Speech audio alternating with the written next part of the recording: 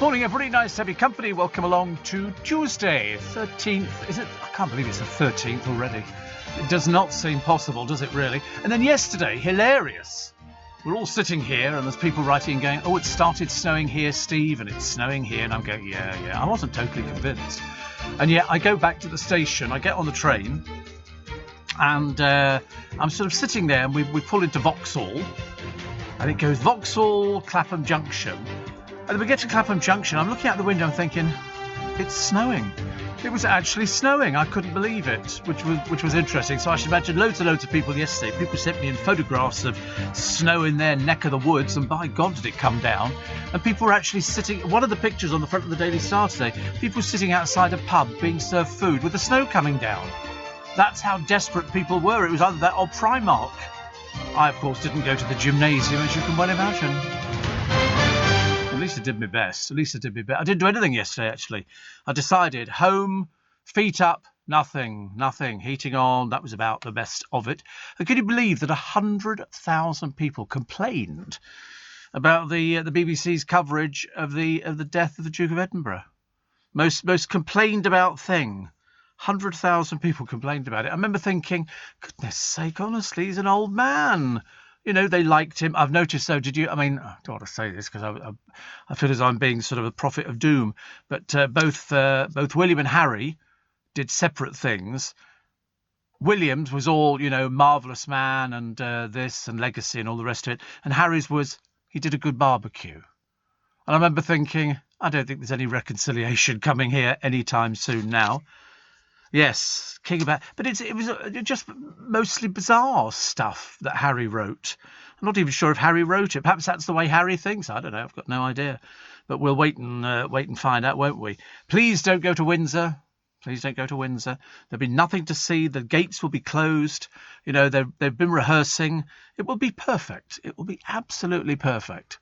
And also, they've got to be careful what they say to Harry, because it'll only get back, won't it, into the media. Also, there's a new book out, which I think is Giles Brandreth's, and he was very friendly with Prince Philip, who had his own opinion. He didn't suffer fools gladly. We know that. We're all well aware of who he liked, who he didn't like. He didn't like Sarah Ferguson. We know about that, and he just didn't want any fuss. He was looking for a quiet. I loved it. I mean, I thought Sophie Wessex's thing, where it was like somebody led him by the hand and just took him off to the next place. It was all very peaceful, apparently, which I thought was very nice. Very, very nice. But talking about the charity shops, I can remember years and years ago when I first moved into Twickenham, some goodness knows how many years ago. People say, oh, charity shops. And I used to look in the windows just to see. They're well ahead of it now, charity shops. Oh, my goodness me. Anything that looks vaguely expensive, they have a special department. And what they actually do. They used to have bargains. I don't think they have bargains now. I told you about a couple of years ago. I went in there. My mother used to collect, it was my brother, this red glass. And I thought that'd be quite nice. And they had some in the window. And there was a set and it was 25 quid. So I went in. I said, I like that, those glass in the window. Would you take 20? And she looked at me and she went, no. I thought, well, sod you. And I remember taking in clothes at one time, thinking I'd be very good. Not that I was looking forward to seeing people wandering up and down Twickenham High Street wearing my clothes. But these were very, very expensive clothes. I mean, very, very expensive clothes. These were Dale's clothes, handmade shirts, all sorts of things. And I said, I brought some clothes in, thinking they'd be grateful. No, they weren't. Yeah, just put them over there. And so I thought, I don't think I'll bother again, actually. They've become so ungrateful in charity shops in Twickenham that I didn't bother. And we've got loads of them. We must have about 20 charity shops, which is good. I don't have any problem with that. It raises money. They were doing the other day. What were they talking about the other day? Oh, that's right, the Church of England and how much money do you think the Church of England brings in every year from volunteers? Because they need, an awful lot of money coming in. £650 million a year comes in to the Church of England. Good God in heaven, there's nobody going to church. £650 million comes in. And they said, of course, during the pandemic, they're down 10% of that. Well, it's only 65 million quid. It's nice. It's very, very nice. It's an awful lot of money, but more and more churches are closing. More and more churches are sort of not surviving or getting through. I mean, some of them, they've got vicars who look after 2 or 3 churches. Sometimes even more. Yeah. You don't have the vicar who looks after one church. They can't afford that nowadays. It's a business. The church is a business. You want to be friends with God, you have to pay for it, which I don't have a problem with, actually. And it's always very interesting to see how much money comes. It's 650 million a year to the Church of England. That's what the people who go to the C of E churches donate every year. It's a huge amount of money, isn't it? Huge amount of money. I don't know what they do with it all. But no, sometimes I think, where did they do? Was it a programme on the Isle of Man or something like that? And they had 4 churches, one vicar. And he actually looked after all these churches. So he did different timed services, which I thought was okay, but hardly anybody going. In fact, you know how bad it was with the Vicar of Dibley, because when she joined the new church and she said, so how many are we pulling on a Sunday? And they went, 6. And that's what it's like, because in an awful lot of these rural areas, people don't go to church anymore. So the churches are locked up a lot of the time. It's a bit sad, really. Some of them are lovely. When I used to live in Berkshire, we used to go around different churches, as our sort of youth club. We'd go round there, and then people started robbing from them. And I remember thinking then, no, not for me. I volunteer in a charity shop, says Deborah. We don't have barcodes, but we don't take VHS. There you go. Don't take VHS. They've stopped taking VHS. You can't give VHS away. Mind you, you really can't sort of hang on to DVDs either. But all of our stuff's barcoded. In all of our charity shops, things have got price labels on there. And I remember thinking, it's turned into a business, isn't it? Doreen says, my friend's the manager of a charity shop and they don't accept clothes from Primark. I don't. See, the trouble is, it is somebody else's clothes that you're wearing, isn't it? Whichever way you look at it. I mean, I work with people who shop in charity shops. I don't have any problem with things like that, because it's, a lot of students go to charity shops. You get some very nice outfits. Honestly, some of the stuff I've handed over, it's very good. Somebody says, the only person who knew his grandfather very well, please, I think that's supposed to be please, live Prince Harry alone. Can we just keep the respect? The respect? From Harry to his grandfather? He hasn't been over here for a year. What respect? There is no respect. I wish. Mo says, got my car washed and hair groomed, man and car, looking very attractive. Actually, I was going to go and get it, but of course, when I looked yesterday, the car was covered in snow, so I thought there's no point in going out and getting it washed and dried, so I didn't, but I might do it today. I'll wait and see. They are, apparently they are open, yes. They are open, and they do welcome people, as many as possible. Although actually my producer yesterday, Joe, went to the pub. I'm assuming he sat outside there in the snow, and he sat there, and they were there for, what did they have? 7 hours. They booked the table for 10 of them. 7 hours from 3 in the afternoon. He reckoned he would probably spend about 50 quid on booze, but it was the people queuing for Primark. Now, I don't want to be rude, but what can you possibly not have had, over the past few months that you have to desperately queue up for to go to Primark? I was going to go to Marks and Spencer's, but I didn't bother. Instead, I had a cream cake. It was the only thing I bought from Marks and Spencer's. I wish I hadn't, but I did. But no, so he went out there and they did 7 hours sitting outside a pub. I didn't realise that it was so addictive. I'm so glad I don't drink. And Jake's doing it today. So you're doing, and tomorrow as well. You booked today and tomorrow. Good God, I'm amazed. Oh, and food as well, because that makes such a difference, doesn't it? Sitting outside, freezing your whatsits off. And, line the stomach, I know. Actually, I have to be honest, every time we used to go to pubs years and years ago, we never ordered food, we just ordered bowls of chips. There was something nice about bowls of chips, which you could have. I remember when we first came to Leicester Square, we went to the All Bar One, and I'd had a few sherbets, and I ended up ordering, I think it was about 30 bowls of chips. Because people just, you have a few drinks. What do you want? Something with salt on it. Something with salt on it. Steve, I'm on my way to Cornwall via Ebbw Vale and Bridgewater to collect 25 tonnes of beer and cider, says Phil. The M5 was packed solid and at a crawl with thousands of people heading to the southwest for the holidays. I thought we were supposed to be opening up gently, not a bit of it. When I walked out of this building yesterday morning, Garfunkel's next door to us here in Leicester Square, because it's a huge Garfunkel's, they were putting all their tables outside. That's what it. But people were so desperate. How many people came here later on? I've got no idea. But I was looking at the pictures in the papers today, and it all looked like everybody was really busy, and it was busy, was it? It's the queuing for Primark I couldn't get my head around. I remember thinking, what have they got on special offer? Although somebody said to me the Debenhams sale was very good value. They had lots of, because they were all the closing down sale, exactly. So they were really, it's a case of no offer refused, I think. Whether or not they've got enough stuff to go today, we shall wait and find out. You're listening to a podcast from LBC. I'm still trying to work out why 100,000 people complained about the coverage on the BBC of Prince Philip's death. There is a protocol in this country of members of the royal family dying and what we do. If the Queen had died, then we would have had even more coverage. Not that I thought there was any more coverage you could have got. So why people complained about it, God alone knows. There must be very miserable people. Terry Lubbock says time is running out to find information about how his son Stuart died. We know that he's terminally ill, and he just wants people to come forward if they can help, because it turns out the last police investigation seemed to go nowhere at all. Shirley Williams died at the age of 90. If you're going to die, try not to die in the same few days that Prince Philip died, because you're not going to get as much coverage. Even though I loved Shirley Williams, I thought she was great. Kate Garraway says having Derek home is wonderful.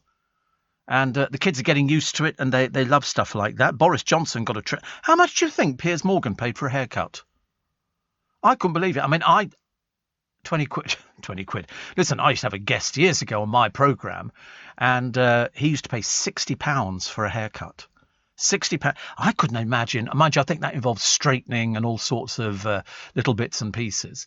125 he paid. 100. I mean, women can get their hair cut and coloured for less than that, can't they? I think that seems an awful lot of money, but especially when you look at Piers Morgan's hair and you sort of think, that's 125 quid's worth, is it? I mean, he could probably do it himself. I was really, really surprised. But people obviously enjoy paying that. Mind you, he might have a bit of colour. I'm not sure if he does, but if he does, then you would pay extra for a bit of cut and colour, because that's a bit specialist. Although, because people have waited ages to actually get their hair done, you have to put a bit more colour on it. So they were doing an interview the other day, which we ran on the programme yesterday morning, talking about how much people pay to get their hair coloured. So if you have an all-over colour and you've let it go for quite some time, there's a lot more that needs to go on there.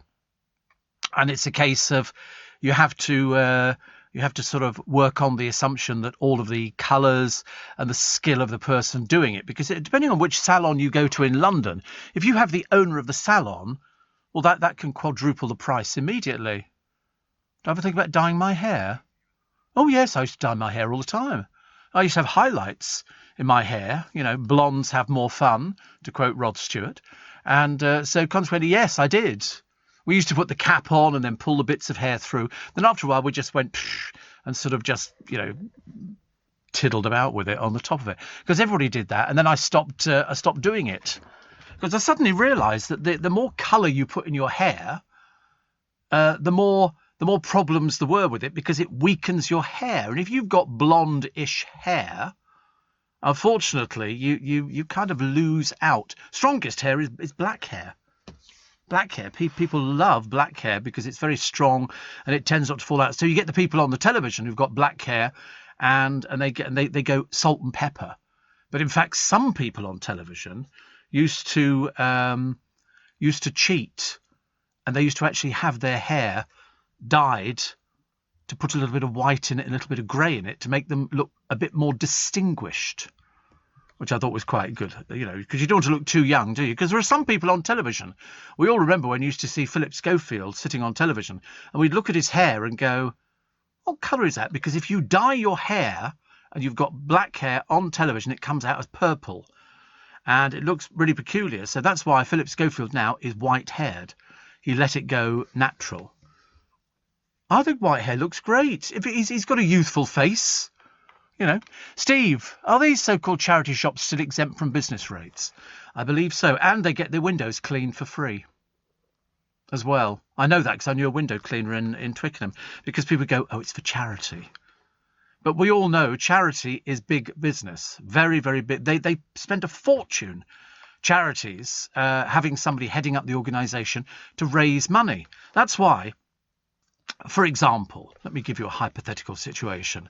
A charity, you can check this out with the charity commissioners, and you will find out how much they've actually got in the bank. So, for example, say one particular charity, hypothetically, let's call it War on whatever, and it's solving poverty. And they've got 600 or 700 million in the bank. OK, that's what they've got. Then there'll be a disaster somewhere in the world, and they start appealing for more money. And you think, but wait a minute, you've got the money there. They're actually constantly showing pictures on the television of children who are still walking miles to go and collect water every day, whereas in fact they could solve the problem quite quickly. But they don't do that because that's taking away their core funding. So they have to keep topping up. So when you see, you know, we need, and they always put pictures up, don't they? The things that sort of get us all are children crying or animals. You know, the amount of animal charities that there are nowadays, it's very, very big business. And that's what it is. I hate calling it a business, but it is a business. They're there to make money. They're there to sort of help people. What was that one? Was it Islington Pussies or something they used to have years ago? And somebody had set up a charity to look after pussycats, because people like pussycats. They didn't seem to do the same for dogs, but they do the pussycat thing, which I thought was quite sweet. But it's big business. I remember years and years ago, we used to have a charity shop where I used to live in the little town, and it was run by a vicar who, in those days, it was a bit unusual. Why? Because he'd had a sex change. We'd never had a sex change vicar before in our town, and this was back in the 60s. Back in the 60s, and he used to sit outside the shop with his wife, who he then passed off as his sister, and he used to wear a terrible wig and everything else. But in fact, he became sort of a celebrity in the town, because everybody go, that's the vicar who changed. Now you don't even bat an eyelid, do you? Good Lord above. Just at the back of this where are we? London. Back here, the Garrick Theatre, there is an entire whodunit drag.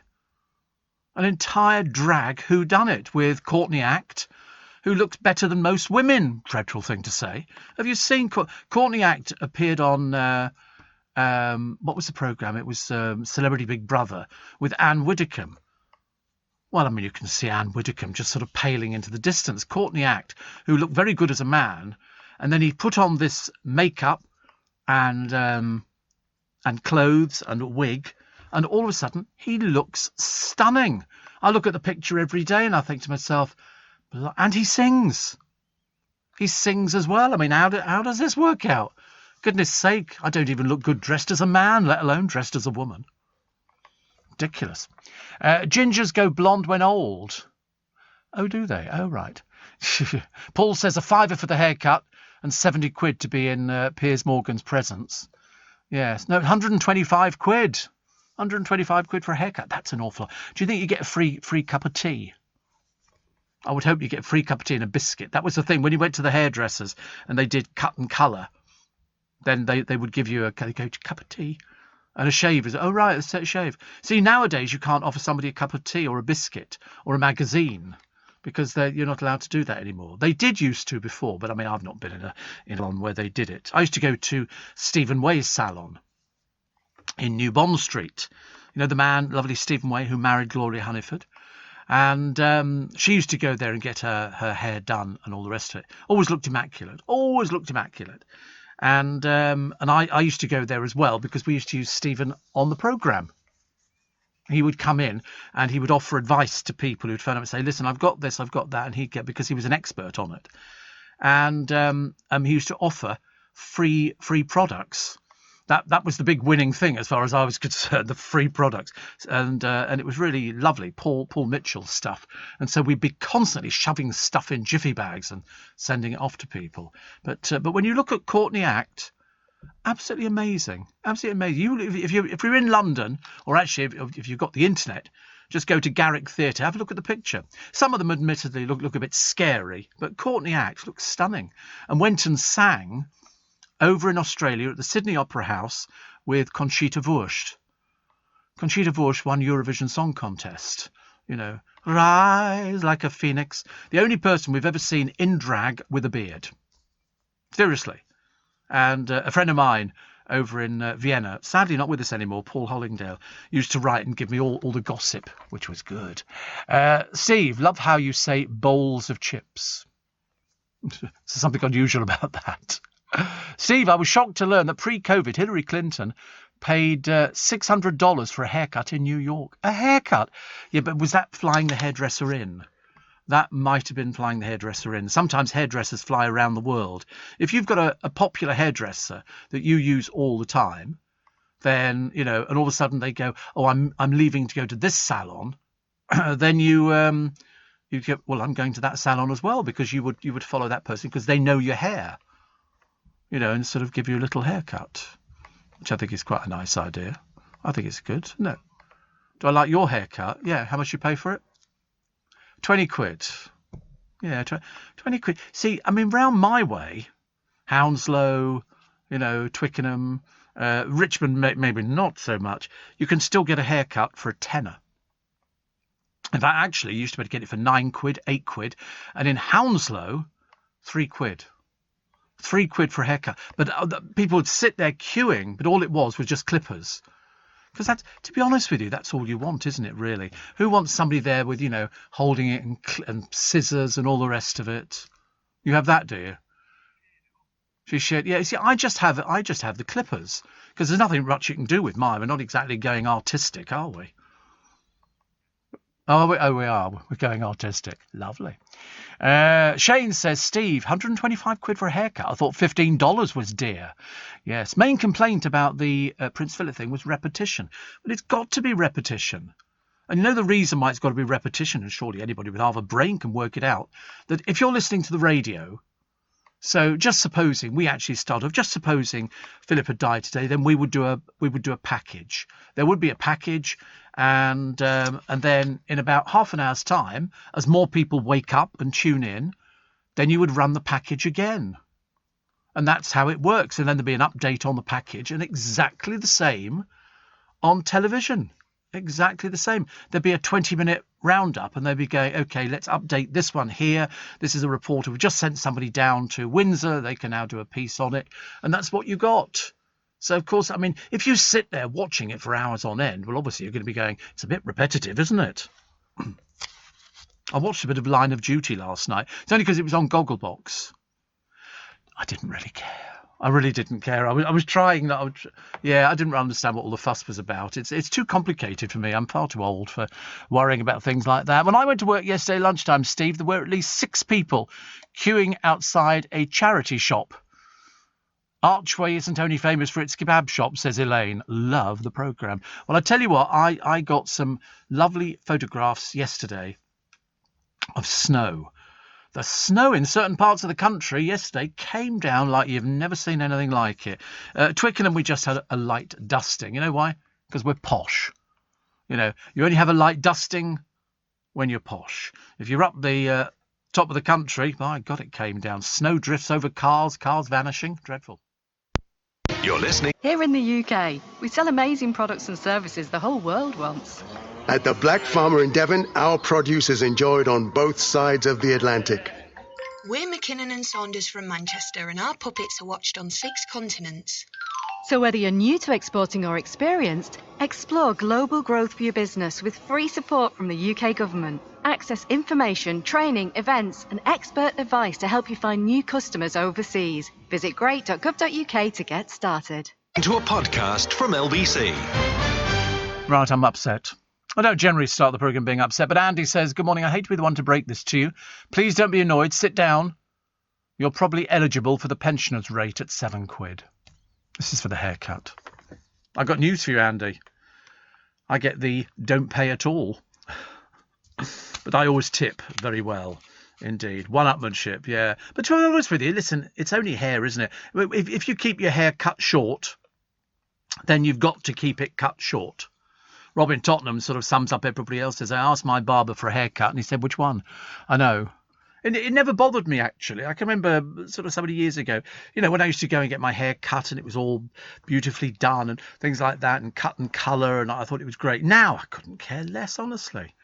I can't remember the last time. In fact, I don't even possess a comb or a brush. Do not even possess a comb or a... What for? Who combs their hair? Look at Boris. All he does is stand in a wind tunnel. Ends up looking like that. Gemma Collins, of course, spends most of her time, I should imagine, with curlers. But Andy, no, never worry about that. Pensioners rate, you cheeky so-and-so. Steve, £125 on a haircut? Nothing, says Robin. A friend of mine used to spend £300 plus on a cut and colour done at a well-known salon. Me spent more on my dog's clipping than a haircut. Well, you're probably right, actually. Steve, £10 for a haircut in London starts at £12 here in Oxfordshire. Says Steve. I love it. I love it. It's amazing how much it all costs. Oh, I found a house for you all. Well, actually, I found a flat. Not in London. Not in London. This, you won't believe this. This is possibly not the cheapest. We've had much, much cheaper. I've seen cheaper on the television programmes. This is it's a tiny flat in Bristol. It's £140,000. It's one room. The bed is a bunk bed, and underneath it is your settee.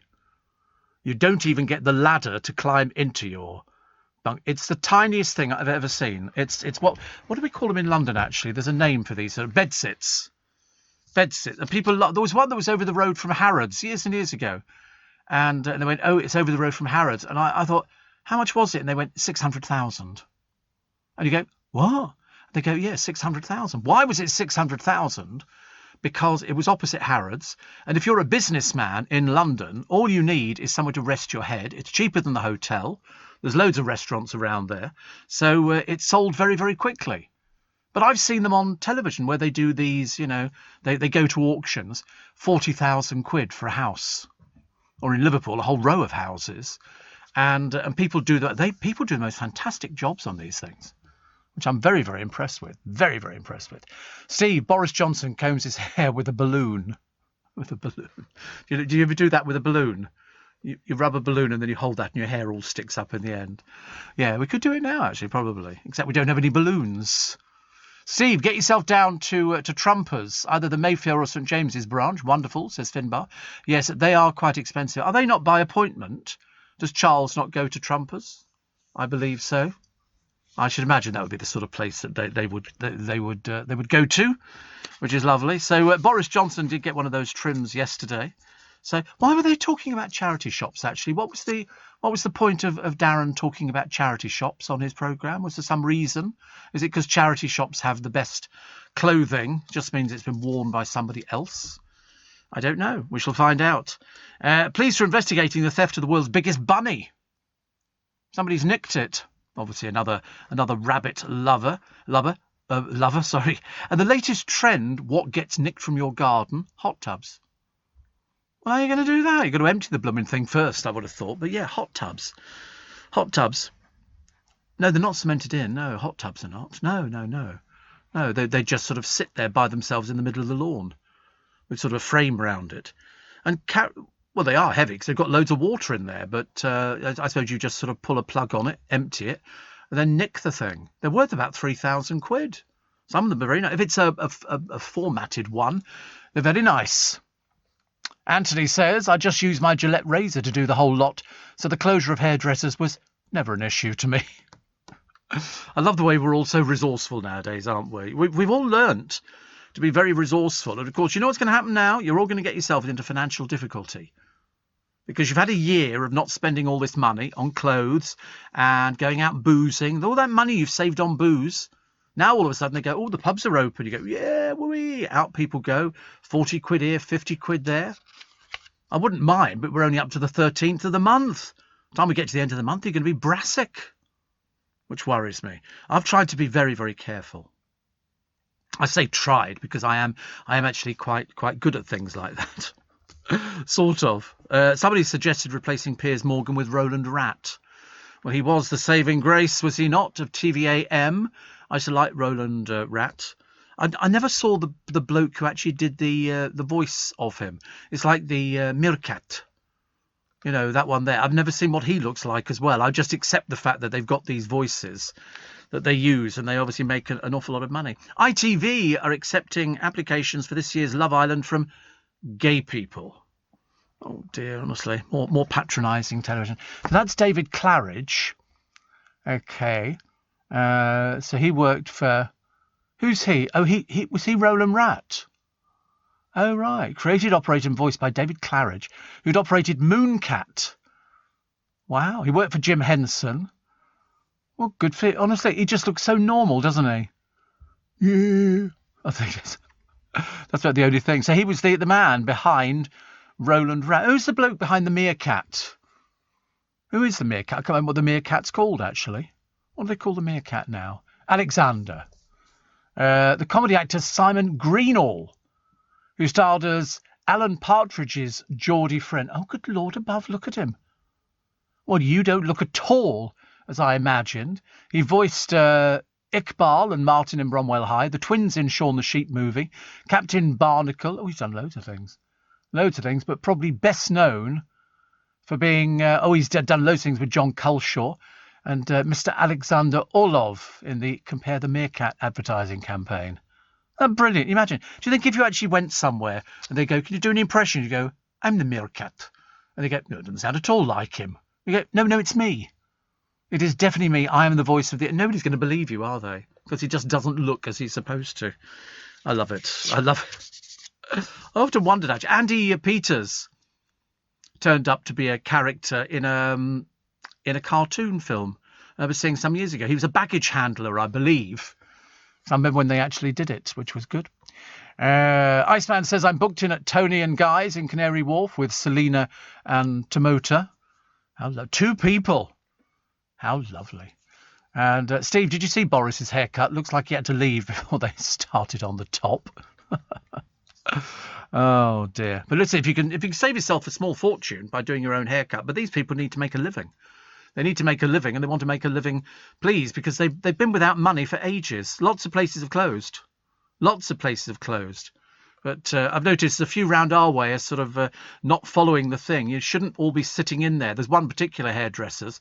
There's loads of people sitting. There were 4 of them just all sitting in there, which I thought was absolutely ridiculous. Sales of gnomes are going through the roof. That's garden gnomes, by the way, in case you thought it was anything else. A garden gnome? No, I'm not really into garden gnome. I'm more sort of ethereal, I think. I'm more sort of spiritual. I wouldn't really be into garden gnomes. I've seen them, and I know what they are, but I think they're a bit freaky. If I'm going to have something, it would be sort of a Buddha. I would like something like that, thinking about nearer my God to thee or something. I mean, I wouldn't have anything that was sort of religious, and yet I'd put a Buddha statue in the garden. I think that'd be quite nice, actually. Get a big one. Where from? Oh, actually, yeah, you're probably right. I quite fancy a fire pit. A fire pit's quite nice. It's where you get a big bowl. My brother's got one. And then you just fill it with logs and twigs and things and gnomes.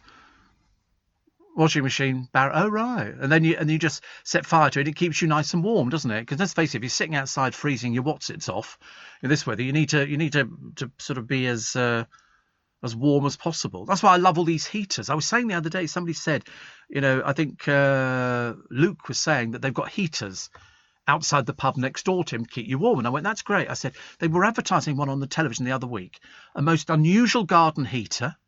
It's about so big, if you're listening in stereo, that big, and comes in all these different colours, showing here. And you know what's unusual about it? If it rains, you just leave it on. It doesn't get affected, but they poured water all over it while it was on. Didn't make any difference. About 200 quid, but a brilliant idea, which is good. Somebody says, with your health and age, what's the point of being careful with money? Well, you want to leave something, don't you, at the end of your life? Don't you want to leave something to people, like family and things like that? I mean, put it this way, I don't skimp on anything. I don't go without anything, but believe you me, I mean, I'm very good if I want to go and eat. Mind you, I tell you what I've not had for ages, steak. I haven't had steak for such a long time, but I've gone off food. Not really interested. But no, steak I would have. And things like that. So I've never sort of been backwards at coming forward. I quite like the idea. How do I cook it? Well, I cut it into chunks, seriously, and I've been known to do it with a tin of baked beans. Oh, I'm not posh. I would do well done. Yeah, I'm a well done person. They hate me in restaurants. Chefs hate doing well done meat. They say it kills it completely. But I don't want to see anything with blood on it or anything like that. No, thank you. Very much indeed. But no, I've always been quite careful. I mean, I can never understand why people would go out to a restaurant and spend £300 or £400, on a meal. I don't think anything's worth £300 or £400. I really don't, actually. Steve, I had a Roland Rat lunchbox and I miss Piers on ITV. So do my friends. But Piers, not my old lunchbox. Steve, I made the mistake of asking my son to cut my hair on Saturday. And this is from Mickey. Which I can't now repeat, which is, wait a minute. I sat in the chair. She ran her fingers through my scalp, said, "Sir, your hair is starting to fall out, so you better hurry up then." I agree. Put it this way, I've always been very good, actually, at getting my hair cut in the barbers. They just sort of, the only thing I never liked, they show you the back of your hair. I have never once walked out of my place and gone, "Look lovely, look good. Oh, my God, what does the back of my hair look like?" I've never done that. Never done that. And I went to our barbers and asked for a Clint Eastwood haircut. He left me bald with a tuft on top. I said, that's not how he'd have his hair cut. He said he would if he came in here. It's an old gag, but it's worth repeating. You're listening to a podcast from LBC. Morning, everybody. All you need is a hot buttered crumpet. Oh, I wish it was so easy. I wish, honestly, there is no fear. I get cravings at the moment. I'm going through a mad period of my life. Do you know, I climbed into bed yesterday. When I say climbed into bed, I climb into bed and then I climb out again. I spend most of the time in the bathroom. I might as well just fall asleep sitting over the toilet. Make it a lot easier. Do you know what I had a craving for? Ravioli. Don't ask me why. I've never been a big fan of ravioli at all. And I thought, I fancy some ravioli. So I might have to go out today and buy a tin of ravioli. I know what'll happen. I'll heat it up. I'll have a few mouthfuls and then I'll throw it away. I've been doing that quite a lot lately. I fancied a chicken curry the other day, so I bought one in Marks and Spencer's. I put 2 in the thing. I had about 2 spoonfuls, and that was it. I wasn't interested in anything else. Ghastly, isn't it? Gemma Collins could keep you warm. I think she could keep the entire tank regiment warm. Not just me, I don't think. And Steve, my barber isn't cutting hair any longer. He's cutting it shorter. Says Keith, thank you. Very much indeed. And but I mean, hot buttered crumpet with cheese on. See, that would not appeal to me. I did have a sandwich yesterday. In fact, I woke up. Well, I didn't wake up because I never went to sleep in the first place. And I thought to myself, peanut butter sandwich. Couldn't find the peanut butter. I've lost the peanut butter, but I found the Marmite. So I had a Marmite sandwich, and I remember thinking, oh, that's nice. And then I tasted it. I thought, far too strong. Everything's very strong at the moment for me, but it doesn't matter. So Karen Shipley. Now, you don't know who Karen Shipley is. She recently won some money. And she said to them, I'm going to carry on working. And I thought, well, that's what a lot of people... I went, all right, if you won a huge amount of money, you don't have to work ever again. But in her case, what did she win? 10 grand a month. But it's only for a year. Well, I don't want to be rude about it and make people feel as I could be belittling that amount of money. But it's only £120,000. Why would you give up work on 120,000 quid unless you've got oodles of money sitting in the bank somewhere? Bad news, isn't it, really? Definitely. So good for her at carrying on. I would do exactly the same, actually. If I won 10,000 a month, I would carry on working. I would definitely not sort of go, oh, I think I'll just sit at home and put my feet up. Ridiculous. Taryn, thank you. Yes. There's a Christmas tree still standing in a market town because wood pigeons are nesting in it, and apparently there's some ruling about you can't sort of take the tree down. Only wood pigeons, the mess they make, thank you. And Roger Taylor, you know Roger Taylor? Yes. Well, he's having a major garden makeover with a 20-foot statue of Freddie Mercury. Now, I remember thinking, that's a bit of an odd thing to have. Do you know where he got it from? He got it from the Dominion Theatre.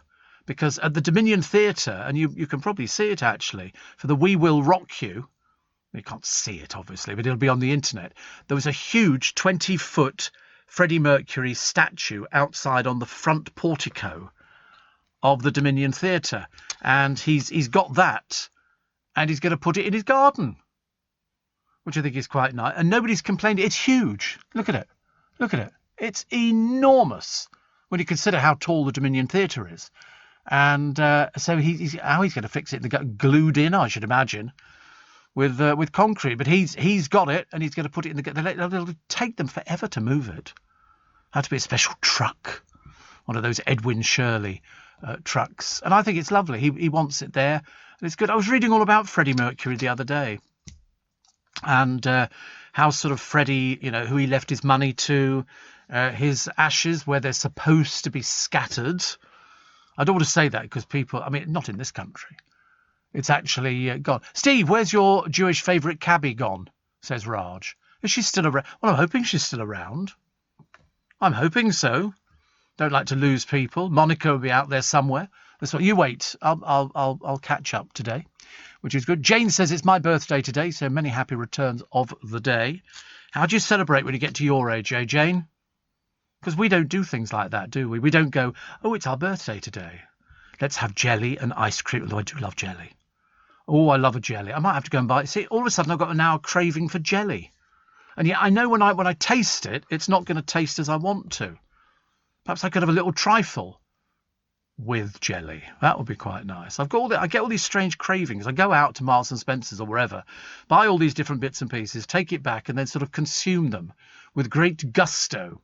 I'm a gourmet cook, Steve, but I have weird cravings, and I still eat cold things out of tins at weird hours. Oh.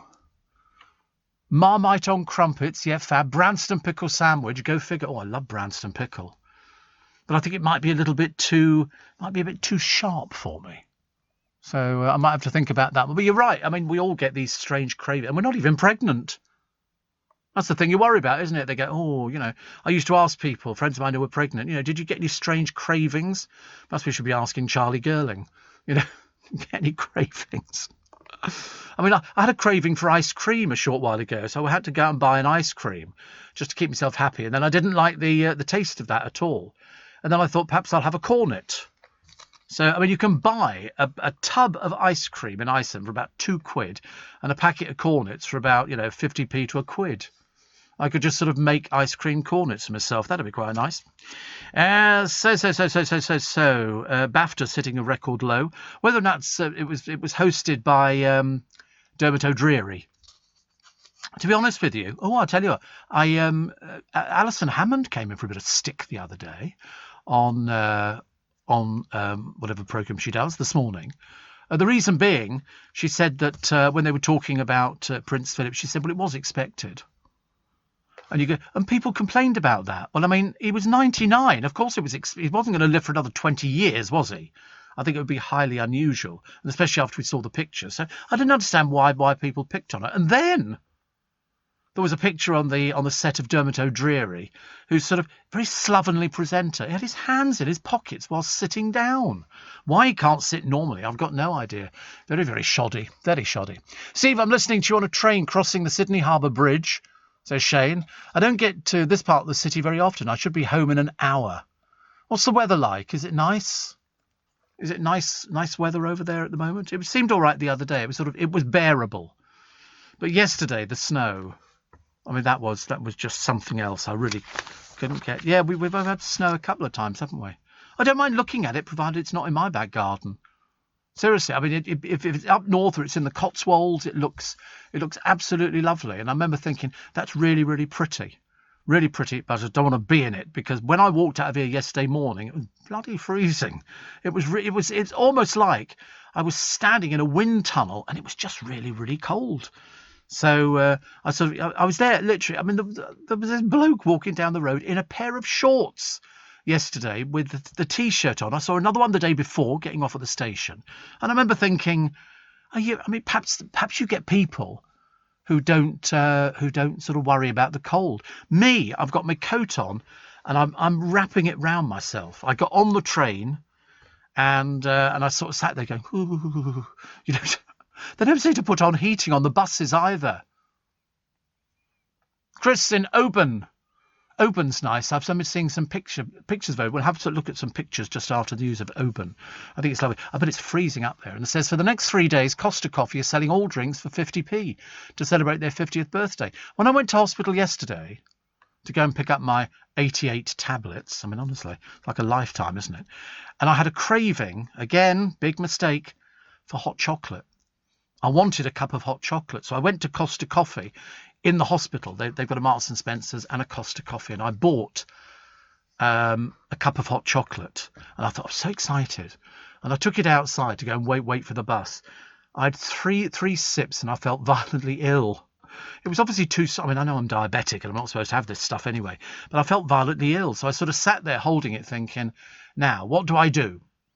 Do I take the cocoa on the bus, in which case there is the danger that I might not be well, in which case everybody's going to vacate the bus, and that's not particularly good. Or do I leave the cup of cocoa here? I left the cup of cocoa there. I didn't want to risk it. I don't, I'm not sure whether or not you should have to warn people in advance. A friend of mine used to drive buses around our area, and he used to pull in the early hours of the morning to come and see me because I was waiting for the car. And just as he pulled the bus in, it was a double-decker, a drunk came from the upstairs of the bus, got to the downstairs, the door opened, and he was violently ill. So what do? They have to take the bus out of commission. You can't take the bus any further. It's as simple as that. And that was what worried me yesterday. I don't want to be an embarrassment to anybody. So if you see a poor presenter walking down the road with a big scarf on, clutching a carrier bag, that'll be me. That'll be me. But up in Yorkshire, it's tradition to have a beef dripping sandwich with gravy on, says Paul. Oh no, beef dripping sandwich. God in heaven. That sounds like an absolute killer for me. Killer. Although, I said to you before, my father used to eat Yorkshire puddings with jam on. With jam on. Actually, I could eat a Yorkshire pudding right now, but it would have to be hot. A hot Yorkshire pudding with a little sausage and bacon. That'd be quite sweet. I won't enjoy it. I know what's going to happen. You're listening to a podcast from LBC. Morning. Nice to be company. It's coming up 4 minutes past 5 this Tuesday morning. It's still freezing cold. Honestly, where's the blooming sunshine gone? So well done to everybody who sat outside yesterday and froze their bits off whilst they were having a bevy. Tony Hadley from Spandau Ballet has revealed the lyrics of the song Gold make no sense to him. Okay, you ready? Here come the lyrics. Are you sure these are the lyrics? They don't make any sense to me now, and I'm going to read them. Thank you for coming home. Sorry that the chairs are all worn. I left them here, I could have sworn. These are my salad days, slowly being eaten away. Just another play for today. Oh, but I'm proud of you, Nothing left to make me feel small. Luck has left me standing so tall. And then it goes, gold. Always believe in your soul. You've got the power to know you're indestructible. Always believe in, 'cause you are gold. Glad that you're bound to return. There's something I could have learnt. You're indestructible. Always believe it. And then the final bit goes, oh no, there's more. I'll just do the next one. After the rush has gotten, I hope you find a little more time. Remember we were partners in crime. It's only 2 years ago. The man with the suit and the face, you knew that he was there on the case. Now he's in love with you. My love is like a high prison wall, and you could leave me standing so tall. Then we go back into the gold only. And so it goes, well, I don't understand it either, actually. It's the salad days bit, isn't it? But also sorry that the chairs are all worn. It's odd, isn't it? Why would the chairs be all warm? But so Tony's revealed that lyrics make no sense to him at all, but he actually sang them.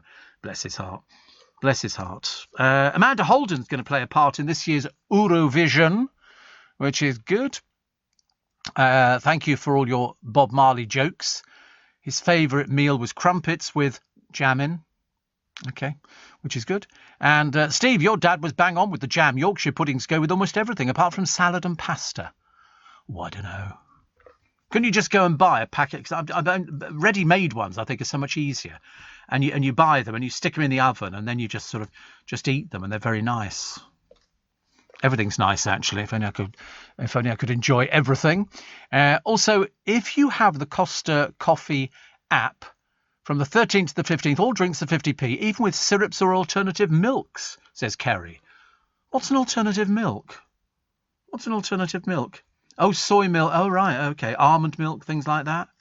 They're all available, are they? Oat milk. Oh, right. Good. Blimey, honestly. In my day, it was just, cow's milk.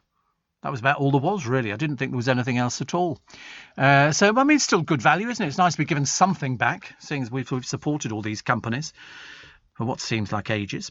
And we found another Imelda fraudster. Do you remember Imelda Staunton? That thieving old bag?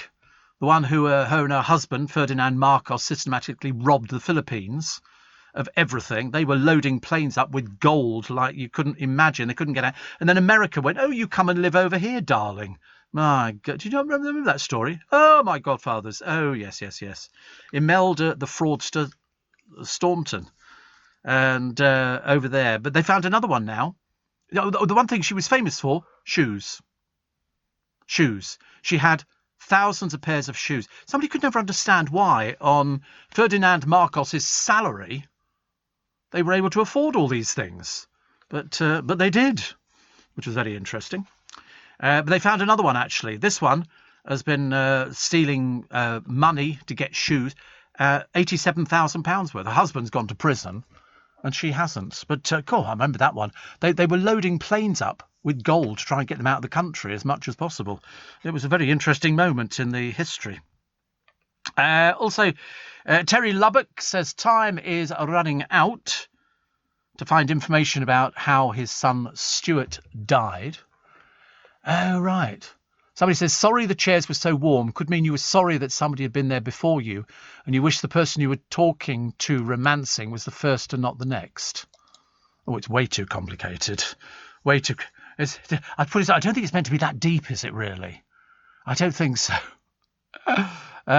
Steve, to eat meat is the fashion today. Is it? Well, I mean, when we were children, we ate meat. We didn't have any problem with anything like that at all. Although we didn't have as many vegetarians or vegans. Now, one of my producers is vegan, although he's slightly flexitarian. Marcos, not Staunton. Imelda Staunton. Imelda Staunton's the one out of everything. She's in Nanny McPhee and everything else. She's fab, isn't she? Yeah, it's not her. Why on earth would she be in the Philippines? Imelda Marcos. Thank you, Martin. Thank you, everybody. We're all very well up on that one. And Steve, thank goodness it's not just me that couldn't make sense of the first verse of Gold. Steve says, Sam, you do make me laugh. It's Imelda Staunton. No, sorry, not Imelda Staunton. It's Imelda Marcos. My apologies.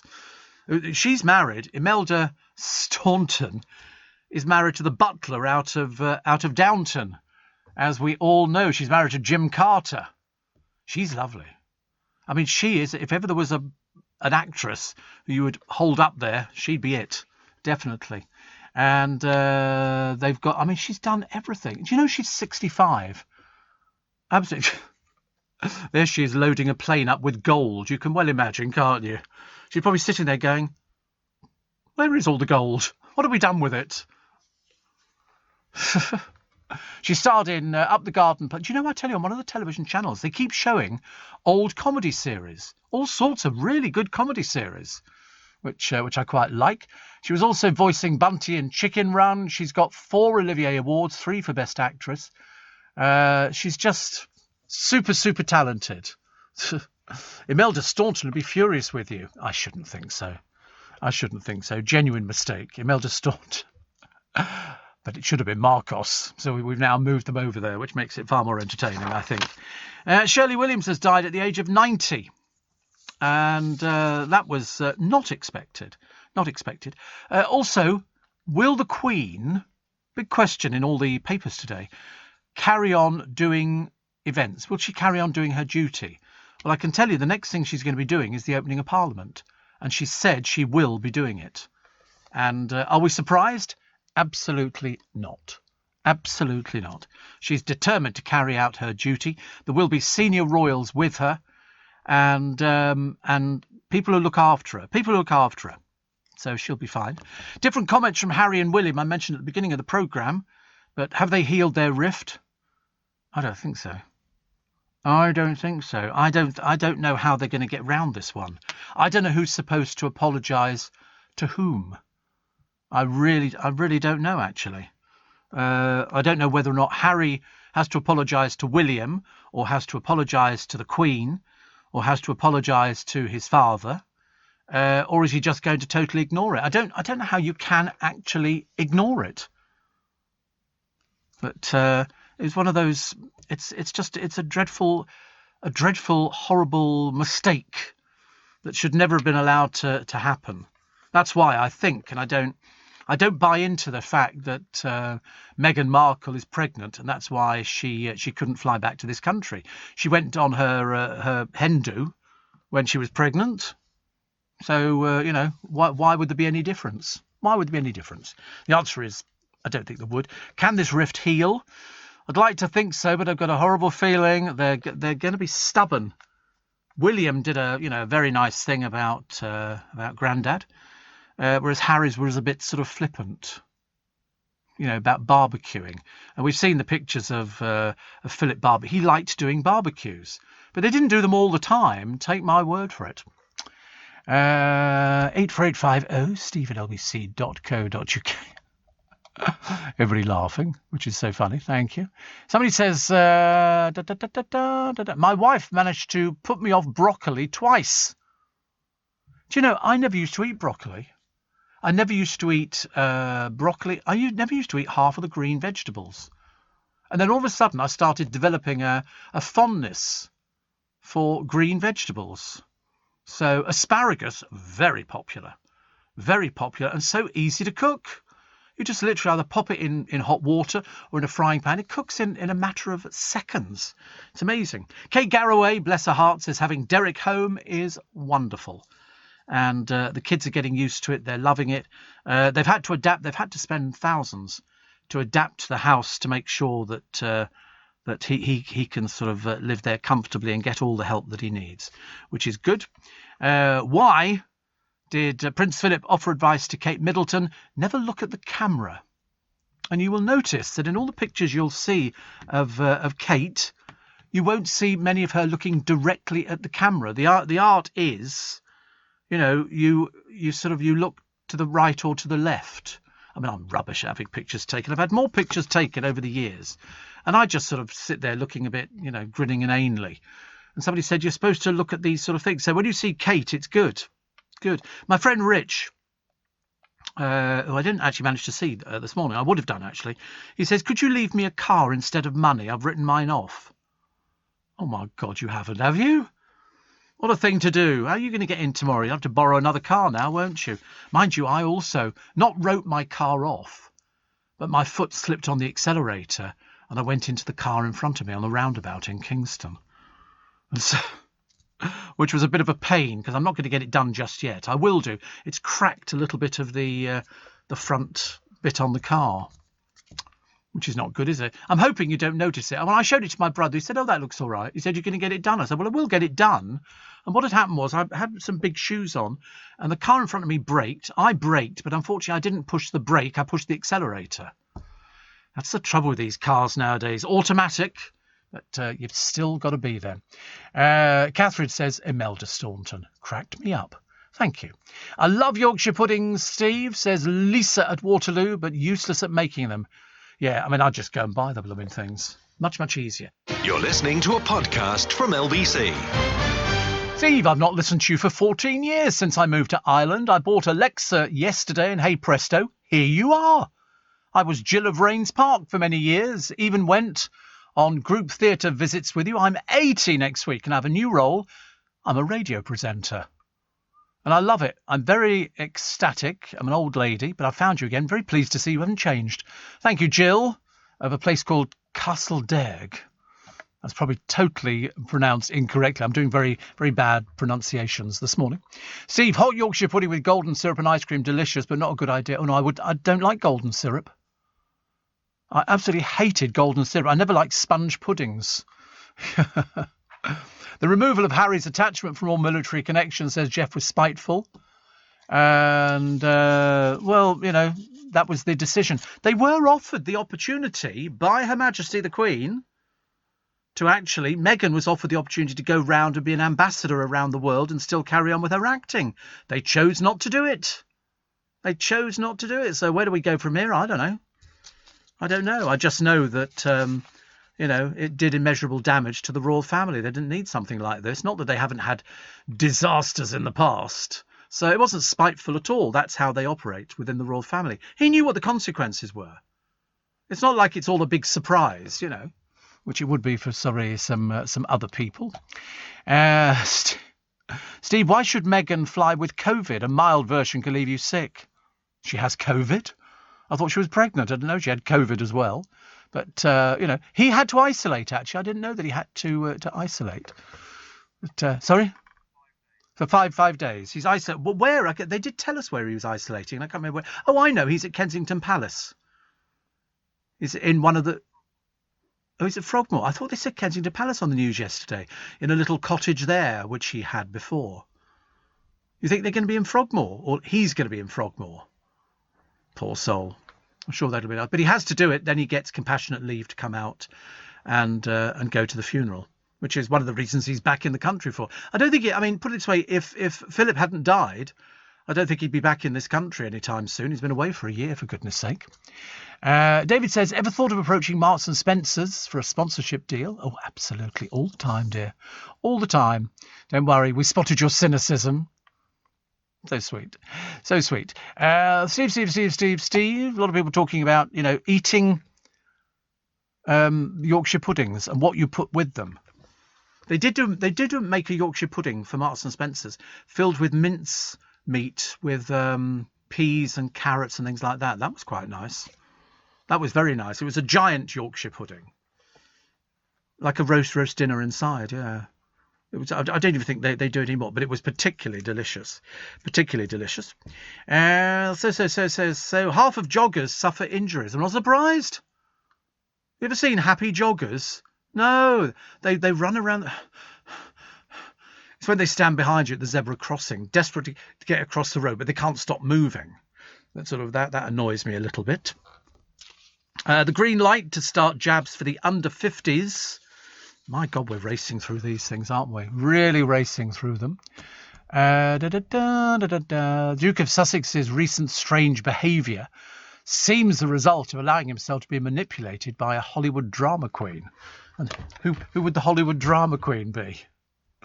I mean, you think that's strange behaviour? I don't think it's strange behaviour. He's always been a bit like that. I mean, you obviously don't know anything about him because, I mean, he's always been headstrong. He's always been, you know, even when he used to go out to the nightclubs, and he would have little tantrums. So I don't think it's anything new that he's hot-headed. Definitely. Apparently, Prince Philip was not in favour of what they did. There's a shop in Pickering in North Yorkshire, Steve, that makes and sells Yorkshire pudding flavoured chocolate bars. Oh, no. No. A Yorkshire pudding flavoured chocolate. What was the point of that? How can you have a chocolate bar, you know, but it's a Yorkshire pudding flavour? There's something unique about Yorkshire puddings. That's like Toad in the Hole. I love Toad in the Hole. Have you ever had that? That's nice. With a bit of gravy, a bit of onion. Oh, that's delicious. Absolutely delicious. Do you know the one thing I've not done this morning?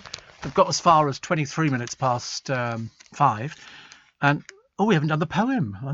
I was just going to say we haven't done the papers. I haven't even looked at the papers yet. Have to get there. Tom will be very excited with me this morning. This is by Lewis Rains. And the poem it's not a particularly long one. It's not as short as yesterday's, but that was a particularly short one. This one's called Adult to Child. Today he resigned, he filled out his notice. Today's the day he departs. Today's the day he stops life like an adult and begins again, right from the start. So he threw out his briefcase, suede shoes and black suit, hung his restraint on the door, put on some shorts, torn singlet and boots, and went on some crazy explore. To burn some ants with a magnifying glass, then kick around the mud and the dirt. He also went to spray paint on some walls, getting paint all over his shirt. Today's the day he quit being adult. His new life has now just begun. Authority and burden of old adult life, replaced with fooling around, happy and fun. Don't you sometimes wish you could do that? Don't you? Come on. Everybody does that. Everybody does that. And it's a case of, when you actually get to a certain age and people say, oh, don't you miss childhood? I go, yeah, absolutely. It goes by so quickly. Steve, Harry was due to come to the UK for the unveiling of his mother's statue, says Sandra. I don't think he was. They hadn't got that confirmed at all. That was what the sticking point was. That was what the sticking point was. I'm not sure if that was ever going to happen. Taking the granddaughter to Bath Uni today. They don't know what they're in for, Steve. I've been to Bath before, actually. I quite like Bath. It's quite a nice place, isn't it? Full of students, though, which kind of ruins it. I'm sure they're all right. Oh, by the way, my friend Rich, the car that he wrote off wasn't so much him wrote it off. It was a deer. So if you drive out into the countryside, and he does have to drive out into the countryside, I've done it before through Epping Forest, and if you drive at night, it frightens the life out of me. Deer can leap out into the road, and they can cause immense damage to your cars. Immense damage. So William, in the Sun, front page, I'll never take for granted the special memories my children will always have of great-grandpa, coming to collect them in his carriage and sing for themselves his mischievous sense of humour. Harry says he was my grandpa, master of the barbecue, legend of banter and cheeky right to the end. Yes, he didn't approve of you, though, Harry. He didn't approve. We're told that. He says, while I could go on, I know that he would say to all of us, beer in hand, oh, do get on with it. Yes, he didn't suffer fools gladly at all. But there's a book out written by Giles Brandreth, who knew Prince Philip as well as you could know him. And I might have to get myself a copy of it, because I quite fancy that idea, just to find out what went on behind the scenes. Steve, are you missing liver and bacon from Joe Allen? Says Steve in Whitstable. I went past Joe Allen's. I go past it every morning. They boarded up outside, obviously, because they're not open at the moment. And somebody's gone along the Strand and graffitiized loads of places. Peasants, absolute peasants. I miss going out to a restaurant with friends, says Steve in Whitstable. You and me together. You and me together. That's the one thing we do miss. Clemmy Moody talks about Nikki Graham. And she talks about how people used to go on to TV shows and take the mickey out of people. And she used to take the mickey out of people as well, like everybody did. Like everybody, without realising that Nikki would die from anorexia at the age of 38. She says here, whilst it would be easy to blame TV bosses for letting such a clearly vulnerable girl on screen in the first place, in truth, she'd been battling these demons since childhood. But we need to ask ourselves, why? Very difficult when you don't know these kind of things. You never know somebody's history. Who'd have known that Caroline Flack was as troubled as she was? And lots of other people like that. People who've been on these shows and they come over very bombastic and very sort of confident and all the rest of it, but yet not really, which is terribly, terribly sad, terribly sad. Conservationists have called for an Arctic walrus to be GPS tagged after he returned to a British resort. We seem to have loads of these, don't we? All of a sudden you get these things. They go, oh, look, we've got a walrus. And we like stuff like that, which is good. Warren says this cold weather really is not good. This time last year we were sunbathing every day. Lockdown was hot, but it's now -2 in Northwood, and it's taken a real hit to the fresh young blossom magnolias, even the green shoots of the hydrangeas. It's all been scorched, and a very bad spring. It's not good, is it? Not good at all. Somebody's Nick Darius. He's a big bunny. He's 4 foot 3 inches long. He's huge. They've offered £1,000 reward to find a... I mean, who would go and nick him? Well, thieves, obviously. That's what happens, isn't it? People nick dogs. And they obviously nick giant bunny rabbits as well. But they want him back, please. Thank you very much indeed. They're not asking for an awful lot in life. That would be quite nice. The Christmas tree we did before. Do you know Nikki Graham, who we just mentioned a moment ago, died 24 hours after leaving a clinic for emergency eating disorders? I don't think people realise just how bad and how dangerous it is. She'd been deemed well enough to be discharged and was due to start more relaxed private treatment. But some people say that given the severity of her condition and the strain on her body from 30 years of battling anorexia, there was no chance of her coming back from this one at all, which is so sad.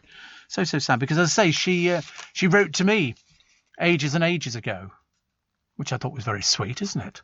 Also, Steve, I remember so many actors who started as the coat attendant at Joe Allen's.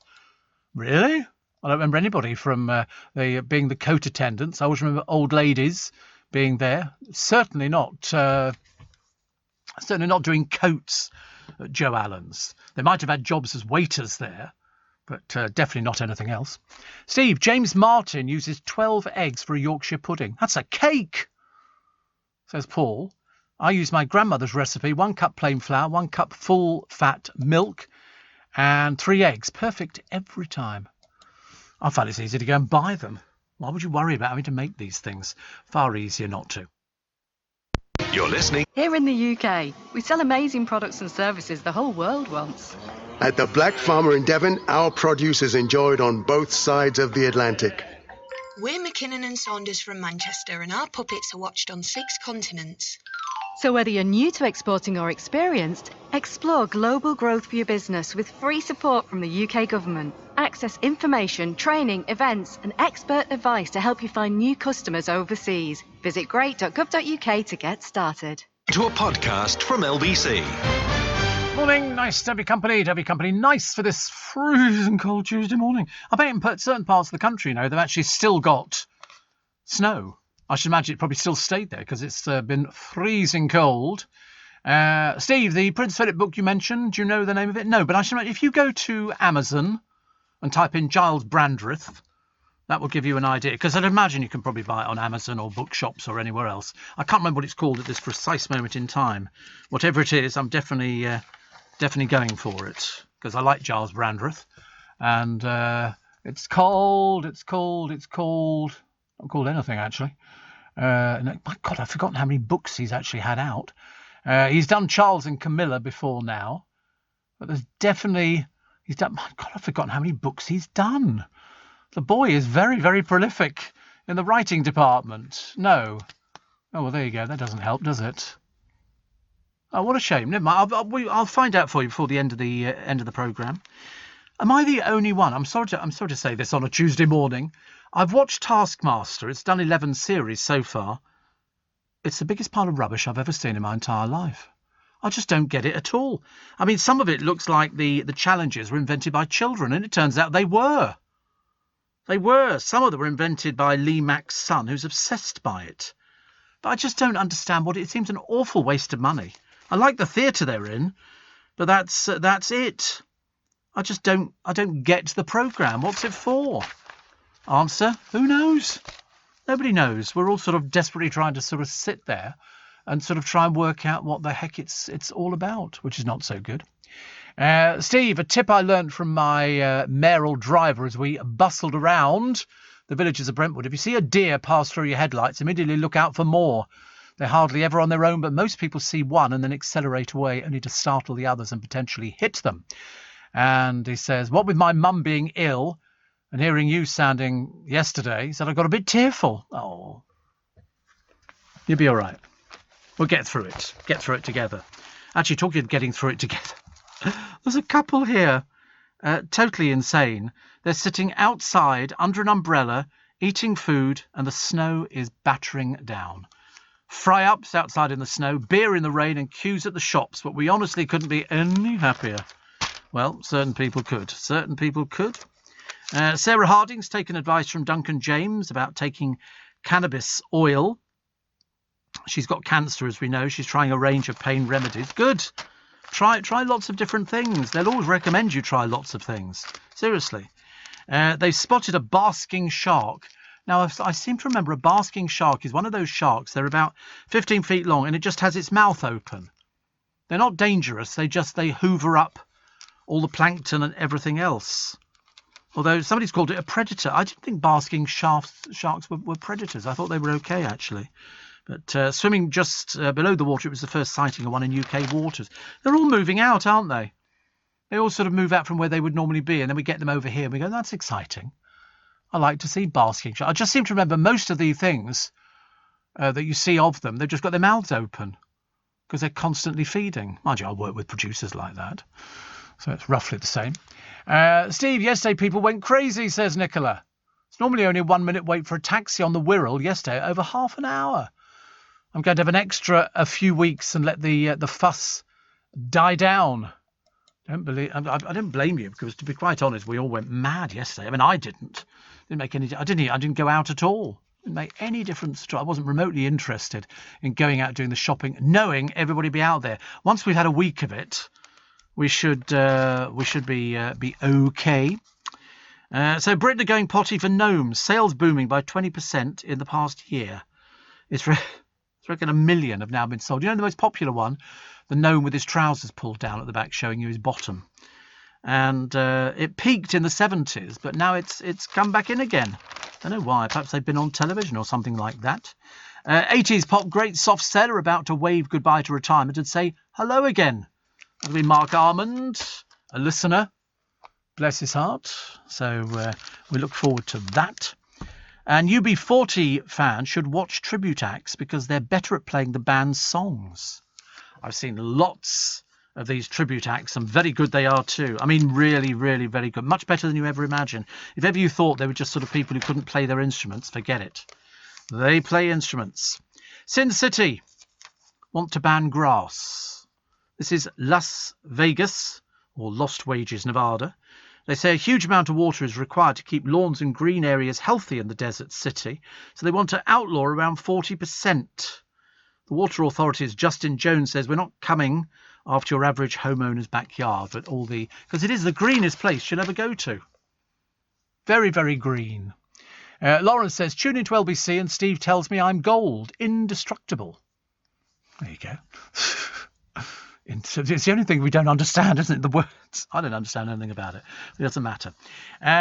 Real-life line-of-duty officer reckons the nation's cop forces are riddled with corruption.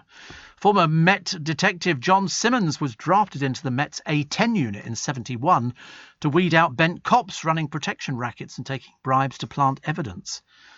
He says it mirrors a rotten life, which is not so good, is it, really? And also the footsteps for commuters at railway stations are being used to charge their mobile phones. You can charge your mobile phone on a train now, can't you? Provided you've got the actual charger. And but I've never done that because I've always been worried that I'll leave it there, get off the train and walk off and leave the phone there. It's like sometimes you walk over, oh God, I've left my bag on the train. Not so good. And a Liverpool fan won £51,000 after the Reds hit a late winner, and he vowed to spend it in the pubs after they reopened yesterday. Well, that's good, isn't it? Mind you, over the other side of the pond, Stacey Solomon pinches freebie hotels, shampoos and conditioners and uses them as gifts in homemade Christmas crackers. God, she is tight, isn't she? She makes her own Christmas crackers and she pinches I mean, how many times does she go to a hotel? What do you do? Go through all the rooms?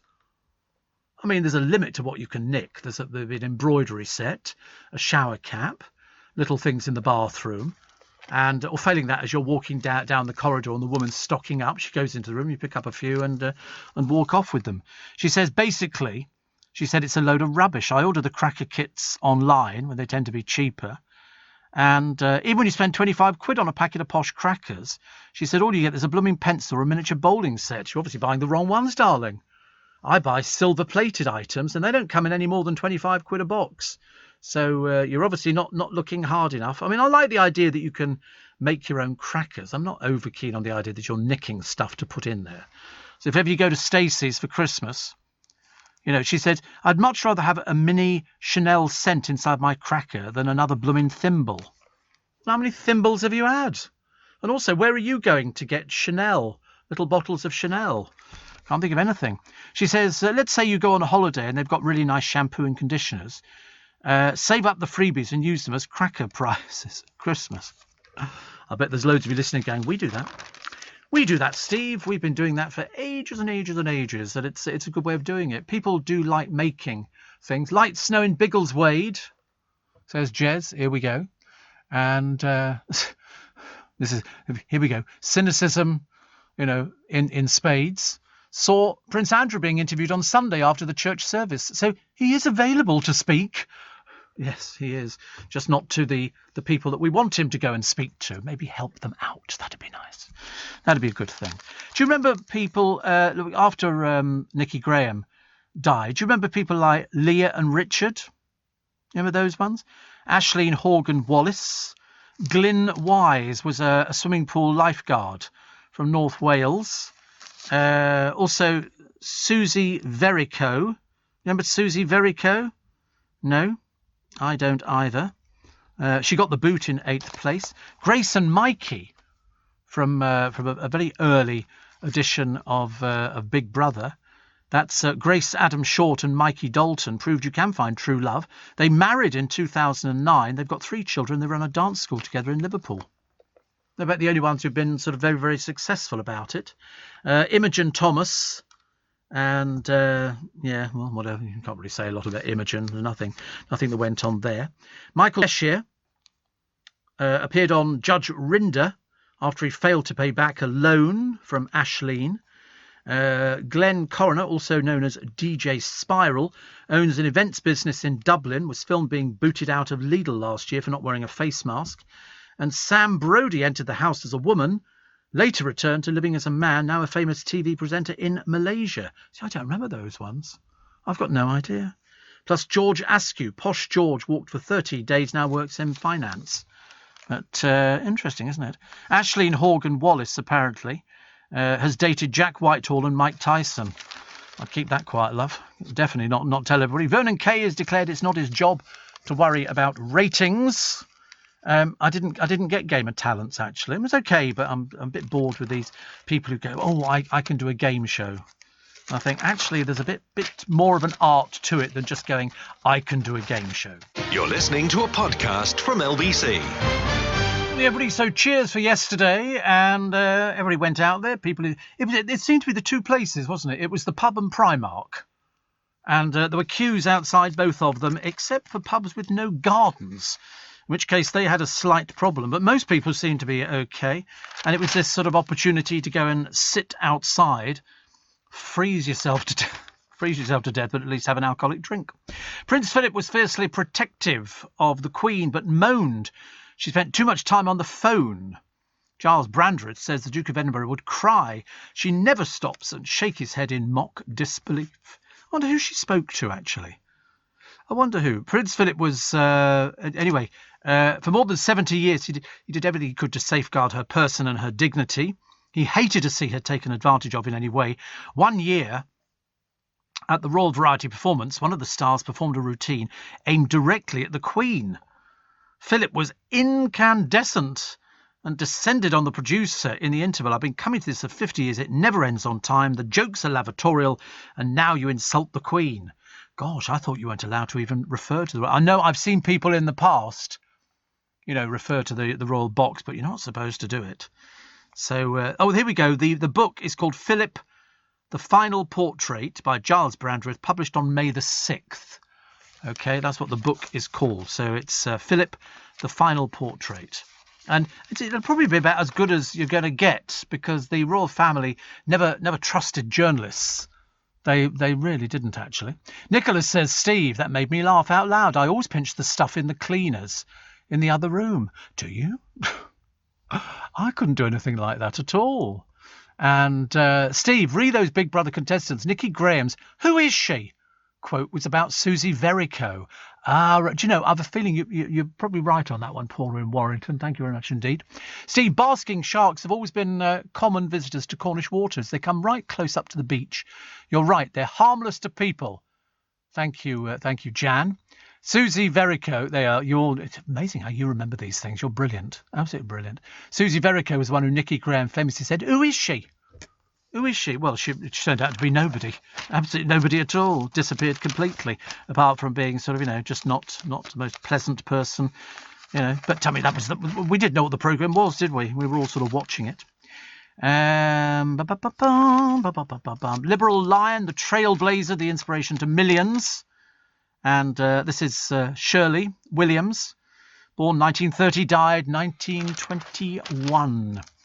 And a boss who disapproved to office romances, frowned upon in lots of places, has been forced to pay out more than 116,000 quid after he fired a married couple.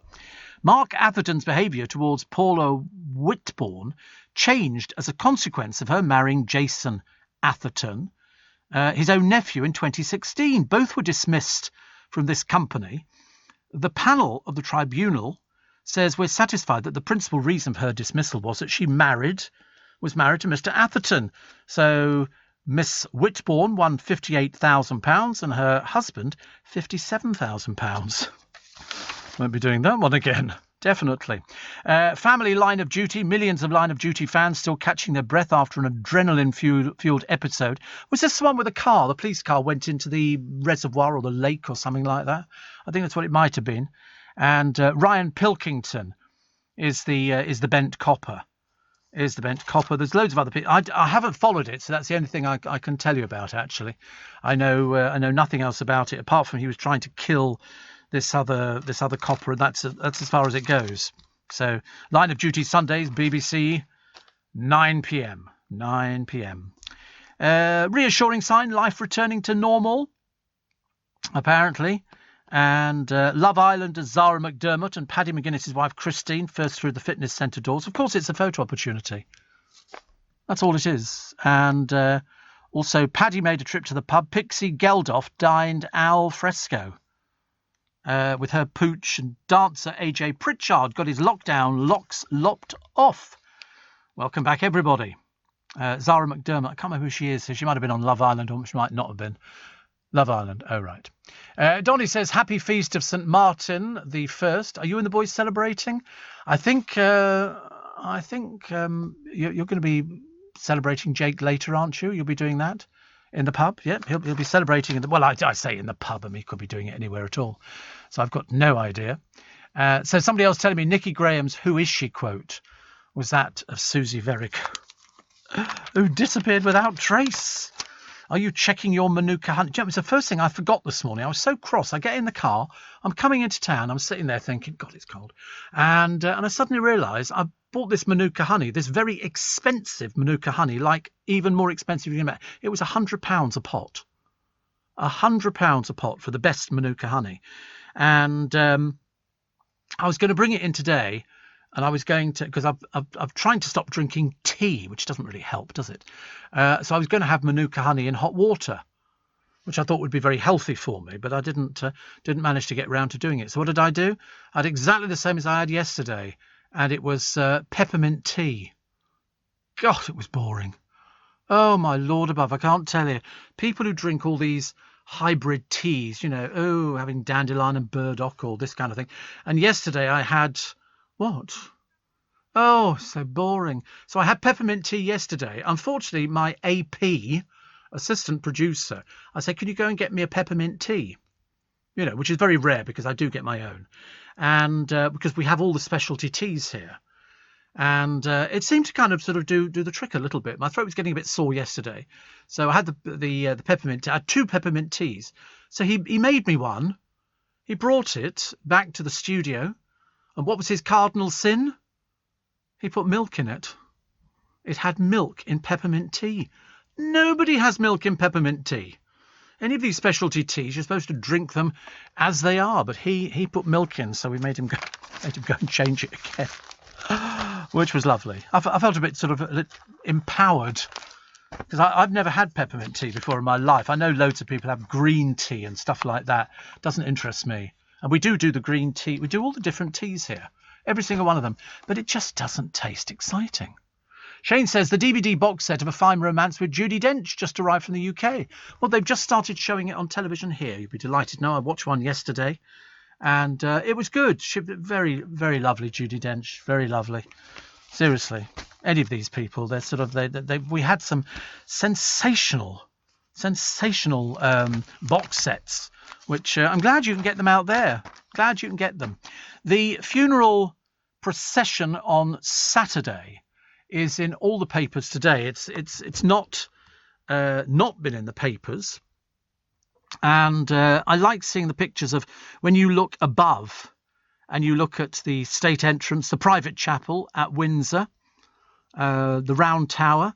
They'll be coming down through the gate down to St George's Chapel, St George's Steps, the Horseshoe Cloister, and this specially modified Land Rover at the state entrance, I think designed by Prince Philip, will bear his body. At the moment, he's at rest in the Queen's private chapel.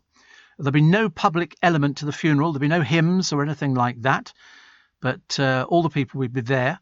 But when they go into St George's Chapel, there is a marble slab which is on a motor, and that will descend into the royal vault, and that's where he will be going until the Queen is there. The Queen will arrive separately. The Prince of Wales, members of the royal family and staff from His Royal Highness's household will follow on foot. The Queen will presumably arrive in a car. I don't think the Queen's ever walked down. I haven't seen that for many a year now, so I see no reason why she should start doing it. But they'll all follow on behind. It'll be very private. Archie Miller Bakewell will be present. Boris Johnson will not attend.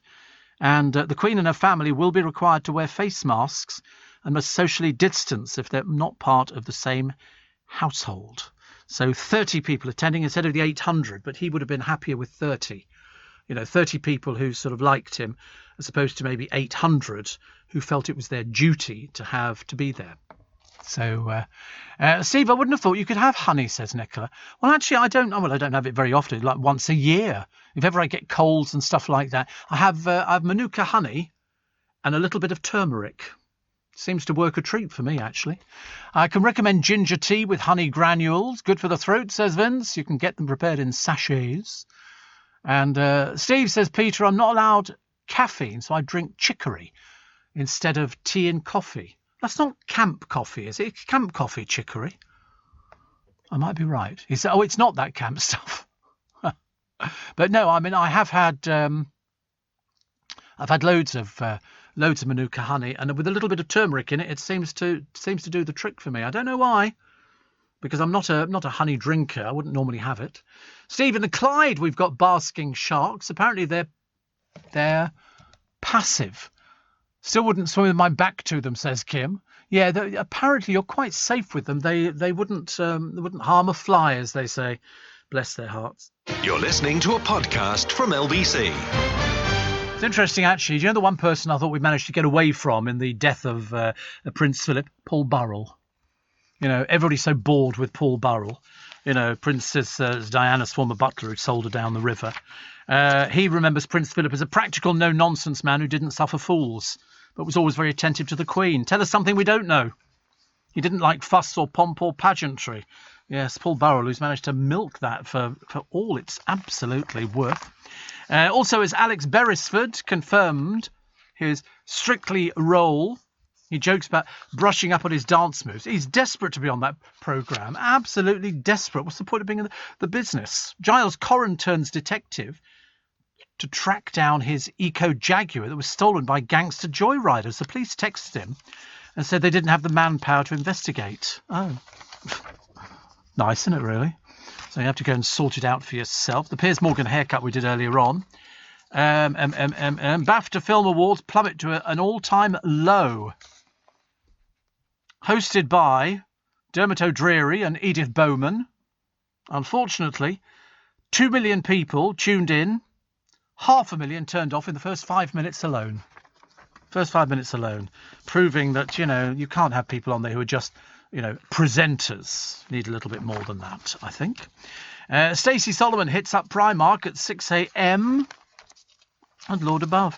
You'd think she'd actually have people go out doing shopping, for her. She's obviously got sort of a cheaper side of her. Holly Willoughby marks a light-hearted lockdown with a stunning snap and a joyful message. I went past her house the other day, actually, which is very nice, on the river. Christine McGuinness and... Oh, not dreary old Christine McGuinness, honestly. Returning to their gyms. Yeah, good. I mean, I'd have thought Christine McGuinness would have had enough money by now to put a gym in at home. But of course, that doesn't quite work, does it, really, for the publicity purposes? Piers Morgan browns Cheryl Underwood a shameless fraud. I don't know who Cheryl Underwood is. That doesn't help, does it, really?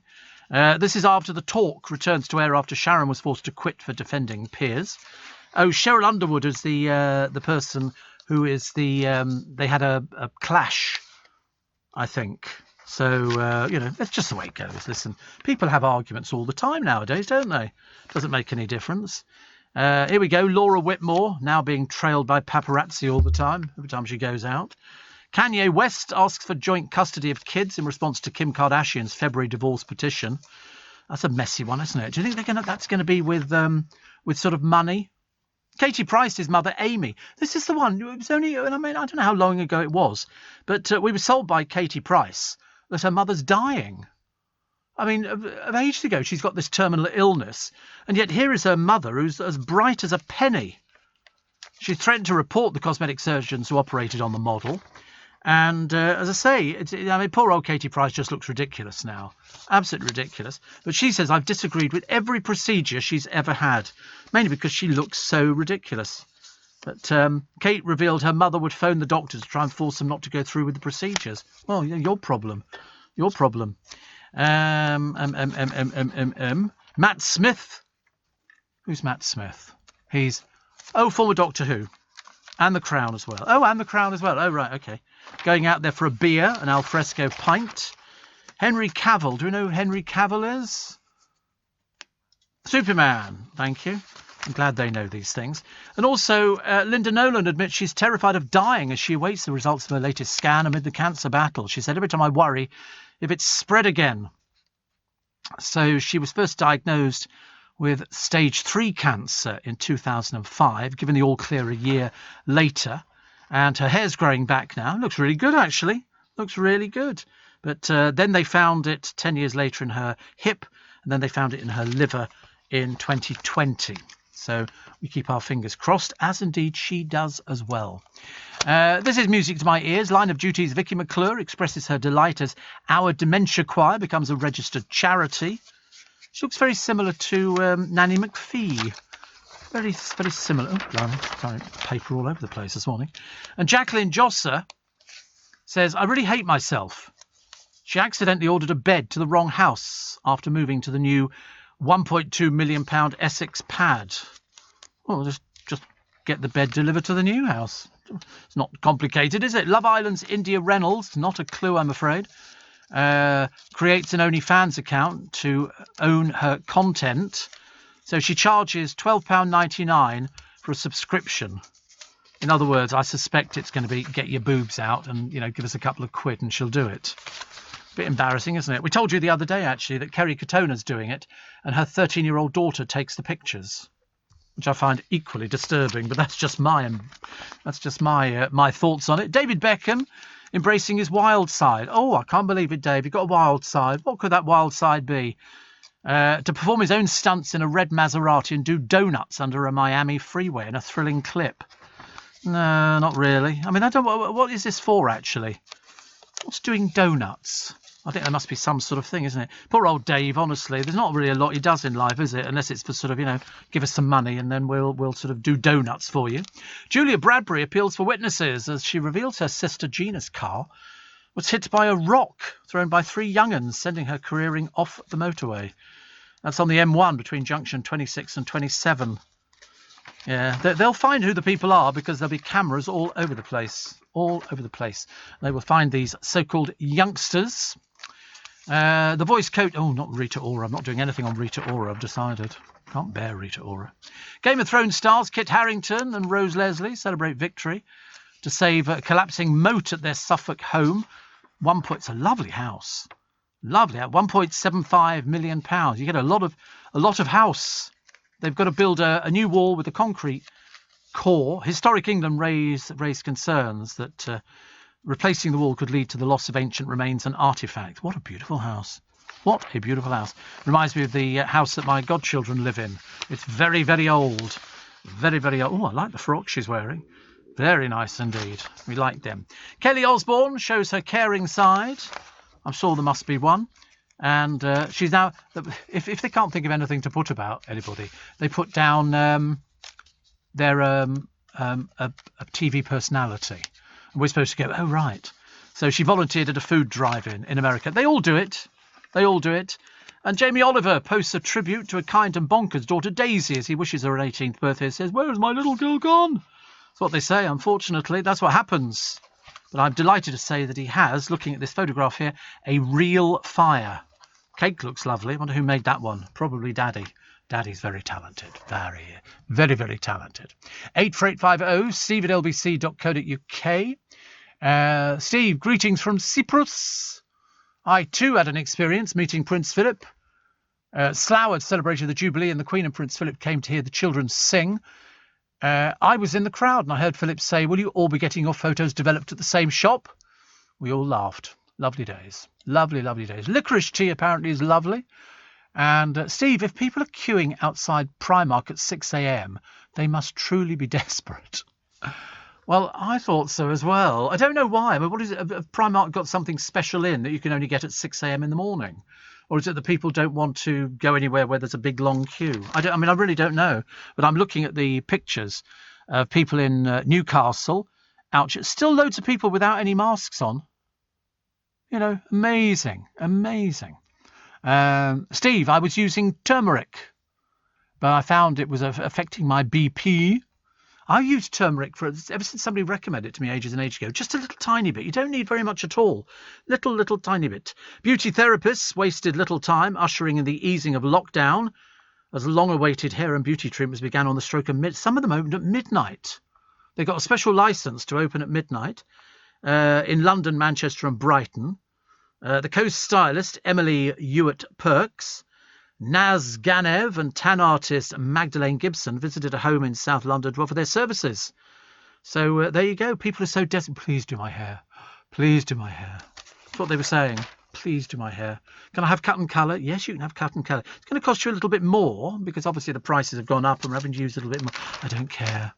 I don't care. Just do my hair. That's all we wanted. That's all we wanted is people to do their hair. What else we got? Digital revolution to help build a better Britain. And multiple injuries in school shooting. This is in Knoxville, East Tennessee. Lockdown. Fearful parents gathered nearby. Multiple gunshot. Honestly, do you realise that you can go in America, go to a shop and buy a gun, but you've got to fill in all the details? Okay, of your lifestyle details and, history and all the rest of it. Yeah, you can go to a gun show and just buy one. Simple as that. You just buy one and walk out again. Try rhubarb tea, available from Whole Foods, says Andy. I'm not sure about that. Not sure about that one. I might go for trying the licorice tea. You can get it with peppermint, spearmint, orange. Lovely jubbly, says Nikki. Ooh. Yeah, licorice is very good for you, isn't it? Isn't licorice very good for you anyway? I do actually, funny thing is, I do actually like licorice. When I go to Costco, if ever they've got, packets of licorice, the pipe and all the rest of it, I buy them. I don't know why. It goes back to when I was a child and I absolutely loved it. I absolutely loved licorice. I couldn't get enough of it. Also, a migraine cured. 700 Botox jabs to relieve the pain. Rosanna Jeffrey had been suffering from chronic cluster migraines from the age of 13, but she was told they were hormonal. 6 years ago, the NHS offered her Botox, and she's since been getting 31 injections in her forehead, neck and top of her shoulders every 12 weeks, and it's been cured. You'll all be trying that one now, won't you? That sounds very good indeed. I'm all in favour of things like that. You're listening to a podcast from LBC. Morning, try Avida tea, Steve. It's got licorice, spearmint and other things. Fantastic. Steve, what's got 800 legs and 16 teeth? The queue outside Primark, thank you. And then somebody says, in the first hour, I heard you say you don't drink, but I'm sure on other shows I've heard you frequently refer to cocktails and Prosecco. Oh, that was ages ago. Ages ago. I haven't had anything like that for a long time now, actually. We're looking for some volunteers. Two of you, to go and live on an island for 4 months for a conservation project. You'll work on a shift pattern of 10 days on, 4 days off, as you welcome visitors to Looe Island and manage livestock. Cornwall Wildlife Trust says the positions are not paid, so you need to be independently wealthy, I suppose. The advert says the TP is provided with basic equipment, and such as a double or 2 single mattresses, a 2-ring gas-powered camping stove and cooking utensils. There is access to a small fridge. But that sounds quite a good idea, doesn't it? I mean, I quite like the idea of sort of people going into it, because that's what they did originally. That's where Ben Fogle came from. He went over to Tarrensay. Do you remember the island? And they did an experiment. So this is probably another one here. Although I thought they got paid for that. I might have been wrong. Cher has turned her back on time for the world's loneliest elephant. His name's Carvan. He spent his whole life shut in a tiny shed. Now he's out, and he can go out there and enjoy what life he has got left. I like it when people do things like that, and she was obviously very good. The man who built the House of Windsor is obviously Prince Philip, and lots more pictures. I mean, in fact, I don't think you've ever seen so many pictures of Prince Philip. Lots of him with the kids, lots of him with the grandchildren, lots of him with the godchildren, everybody. The one thing he never quite got over is the fact that they didn't like Gordonston. He was the one who liked Goldenston. And it was interesting that nobody else did. He seemed to get on very well with everybody, especially those coming into the royal family from outside. So they say that his name will live on in the dynasty that he created. Said to be close to Zara Phillips. In fact, said to be close to just about everybody. But the one thing he didn't like idiots. He wouldn't suffer fools gladly. So I'm looking forward to reading the Giles Brandreth book. I mean, despite his sort of gruff image, he was extremely sympathetic to the troubled Diana. Loads of pictures of them together where she needed a shoulder to cry on. She needed somebody to talk to. And she wasn't having much luck with the rest of the royal family, certainly not least which her husband. But there's a lovely picture of all of them there in happier times. Queen looking fantastic. She will have all the support that you could possibly get. Seriously, I mean, it's just, and I'm sure that when she turns up for the opening of Parliament, I'm sure she'll... I wouldn't surprise me if they gave her a round of applause, you know. I know it's probably not the sort of thing to do, but they might break with tradition. But he was an interesting man, very interesting. And in fact, the more you read about him, the more you appreciate just what he did for the royal family. Considering he didn't actually have a job, he did remarkably well. Maggie says, my worst nightmare, an island with a tent. You're probably right, actually. I would worry about something like that as well. I would not be over enthusiastic. The Tale of Two Tributes, very different messages, but no healing comments to repair the royal rift. This is Wills and Harry. I mean, how long Harry stays over here after the funeral. Funeral's on the Saturday. Will he be going back straight away to America? I don't know. What else has he got to do? Will they be sort of saying, well, would you like to pop round for a cup of tea and we'll have a chat? Or would he go, no, I can't, I need to go home. In which case, then we're back where we started again. I met Prince Philip on 2 separate occasions when I stayed in Sandringham, says Anastasia. Came over to speak to me, which is lovely. And if you want to go faster, scream. You know why? Thorpe Park was opened the other day. And so here they all are, socially distancing, sort of.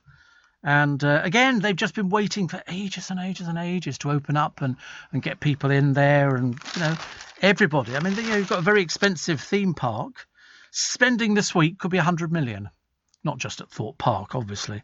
But they welcomed their visitors the other day. Somebody asked me the other day if I'd been. I said, yeah, I live down the road from it. And never my favourite place, but it was good for what it is. And if you like I'm a bit old for theme parks now. But ain't no stopping us now. And here are all those people sitting outside as the snow is coming down And then also people getting their hair done in salons and people looking very happy and people queuing at midnight in Coventry when the pubs opened. Phenomenal, isn't it? But it's the queue at Primark. Primark must be loving the publicity. Absolutely. Here's Borat. This is Sacha Baron Cohen, stuck to Bermuda trunks for a surfing session. He and his wife Isla spent the weekend on the coast south of Sydney. That's nice, isn't it? Nice. They seem to be enjoying it, and very happy they look too. Plus. Cricket fans have been left stumped by radical plans to replace the centuries-old term wickets with outs. That make any sense to you? In an effort to make the sport more accessible, English cricket chiefs are set to make changes for the new 100 tournament, which starts at the Oval on the 21st. Oh, I'll tell you, we used to have Michael Parkinson working for us years and years ago. He loved cricket. He loved cricket more than anybody else I think I've ever sort of met in my entire life. Whole family. Was Philip an emotionally cold man? People described him as cool, cold, hard, distant and unfeeling. But the one thing that he liked, he says, why didn't we sit on those thrones? We'd have looked like Mr. and Mrs. Beckham. And I think this is when they were on this boat on the Thames. My Friend Philip by Giles Brandreth. He's very popular, is Mr. Brandreth. So, we shall read the book with great interest. I think there's going to be some revelations, and I personally can't wait. But the advice was, never look at the camera. He said, you're a very level-headed girl. She fitted in. They said, I think he just didn't do small talk. He really wasn't very good. He hated the Fergie he thought was simply beyond the pale. He couldn't stand her. Absolutely couldn't stand her in keeping with the rest of the country. And Camilla he accepted. Sophie he could rely on, and Sarah Ferguson he didn't think about at all. I think Sarah still obsesses about you, I said. He snorted derisively. That's about as good as it was going to get, I think. Also, the twist in the hunt for H, as the Line of Duty reveals the bent copper as a secret relative. But who is it? I've got no idea. No idea, but good luck to all of you who are watching it and probably enjoying every single minute of it. I say I only caught a little bit of it. Actually, if you're a person who likes quite a lot of medicine, they've got literally a list of a 2-page pull-out on your cabinet essentials, things for cuts and grazes, bites, stings and rashes, sprains, pain relief, oral health, digestion problems, children. All these different things. Disposable gloves, are needed.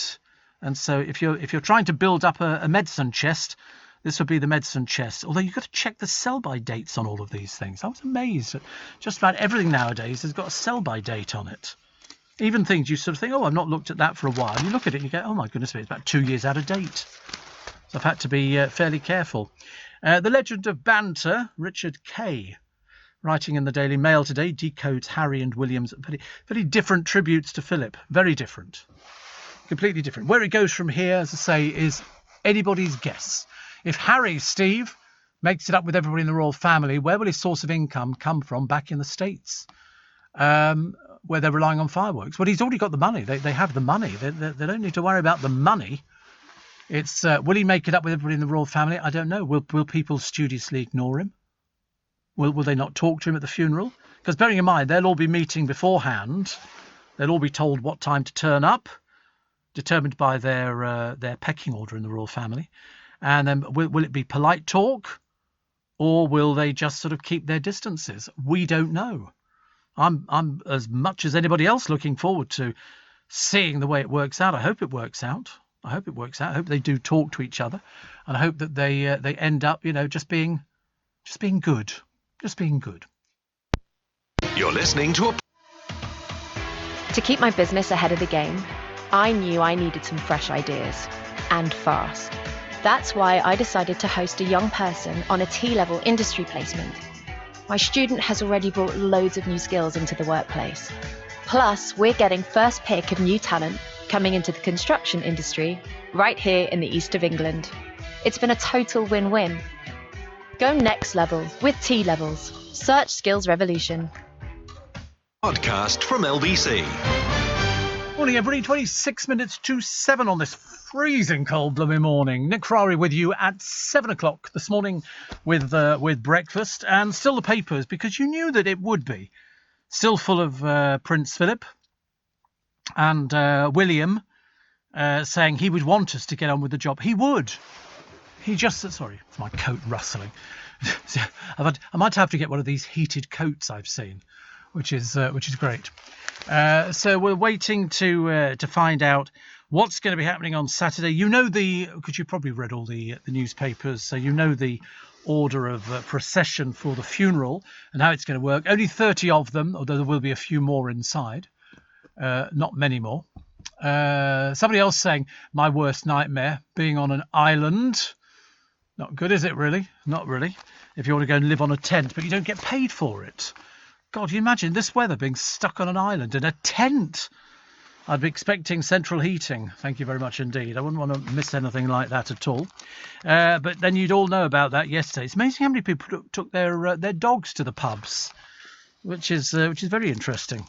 Very interesting. I suppose the dogs... Do dogs feel the cold the same as the rest of us? Probably not. Probably not. Legoland, they were all out the other day. And it's amazing. It's the funny thing is, all the way through, it's Primark. All the way through, it's Primark in Birmingham, Oxford Street, Kingston, all over the place. People going out as if people have sort of missed out on clothes. Missed out on clothes. Which is lovely. Kate Garraway saying it's completely overwhelming but wonderful to have Derek Draper back. He spent a year battling COVID and he's still not out of the woods. It's just that they've allowed him to go home and they've adapted the room there. And her youngsters, that's Darcy and Billy, were absolutely loving having their dad back at the family home. It's been very helpful. But she said, we sort of feel over the moon and overwhelmed in equal measures. So she says, I do remember that day when you brought home your firstborn and you'd sort of been planning for 9 months and you'd think, what the heck do we do now? She said, it's a bit like that. She says, I've noticed a little bit of deferring, actually. Like, should we check with Dad? And I'm like, hang on a minute, I'm still the boss. Although I think she said Darcy is the boss. But I mean, she's done, physios and speech therapists will work with him. Absolutely amazing. Absolutely amazing.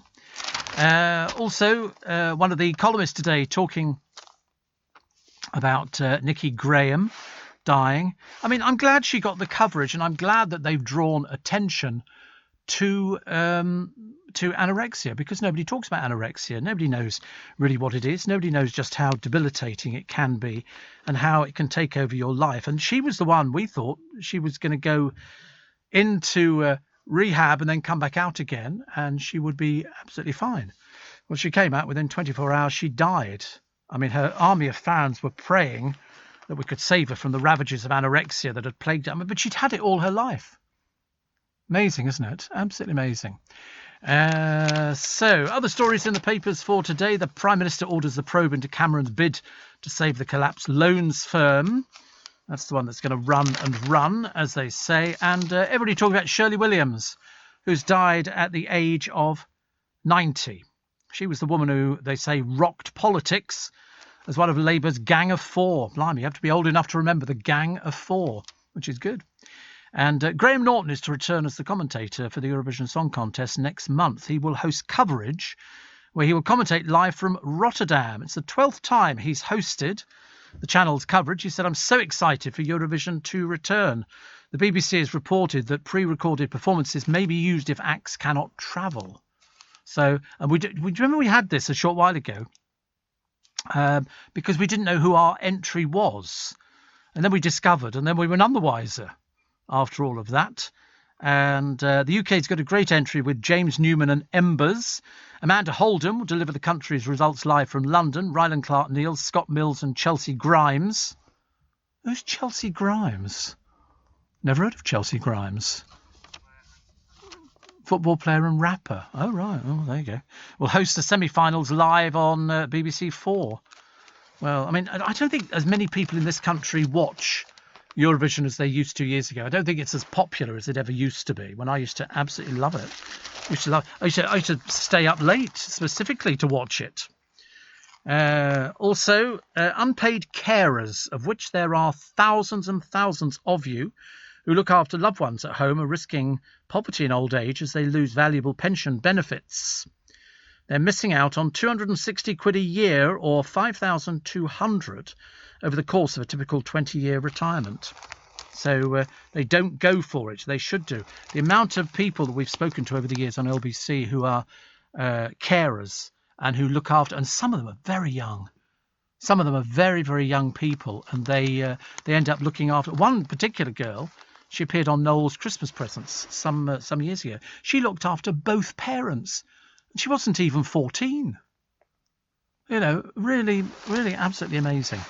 Plus, we found a serial fraudster who's been compared to Imelda Marcos after using an nearly £88,000 bank swindle to buy 63 pairs of designer shoes, as well as footwear by Jimmy Choo, Louis Vuitton, Louboutin, and others. This is Benaz Coram Scott used her ill-gotten gains to buy luxury handbags.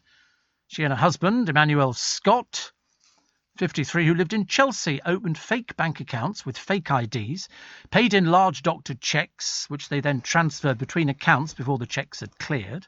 She bought 63 designer shoes, I'm assuming pairs. Mind you, the former lady of the Philippines, Mrs. Marcos, had 3,000 pairs. Scott's, the husband, was jailed for 4 years, while his wife got 20 months suspended. Amazing what you can get away with nowadays, isn't it, really? Amazing what you can get away with.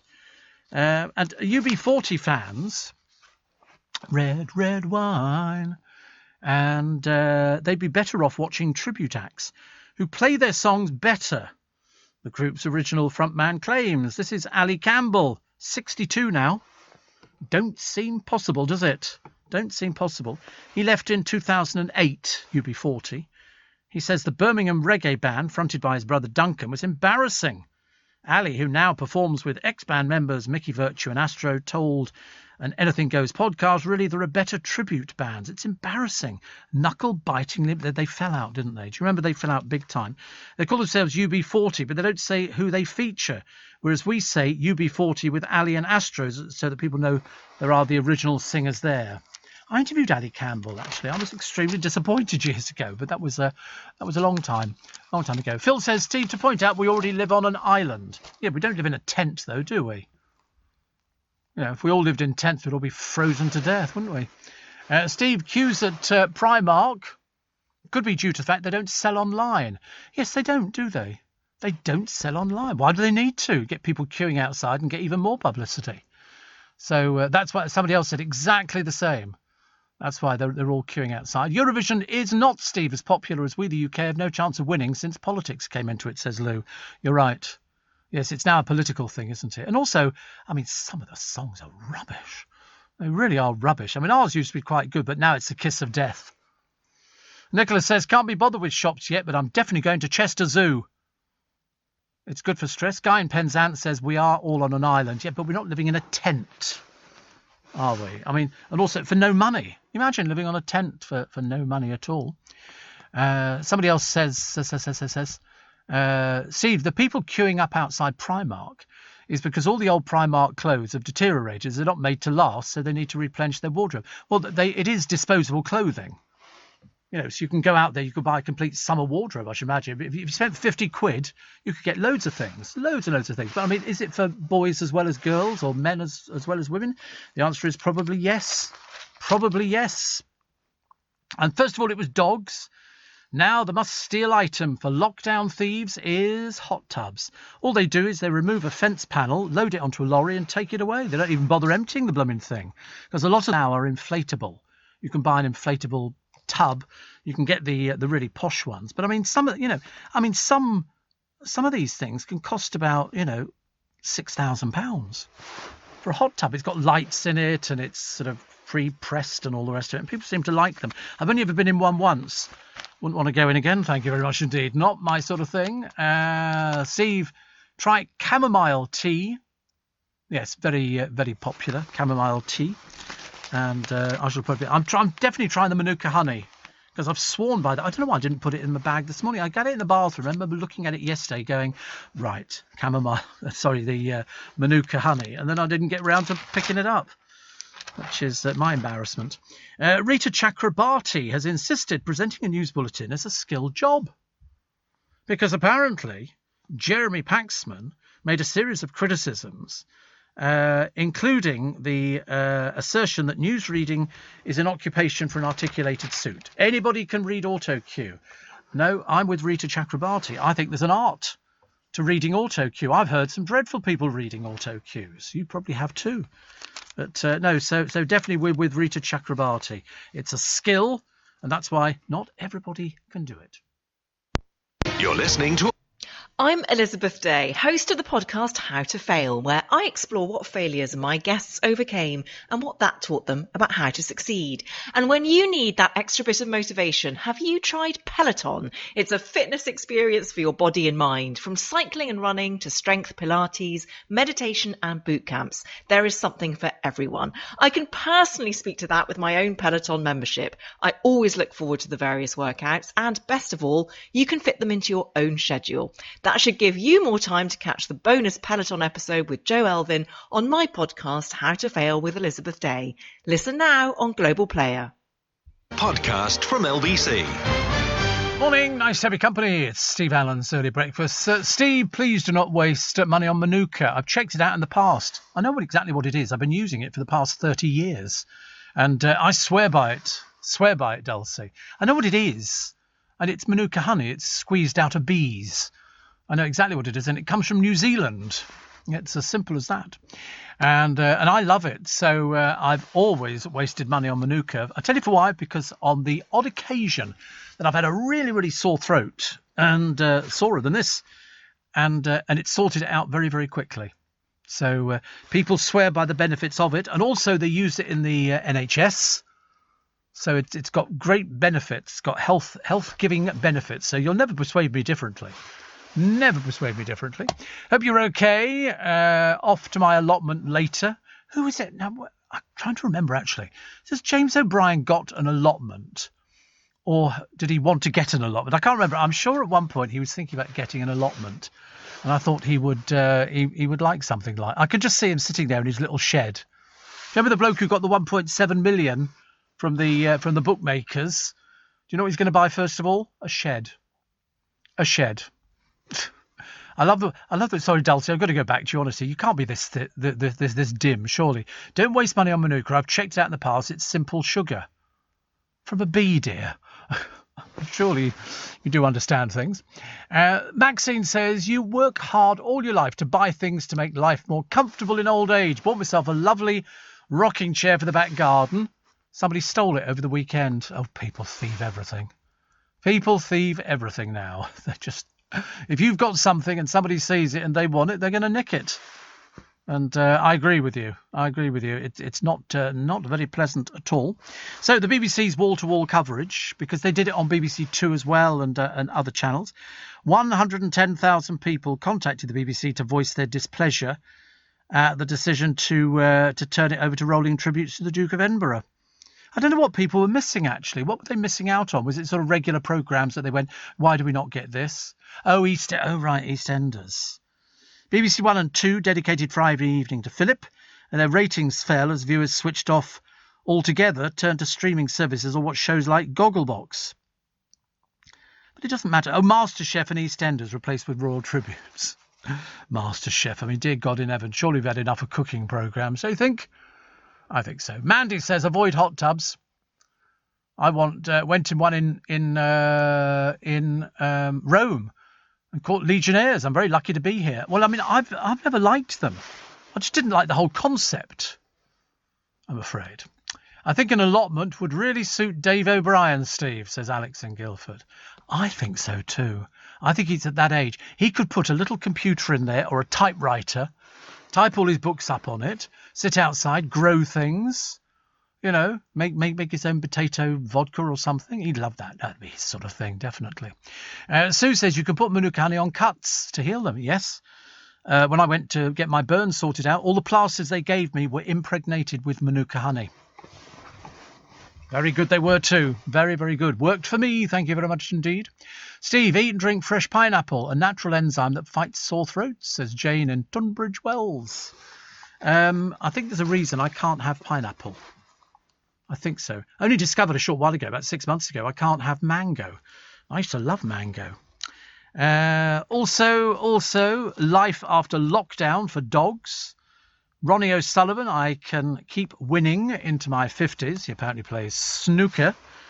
And ministers consider plan to mix and match booster jabs to provide better immunity. The tributes pouring in to Baroness Shirley Williams and Prince Philip, the great conservationist that I knew. There's so much more to him than, just being the Queen's husband.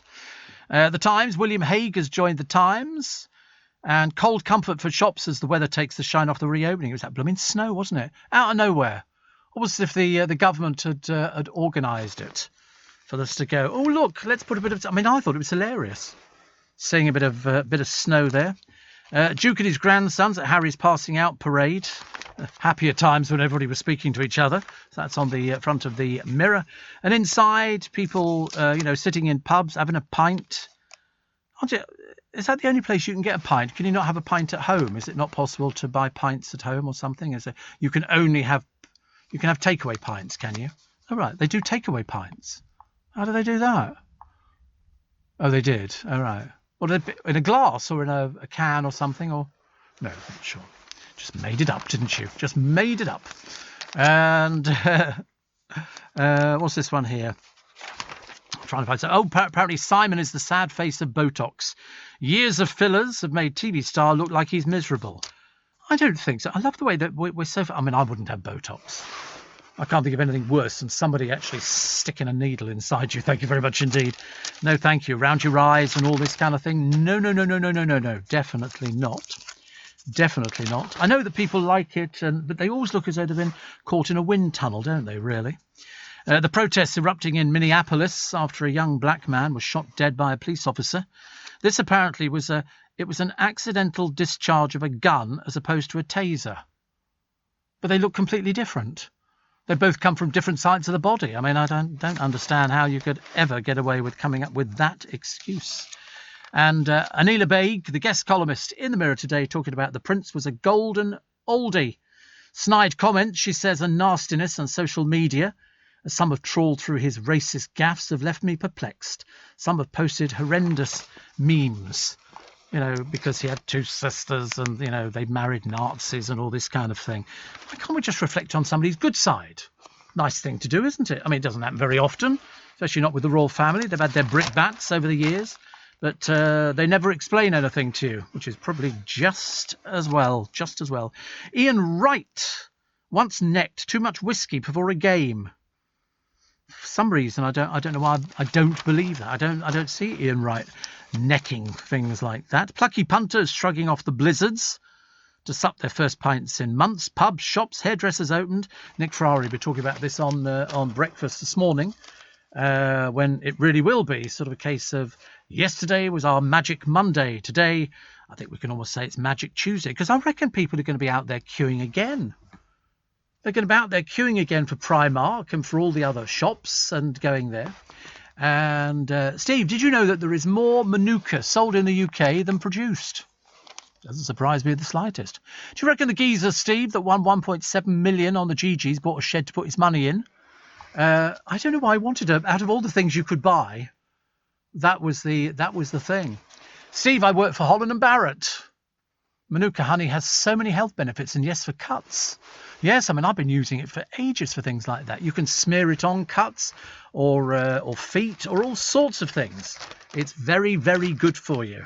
It's very good for you, but especially good with a little bit of turmeric in if you've got a sore throat or a cold. You sip that and you'll feel a much, much better person. That's just about it for this morning. Thank you very much indeed for your for company for this Tuesday. Freezing cold blooming Tuesday. There is no little bit extra podcast for today. Okay, it'll be back with you tomorrow when it'll be sort of a slightly extended length. So the English rugby players can now go on the Lions tour as Longleats is open again. And Steve, boil a pint of water, add sliced ginger and lemon and honey and infuse. Yes, I'm big into infusing. I love it. I love it. EastEnders, Steve. No wonders the country's in a state. Misfits. Well, people complained bitterly because they weren't getting the programme. And MasterChef, I think they were more bothered about. I wouldn't have been worried about EastEnders. But MasterChef, they go, oh, what are we going to do? What are we going to do? And you go, I've got no idea. What are you going to do without, it's only for a day. The Queen will be accompanied by all members of the royal family, senior royals after Philip's death. So she will never have to be alone. Hate to be the Queen. You just go around going, hello, how are you? You don't have to talk to them for any length of time. It's not like doing a radio programme. If you were talking to somebody, it was a case of, you just go, oh, and you do what? Did you hear the story, I think, which Jane Moore said the other day? She went to, I think it was Windsor Castle or Buckingham Palace for something. And she meets Philip and he goes, oh, what do you do? And so she goes, I'm a journalist for the Sun newspaper. He went, huh, and walks away. I mean, that was how it was. If you were William, could you forgive Harry? That's the question in the paper they're asking today. John Lewis wrong to close stores. The MasterChef fan will finally find out who wins the 17th series. Who gives a stuff? So you can cook. Well, big deal as far as I'm concerned. A video in America showing a UFO is, according to the Americans, real. But they'll buy into any old twaddle, won't they? And there's a delightful town called Bitche in northern France. They've had to sort of remove it from all this sort of the maps and things like that. And what do we call cricket batsmen? Batters. That's what they're going to call them in future. It's a gender equality drive. So what do? I'm a cricket batsman. No, I'm a batters. Oh, okay, fine. That's good. Alan Carr plies himself with gin to get rid of the mozzie bites. And they found a dinosaur footprint in Yorkshire. And the producer's back after his propping up the bar next door to where he lives. 2 tables, 7 hours. Was it nice? Did you enjoy it? A nice time? You played dice. Oh, you played dice. Oh, right, okay. Oh, right, oh. We used to play dice years ago. My parents used to play it. We used to play it at Christmas. And you have, depending how many there are of you, you have leather cups and you have 2 dice in each cup, which have got a big red 1 on them. And you have to throw the dice out. The moment you get a 1, you put the dice back in and pass the cup on. And it's very exciting. Very exciting game. You learn to do it very quickly. Night Caller was Jack Killin. The music was very atmospheric. Yeah, but totally unbelievable. Totally unbelievable. I don't know why people sort of think that's what radio presenters are like when they're working. Which, of course, if ever you've seen pictures of radio presenters working, we don't look at all like that. I mean, I'm currently wearing, a very nice sort of off-the-shoulder shit. It's so cold again. So cold. Not as cold outside as it was, actually. I go to the car this morning, my poor driver. I thought we were going to have a bit of a chat, and I said, no, I don't feel very well. So I just closed my eyes. It was quite nice, actually, very, very pleasant. Steve, I know you have a fascination for everything Titanic. Today marks the 109th anniversary since she was lost. I'm always fascinated by the Titanic. I don't know why. Why are we so I suppose because it was called Titanic, and it went down. And that's why we're still fascinated by it. The Queen, I mean, look at this, honestly. Returning to royal duties yesterday, 4 days after Philip died. She's going to be spending more time, I believe, at Windsor Castle, because that's where he is. And he's going to be, he's in a coffin at the moment. It's a 30-year-old coffin, oak, lined with lead to preserve him. And she will have a very similar one as well. Interesting, isn't it? Very interesting. Also, there's a bit of a row, so the papers tell us, over Prince Andrew's uniform at the funeral. He wants to wear an admiral's thing, and they've said, no, you're not. To be honest with you, I think perhaps he thinks we've all forgotten about all the other shenanigans that went on earlier on. The lockdown mop kept by Thomas Schaffernacker. It's his hair. It looks as though it's an old sort of style, but that's up to him, isn't it? Somebody asked Prince Philip, are you gay? I mean, you can imagine, can't you? I shouldn't imagine he even knows what it was. And is Prince Andrew a love child? Honestly, can't win, can you really? The Surf Town, which is the property hotspot And why was John Lewis wrong to close so many stores? The answer is I don't know. And if I said to you, if it's freezing cold outside, you've got a fur hat on, fur coat, fur gloves, and if I said to you, you look like Nanook of the North, would you be offended? Somebody has been. They're suing for discrimination because they think it's offensive. And yet we actually looked up who Nanook of the North is, and it's a character. It's somebody who dresses up in fur because it's so cold. Nanook of the North. But mind you, strange enough, it's obviously an old-fashioned kind of expression because everybody seems to know who it is. The producer had no idea who Nanook of the North was. Not a clue, which is interesting. Katie Price owes a lot of money to creditors, about £3.5 million. You know, the usual old gubbins that they trot out that she used to be worth 45 million, which she wasn't ever. And she still owes £3.5 million. No sign of paying it back by the look of it, seeing as she went off to have more surgery and she'd never done a day's work in her life. And she was looking the other day. What was she looking at? Oh, she was looking at another house. She was going out there looking at a £1 million property, 9 bedrooms. I thought, well, you won't get a mortgage. You owe that much money. You're bankrupt. No chance. No chance. Also, the papers for today. Thirst in the queue. 14 million pub bookings have been made. 14 million pub bookings. 1 million of the outdoor reservations are for July. In fact, I think one of my producers has booked 3 times. Joe. And some people can't get in until May. But Luke managed to get his sort of one table in. And they played dice. Did you say that the whole 7 hours? Played dice 3... Right. I didn't think you were allowed to play 3 card games. That's gambling. Sorry? You're not allowed to play card games in pub. It's gambling. Well, it doesn't matter whether it's between mates. You're not supposed to play them. Did you not know that? No, that's the law. That's called gambling. Don't do things like that. And did you spend all your 50 quid on the... Oh, right, okay. 6 quid a beer. That sounds like a lot of money, doesn't it, really? A lot of money. Oh, Corey's had a haircut. Oh, maybe not such a good idea. As he keeps showing it off. Who actually did it? Was it done by my mouth's gone all dry. Hurry up and get upstairs. I need the water, Corey. He's had a haircut. About time, though, wasn't it? It was looking a bit bad. Not so good.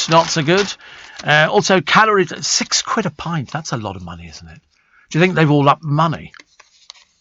Yeah, just to make more money out of it. Well, why not? I mean, for goodness sake, if everybody wants to go, well then, charge them a little bit extra. Why not? Crikey, they've waited long enough to actually go out and sit in a public house. Queen's masked farewell. I can't believe she's gone back to work. Well, what else is she going to do? The Mayor of Windsor has urged mourners to stay away from Philip's funeral. I keep telling people that as well. I think it could be one of the biggest TV audiences in memory. I think it will be.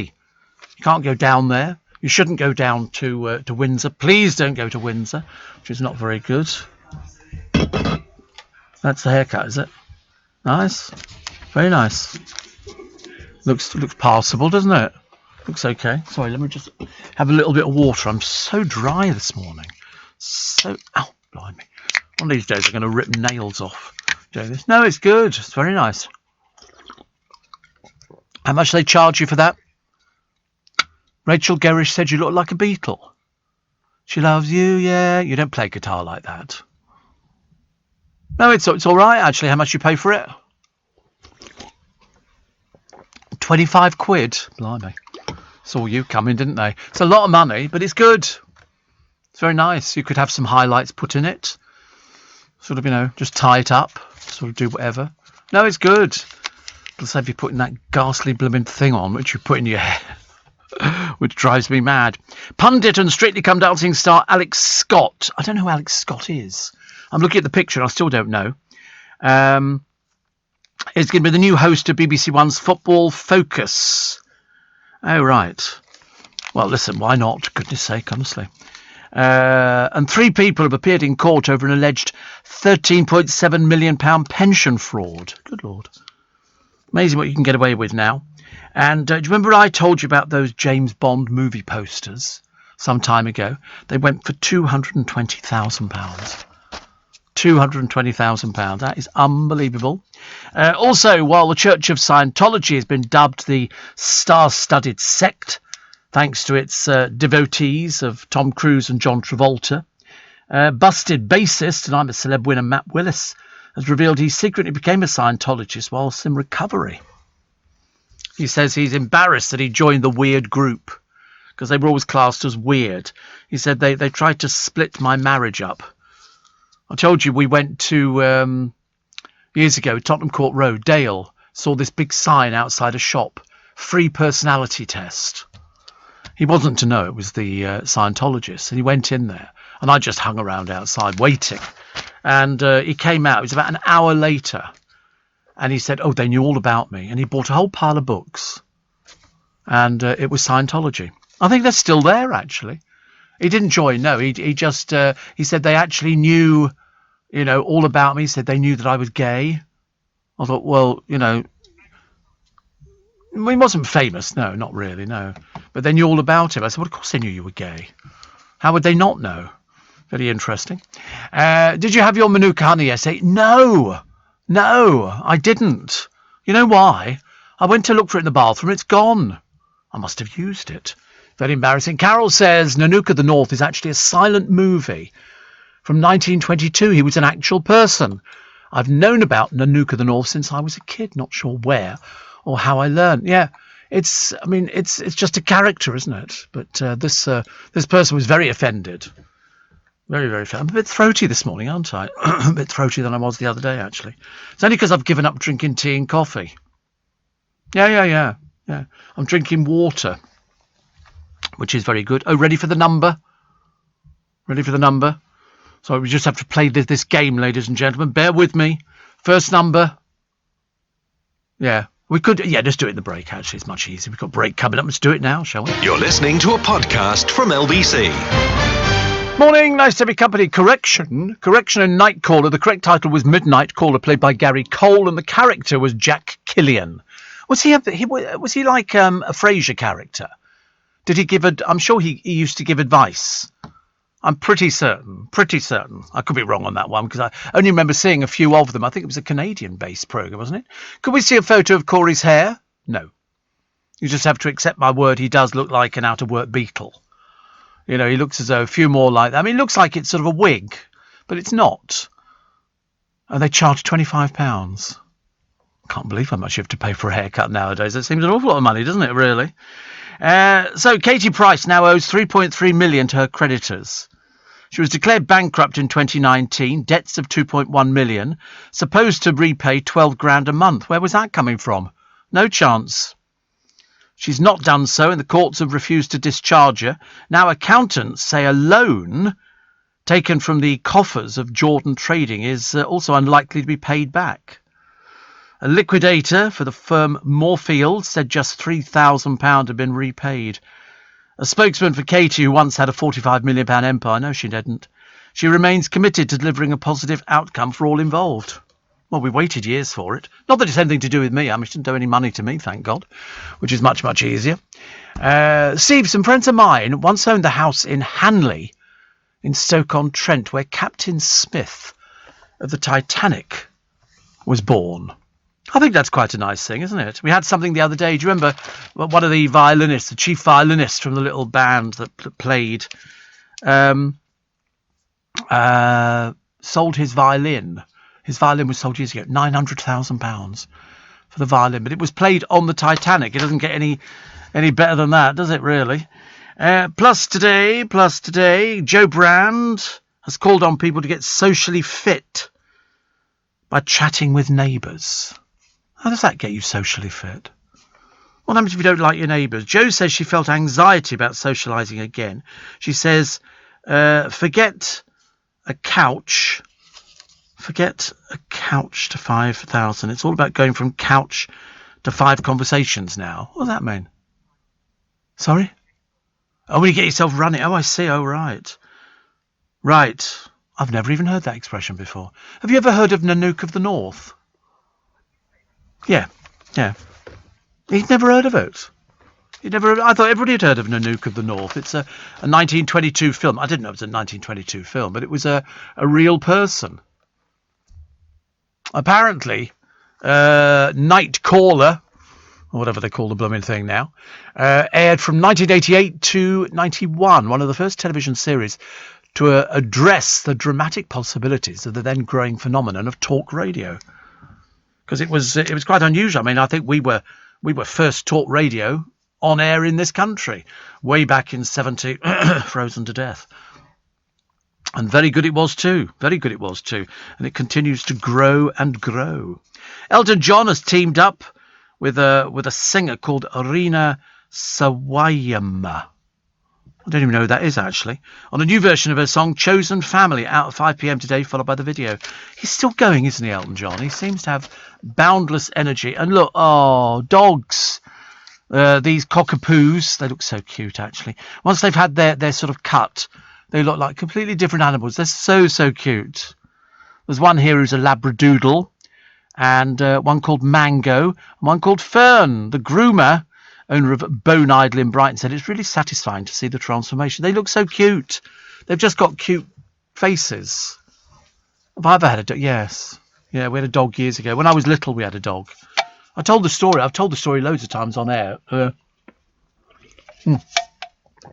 We had a Cocker Spaniel, golden Cocker Spaniel. We got him as a puppy from a kennels down the road from where I used to go to school. We went in there to look when we lived in Brentwood, and we saw him, and I think he was the last one out of the litter. So we bought him and took him out. He was so cute, really cute, but they go mad. Absolutely stark staring mad. This one went completely. It's when they're younger. They go, oh, let's get a dog. And then your mum goes, no, who's going to take it for walks? You go, we take it for walks. You do it about 3 times, and then you give up, and your mother takes it for a walk. So my mother took it for a walk one day. It was called Jasper. And we go over the fields, and unfortunately Jasper, being inquisitive, stuck his face into a wasp's nest, and it bit him. Lots of them bit him, and he came home, his face puffed up twice its size, and it was just after that he started going around the bend, started walking into the furniture, became very snappy. Poor little soul, honestly. Steve, April 1415 is also the anniversary of Abraham Lincoln's assassination, says Carol, besides the Titanic's anniversary. So there you go.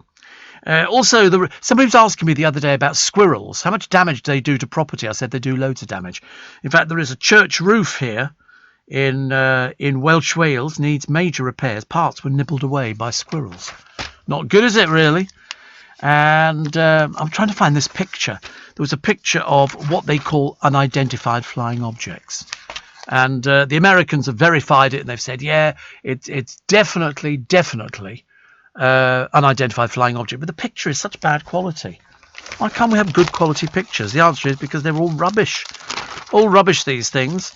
Denise Lewis says her children are like aliens because they're not competitive. And Mr. Motivator was so desperate he became a cowboy builder. Lots of people become builders, don't they? Lots of people become builders. Plus all these pictures of dogs who've been groomed, and then all the hair that comes off them. I don't know what you do with it. You just throw it away, I suppose. But they look so cute afterwards. Really cute. And half of drivers say lockdown has left them scared of motorways. I nearly yesterday decided to take the car out and go and get it washed. And then I thought, I can't be bothered.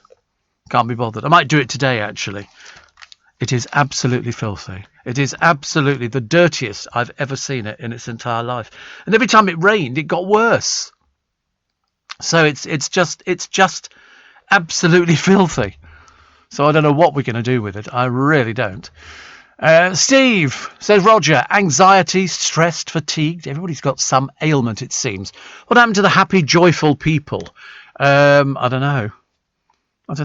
Because people have really suffered quite badly during the pandemic, haven't they? They've either suffered with illness, or they've suffered with losing their jobs, or they've suffered with loads of things. They really have. Must be lovely not to have to worry about anything, but most people seem to have something to worry about. Jennifer Aniston is reportedly adopting a baby girl from an orphanage. She broke the news to her Friends co-stars, and she's always wanted to do it. So good for her. Good for her. If in doubt, adopt from an orphanage. And Dame Helen Mirren has revealed how she was first sexually harassed in public when she was either 13 or 14. We like Helen Mirren. Amazing, isn't she? Absolutely amazing. And a care worker who gave cannabis to a patient has been struck off. Janet Carrick, a support worker with an unnamed care firm, supplied the Class B drug to an individual and then also tried to get a colleague for another person. The Scottish Social Services Council has banned her from the profession. I thought we were approving of cannabis. Obviously not. Obviously not. 26 minutes past 4 is the time. Aldi bargains could be off the shelves. Why? I knew there'd be some sort of some pickup on this one.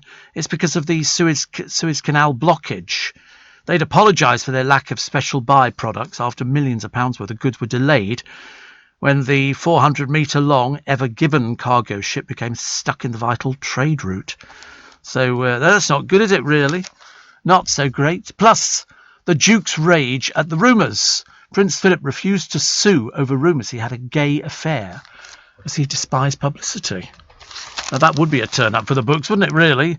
The late Duke of Edinburgh was outraged when asked during an interview with a broadsheet newspaper if he had a secret gay fling with a former French president, Valéry Giscard d'Estaing. He fumed when he was quizzed during the same chat on whether he had a love child. Lord above. I should imagine he probably couldn't believe it. Didn't suffer fools gladly, did he? Definitely not. But I mean, the one thing that I'm getting over is the Queen returning to royal duties 4 days after Philip died. And that literally 4 days, she's back at it again. It was only an internal thing, but at least she did it. At least she did it. And here it is, the biggest rockfall in 60 years. This is on the Jurassic Coast in Dorset. And it's quite something. I mean, thousands of tons. And Lord knows what that will reveal. It'll reveal something, won't it? And then we will sort of end up, with people going down there with their metal detectors, finding all these sort of things. Steve, I know you love all things Titanic on eBay. You can buy bottles of water that they've taken out of the swimming pool. Thank you, Ian in Somerset. Thank you. I think there's been they've had chairs from the deck. They've had all sorts of things. Can you imagine if you actually had something that was from the Titanic? I mean, that would be just about as good as it gets, wouldn't it, really? Definitely. But spare a thought if you thought that everything was going wrong in your life. Here's a lady called Jackie McCormack and her husband. They moved into a 3-bedroom detached property beside the A446, one of Britain's busiest roads. And she said the noise is driving us around. Every time a truck goes past, their house shakes. And they viewed the house 7 times at the weekend, which was a shame because during the week, you've never seen lorries like it. It started on Monday, and she said, we just want to get out as quickly as possible. What they've done is they've had a meeting with the local council to see if they can do something about it. But it's a main road. She said they start at 11 on the Saturday and go all the way through till 4 a.m. on a Sunday, hitting speeds of 90 to 100 miles an hour. It's not good, is it? Not good. What's a skill you really wish you'd learned earlier? Cooking? DIY? What about being good with money? Help your children learn money skills with Kite, the debit card for kids by Starling Bank. They get an app to track their balance and practice budgeting, but the card is also linked to your account. You're notified when they spend, and you can set spending limits. Confidence with money is priceless, and that's why Kite is now free. Search Starling Kite today, the free debit card and app for kids. You're listening to a podcast from LBC. I've broken with the habit of a lifetime. I decided to have a cup of tea. The funny thing is, loads of people drink tea in this business, and yet you're not supposed to. You're not supposed to drink tea because apparently the milk's bad for you. It's dairy, isn't it? Yeah. Although, I mean, I've been drinking it for about the past 40 years, and it didn't seem to have made any difference to my voice. Thank you very much indeed. So, anyway. Let's have a quick... Wait a minute. Let's have a quick slurp. Oh, I don't know if that's better or not better, actually. Have you left the tea bag in, or have you taken it out? Oh, is it? Oh. I do like the tea bag left in, actually, but unfortunately it's a bit like Jaws. I can't see it. It's obviously disappeared. I'm talking of Jaws. I watched the film Jaws on the television the other day. I suddenly realised what a pile of rubbish that film was. Biggest pile of rubbish ever in the... I know that people go, oh, wasn't it scary? And they showed it on Gogglebox. And I remember and they all went, oh, no, as this huge plastic monstrosity threw itself up the back of a little fake boat on a fake lake. I thought, honestly, times have changed. I got more frightened by seeing Alien, where it sort of popped out of somebody's stomach and then sort of went hurtling off down the corridor. I've been on the Jaws ride at Universal, yeah. Terrifying? No, of course it wasn't terrifying. A piece of plastic came out. You could see it before you even got to the bridge.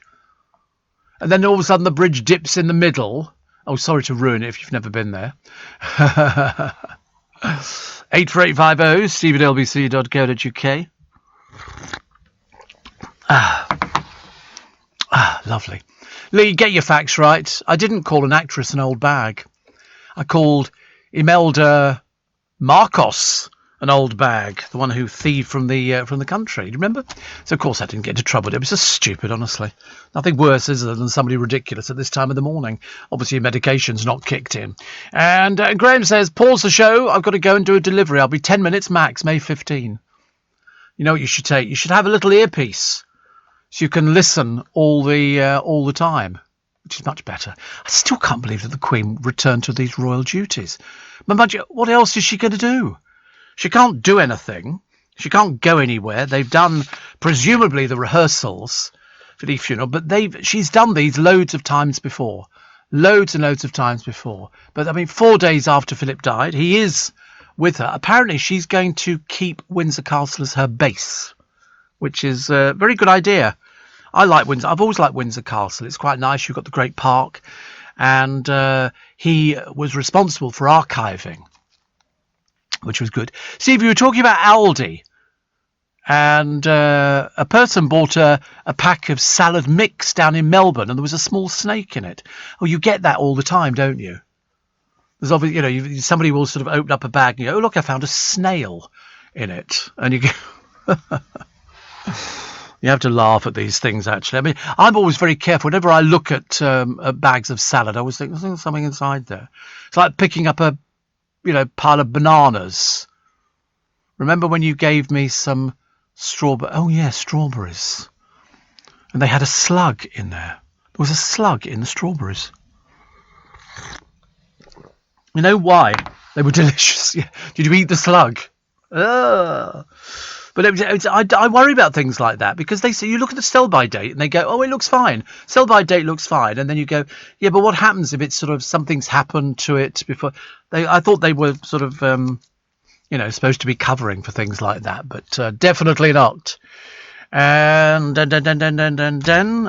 so this couple, Jackie McCormack and her husband, have got these lorries, Thundery Putt. They now sleep with earplugs in. She says, I'm going to fight tooth or nail to get it sorted out. Oh, here are these UFO snaps. I mean, I don't want to sort of poo-poo this idea. But we've all got cameras on our phones, and the picture quality is superb. These pictures look like a 3-year-old child has taken a picture of something blurred. They've been described as drones. Department of Defense spokesman Sue Goff said the footage is not fake. She said the video is currently being investigated by the Pentagon's Unidentified Aerial Phenomenon Task Force. What a waste of a department that one will turn out to be. She says it shows what they described as vehicles. They made sure of this in the classified briefings. They are flying pyramids. They don't look like flying pyramids to me. I'm just too cynical for these sort of things. So it's not the real deal as far as I'm concerned. Mick West of the conspiracy debunking website Contrail Science believes the flying pyramids captured are an optical illusion created by the night vision technology used to film them. So there you go. So there's always an answer for everything. You know, if all of a sudden, you know, this sort of studio dematerialized, we'd have an answer for it. We would have an answer for the studio dematerial, because I don't believe anything like that. And it's not like I don't want to believe. I would quite like to believe, but really not so great. Steve, one movie I watched recently and thought, what the hell were people scared for, was The Exorcist. You see, I never understand why people want to go to the cinema to deliberately frighten themselves. What's the point? The first film I saw that frightened me, but I was an adult about it, was Friday the 13th. Did you ever see Friday the 13th? Yes, well, they've had about 1,000 different versions of it. Friday the 13th, part 1, 2, 3, 4. So it went on, and it was the scary bit where at the end of the film, it was all these kids at Lake Placid or whatever it was, gradually being bumped off by somebody. In fact, at one point there was a couple making love in a bunk bed, and a sword goes right up through the middle of the bunk bed, pinning them both together. But it was at the end of the film, when one of the people had managed to get away and was in the middle of a lake in a rowboat, and the music went da, da, da, da, da, like that, and all of a sudden this creature rises out of the lake, and everybody screamed, including me. And I then thought, I'm not going to the cinema ever again to be frightened. What's the point? Why would you want to do that? If I want to be frightened, look at a bank statement. You don't need to actually go there and start frightening yourself intentionally. Steve, did you go on the ride where you went past King Kong? I can't remember, actually. Can't remember on that particular thing. We did all sorts of things. We did the thing where the train pulled into the station and all the water flooded down. Remember that one? That was very popular. And there was a fire that raged, and water came rushing down a mountainside. It was all very clever, but it was all little, because as the train pulled out of the station, the set reset itself, and so you could see all the barriers going up again and all the water draining off. Wasn't real at all. Ridiculous. But no, I thought the Jaws thing was rubbish. I mean, I was amazed that the producer thought it was sort of scary. Were you very young or something? Because that's what it would be, wouldn't it be? It would be a case of, you know, if you're only young, then you would probably go, oh, no, I don't believe it. Oh, you were, oh, even worse then. Even worse. I wasn't even a bit scared. Of course I could see it under the water. If the water was black and you couldn't see anything and it came out, no, even then I wouldn't be scared. Why would I be scared? No, just didn't know. It looked like a giant bit of plastic. You know, sort of, I mean, I couldn't be frightened of it at all. If I was in the middle of the ocean and something came out of the water like that, I might be a little bit scared, especially when it blew itself up. I thought that was the funny bit.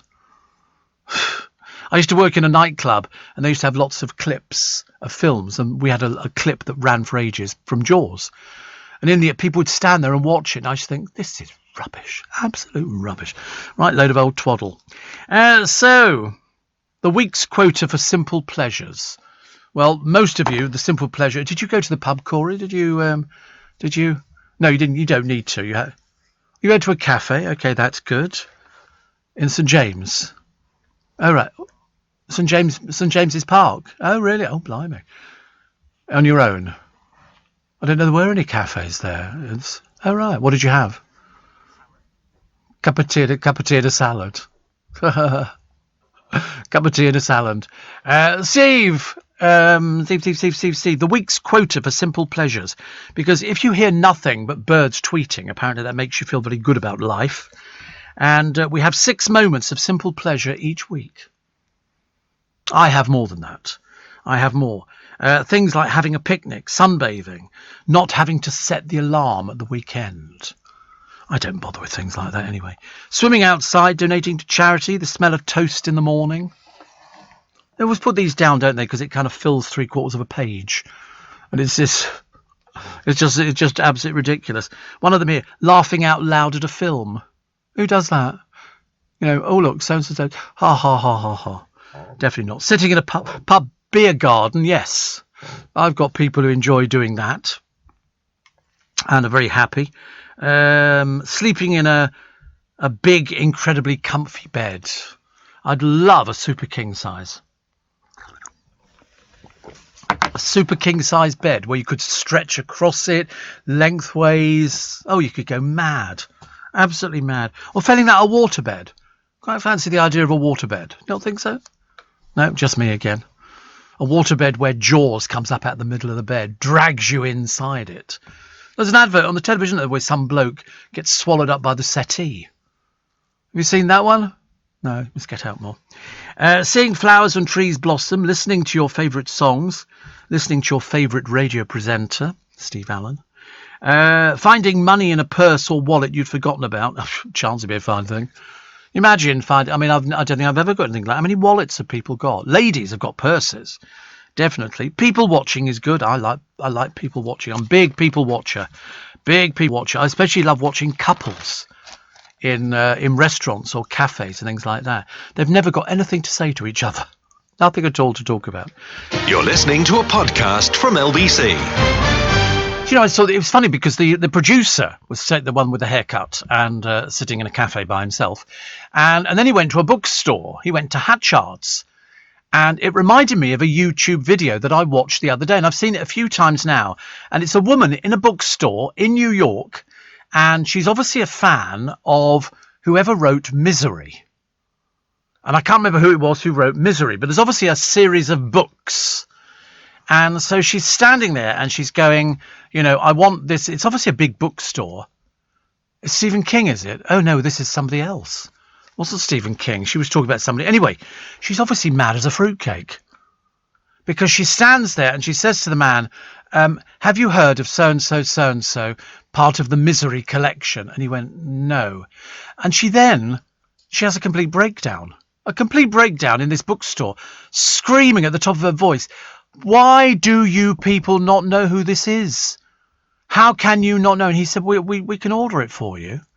How can you not have this? And she just goes into one completely. And I felt like saying to her, listen, why don't you keep your big mouth shut? Go somewhere else. They obviously don't have it. He said he could order it for you. What more do you expect him to do? Write it for you? People are so stupid. And this woman was particularly stupid. She said, I'm a fan of all the Misery books. You know, Misery on holiday. Misery, you know, goes and gets a cup of hot chocolate. Misery does this. Misery does that. And all the rest. And she was obviously one of these peculiars, as they say. Little Julie says, first vaccine for me this morning. Good for you. Good for you. You'll love it. You'll love it. I wonder actually if sort of having my vaccine was, perhaps I got delayed illness with it. I love it. I love it. Also, what have we got to pick? Oh, this is a Jaguar taxi. It's a bit posh, isn't it, in Greater Manchester? And it was in Eccles, and the taxi driver had to be rescued by police. He followed his sat-nav into a canal.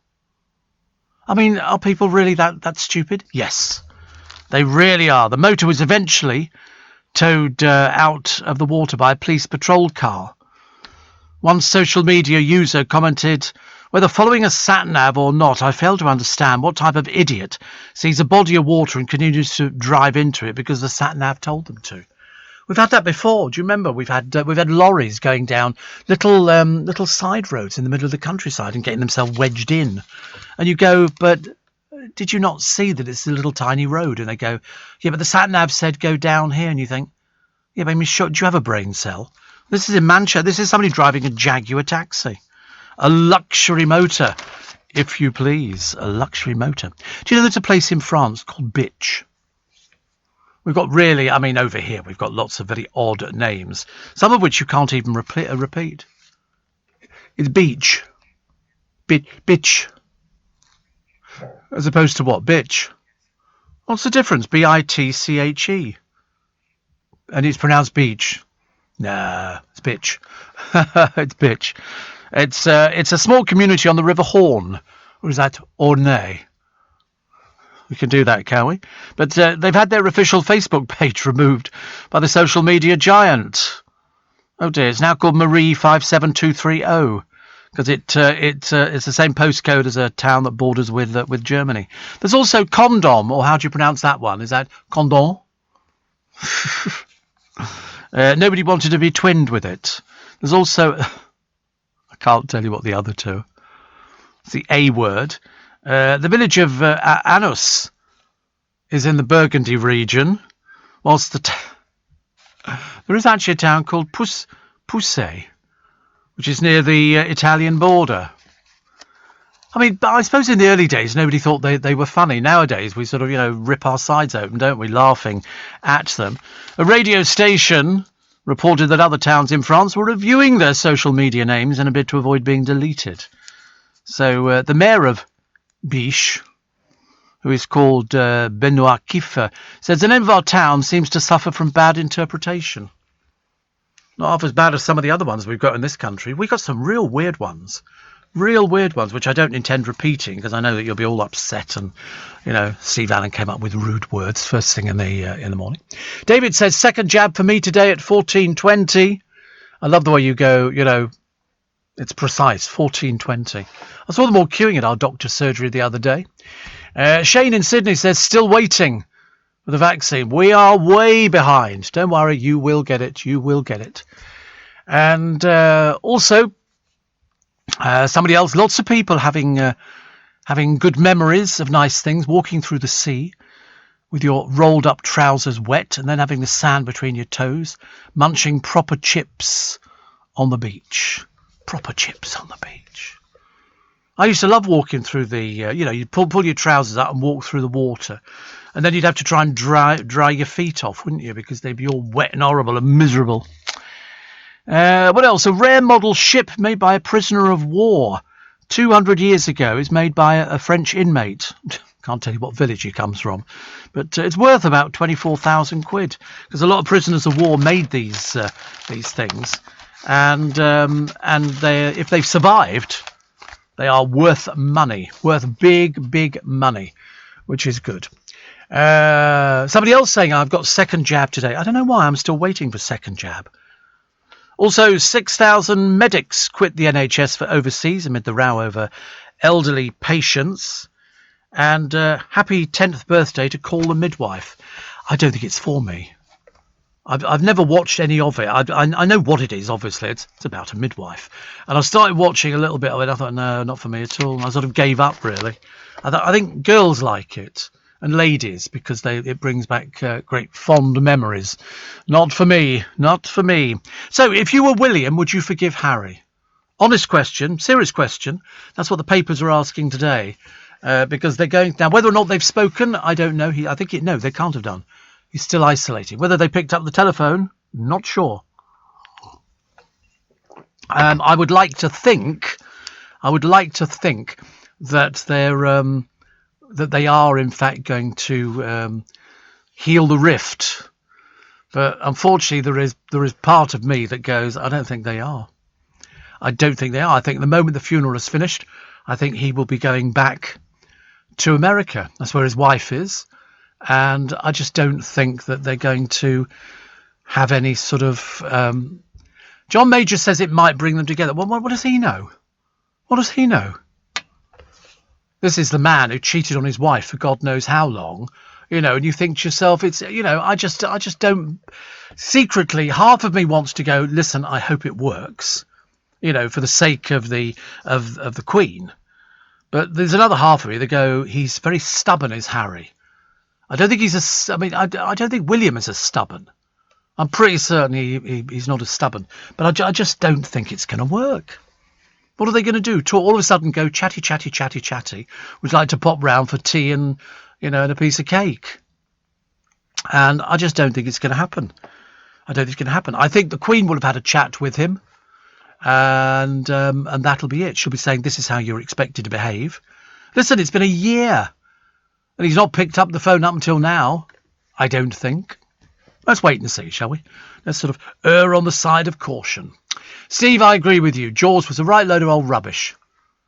An animal dentist would have fun with those lovely choppers. And, mind you, other people said they actually sort of enjoyed it. They thought it was a scary film.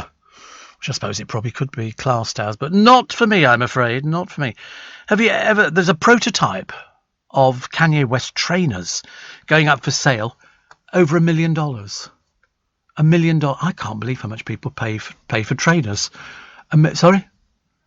Yeah, a prototype of his trainers, $1 million. I mean, that seems an absolute fortune. Mind you, I've got a friend of mine who buys, well, apart from Jonathan Shalit, who buys lots of trainers, as we know, but I've got a friend of mine who loves designing his own trainers. And he will spend, £100, £150 on a pair of trainers. And he's got loads of them. He doesn't wear them all. He just buys them and keeps them in boxes. Yes, I've tried mine on. Lovely. Very nice. Very nice. Thank you. Love Island bosses think they have a knockout signing. It's the most peculiar. To be honest with you, I didn't know it was anyway, so you might have to help me out on it. And the dinosaur footprint found in Yorkshire. Figures, doesn't it? It figures. Where are you going to find a dinosaur foot? Can you imagine just one? They found one footprint. What was it? Hopping or something. In Yorkshire. The dinosaurs got as far as Yorkshire. I love that. Claudio says, Steve, finally booked for my first jab next week. Oh, good. Listen, it's a very simple, very quick process. You won't need to worry about it at all. We've got the news coming up. I just realised coming up even faster than I imagined it was going to be coming up. So we'll take the news and we take more of your texts and emails. MasterChef fans will finally find out who wins the 17th series. To be honest with you, I couldn't care less. It doesn't make any difference to me. I don't know any of the people who are taking part in it. And they're not likely to affect my sort of life. Oh, I don't know, they might do. Steve, I'm getting my first vaccination at Westminster Abbey today. Oh, you have to be the one up on everybody else. That's a great place to go and get it done. So good luck. You'll love it. How posh. All those people in there dead. And they won't know anything about that at all. But it's fantastic. Enjoy it. Mind you, it's an opportunity to walk around Westminster Abbey. Get in for free. Normally you have to pay for it. You're listening to a podcast from LBC. The 14th of April. I do have a poem for you. I don't know where you got this one from. It's a very short little poem. We'll get round to it in a moment. Apparently, the footprint discovered in Yorkshire came from a dinosaur called Aeoposaurus. Thank you very much indeed. I mean, how can you just find one? How is it possible to just find... I mean, so one dinosaur got on the wrong train and ended up in Yorkshire. How does that happen? And they've just found one footprint. I suppose it must be there, must it? But it's near perfect, says Ragwin. Even shows the talons as well. Well, interesting. Maggie says, Steve, how could William possibly forgive Harry after the very public insults and lies thrown at the royal family from Harry and Meghan? Well, it depends what you believe, doesn't it? I mean, I prefer to err on the side of caution. I would like to think that brothers can actually finally... Yeah, but mind you, look at the Gallaghers. They've been at each other's throats for God knows how long. So why should the royal family be any different? Harry... I think the funeral will be finished, and I think he'll be back to the airport, and he'll go straight back again. With sort of promises of yes, we will. We will talk. Although it's been a year, we are led to believe now. Whether you believe it, I don't know. That they have had conversations, but what conversation they've had, I've got no idea. There's been lots of. Mainly coming from Harry and Meghan. It's certainly not come from William, not as far as I remember. And the place name that you wouldn't quite pronounce, was it Mrs. Slocum's birthplace? No, Mrs. Slocum. Can't believe it. Steve, it was just William and Harry. I'm sure they would sort it out if it was just them. But I think the fallout came out because of Meghan. Well, I mean, it came as no surprise to me that she didn't come back to the country. How can you have somebody at a funeral who has been so insulting about the royal family? I just don't. I don't think they know what these things are like. I mean, they just don't. We know what Harry was like. We know he was the maverick. We know he was the one who was hot-headed. We know he was the one who dressed up. We know that he was the one who got drunk. We know he was this. We know he was that. We know that he trailed around behind William and Kate for ages. Then he finds his own. He's had a few girlfriends in the past, most of whom apparently didn't want to be with him. They didn't last, which I thought was a little bit strange. I mean, William didn't have a whole raft of people that he'd been out with, but Harry did. Now, whether or not they're going to stand together at the funeral? I've got no idea. I know that the cameramen and the television companies have all been told, please do not concentrate your cameras on the faces of the royal family, because there's only going to be about 30 of them in there. They've also decided that Andrew will not be allowed to wear his uniform. He's been stripped. Also, Harry will not be wearing a uniform either, because he's also been stripped of them. I mean, it doesn't look very promising, does it? We do our best. We do our best, but we'll have to wait and see. Other stories in the paper today. I like the story of the grandfather. He goes out to buy a lottery ticket and suddenly realised he's left his glasses at home, so he can't do it. So in the end, he just buys a lucky dip, and it wins him over £100,000. But of course, there's millions of people who buy all these tickets. And it's a good story. I mean, I buy lucky dips all the time, and I don't get anything. Jackie says Sophie seems to be a great comfort to the Queen. I think she's lovely. Well, of course, she used to work for LBC. That's why. That's why she's a very lovely person. Thank you very much indeed. Poem today from Kate Miller Wilson, and it's not very long. Don't worry. It's only a short. We've had very long poems in the past. We've had very short poems in the past. This one's sort of a medium poem. It's called My Missing Shoe. I looked for you by the front door, under my bed, on the bathroom floor, near the back stairs, in the drawer with my socks, next to the table and out in the sandbox. My mother's calling me and I'm calling you. Where have you gone, my missing shoe? What's a sandbox? Do we know what a sandbox is? I don't remember. That's why I think this is an old poem. It's a what? Cat litter? Well, you'd call it a litter tray, wouldn't you? Don't you think you'd call it a litter tray? Could be wrong. A sandbox, unless it's just a box with sand in that kids play in. Don't know. We'll wait and find out. Somebody will write in and say to me, no, Steve, a sandbox is, this or that and the other. Gone all the day. We used to have a sand pit when I was at school. And we used to love playing in the sand. I don't know why. Great fun playing in sand pits. Also in the paper today, God blimey, I'll tell you. It's not exactly a bundle of laughs, let me put it that way. The day Prince Philip swore at me. I think this is the Giles Brandreth book that they're serialising. We're not sitting in those. And this is Prince Philip and the Queen refused to sit on throne-like chairs for fear they'd look like Posh and Becks. Yes, nothing like cheapening it, is there? Poor old Posh and Becks. Sarah Ferguson was cut off by Prince Philip for simply being beyond the pale after snaps emerged of her having her toes sucked by a male friend. I'm the only one. I don't know whether or not that was true, whether or not her toes were being sucked. You ever had your toes sucked, Corey? No.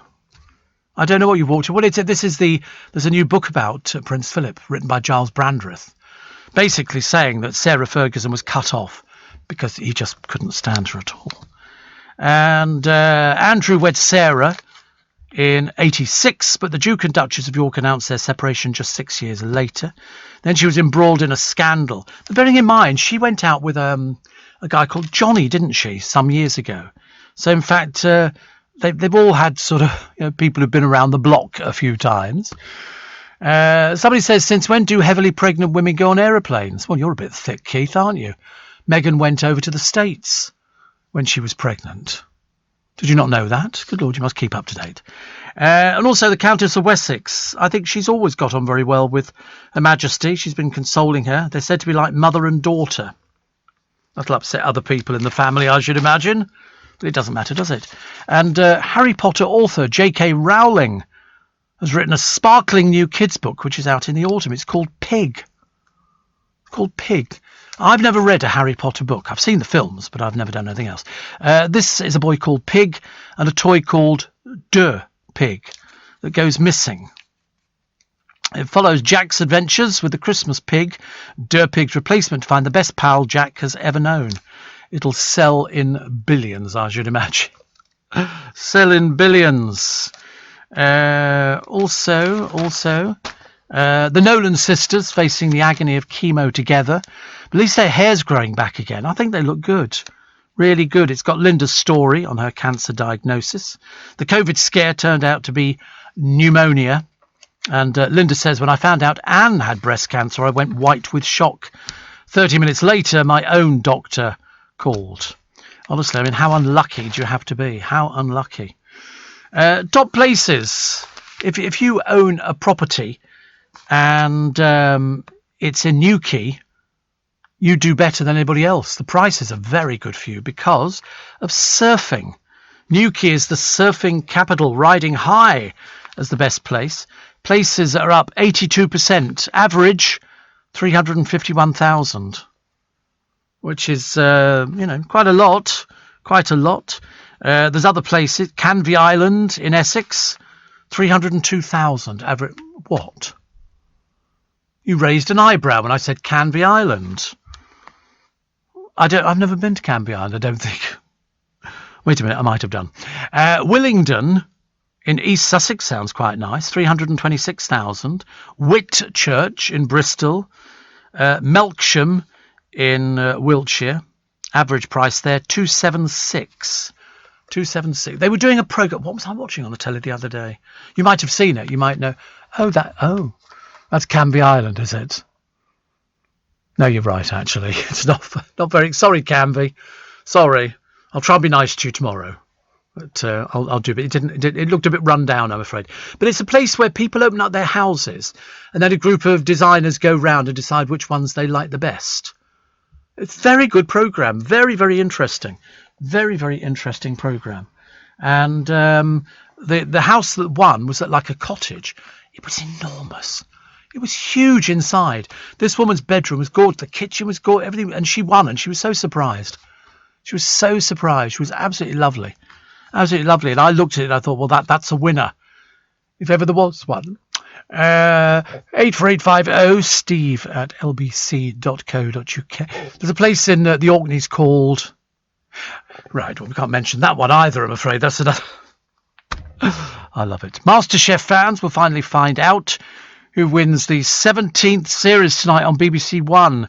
Many viewers were dismayed because they, pulled the schedule after the death of the Duke of Edinburgh. BBC bosses suspended all programming just to cover the death of him. But it's back, and you'll see people you've never heard of before, and somebody will win it and we'll all go, whoopee-doo, that's it, because I don't really care, actually.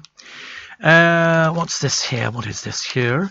This is a British teenager with Down syndrome has revealed her beauty secrets to US Vogue, appearing with Victoria Beckham, Gwyneth Paltrow and Rita Ora. Wow. Polly Hudson, writing in her column in the Mirror today, they do warn you, it says, may contain sarcasm and cats, which I like. She talks about, okay, no. This is Kerry Katona. Mums have as much right to show off their bodies as anyone else. She has an OnlyFans account. Tacky, of course. And I post topless pictures and videos of myself. My children know I do it, and Heidi even takes some of the pictures of me for the site. That, I think, is a little bit too tacky, but that's just my opinion. If that's the way that they operate in Kerry Coketona's family, well then, good for them, but not for most people. Not for most people. Steve, the Library Lady Meltdown video is actually a spoof. She asked for Paul Sheldon, the fictional character in the Stephen King novel Misery. She is apparently simply pretending to be Kathy Bates. She's mad as a broomstick. Mad as a broomstick, only in America. You're listening to a podcast from LBC. Morning, back on the peppermint now. The peppermint, very, very good indeed. Do you know, I fell for that. Do you remember I told you about the woman having the breakdown in the bookshop? Talking about Paul Sheldon. Has nobody heard of Paul Sheldon? She goes, well, of course, Paul Sheldon was the character in the Stephen King novel Misery. She was playing the Kathy Bates role. So that's why. I didn't realise. I had no idea. I mean, I wouldn't know because I've never seen the blooming thing. Never seen it.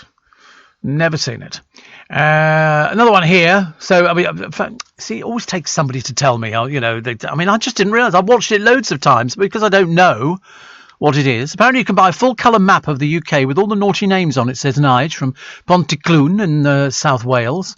That'd be worth giving somebody, wouldn't it, really? For Christmas. Also, a lot of people talking about the Queen. She's going to have to wear a mask for the funeral, even though they're all family. She's going to have to wear a mask. Polly Hudson raises a very interesting point. She's got a picture of Nicky Graham and the Duke of Edinburgh. She says Prince Philip's death was inevitable. Nicky's death was preventable.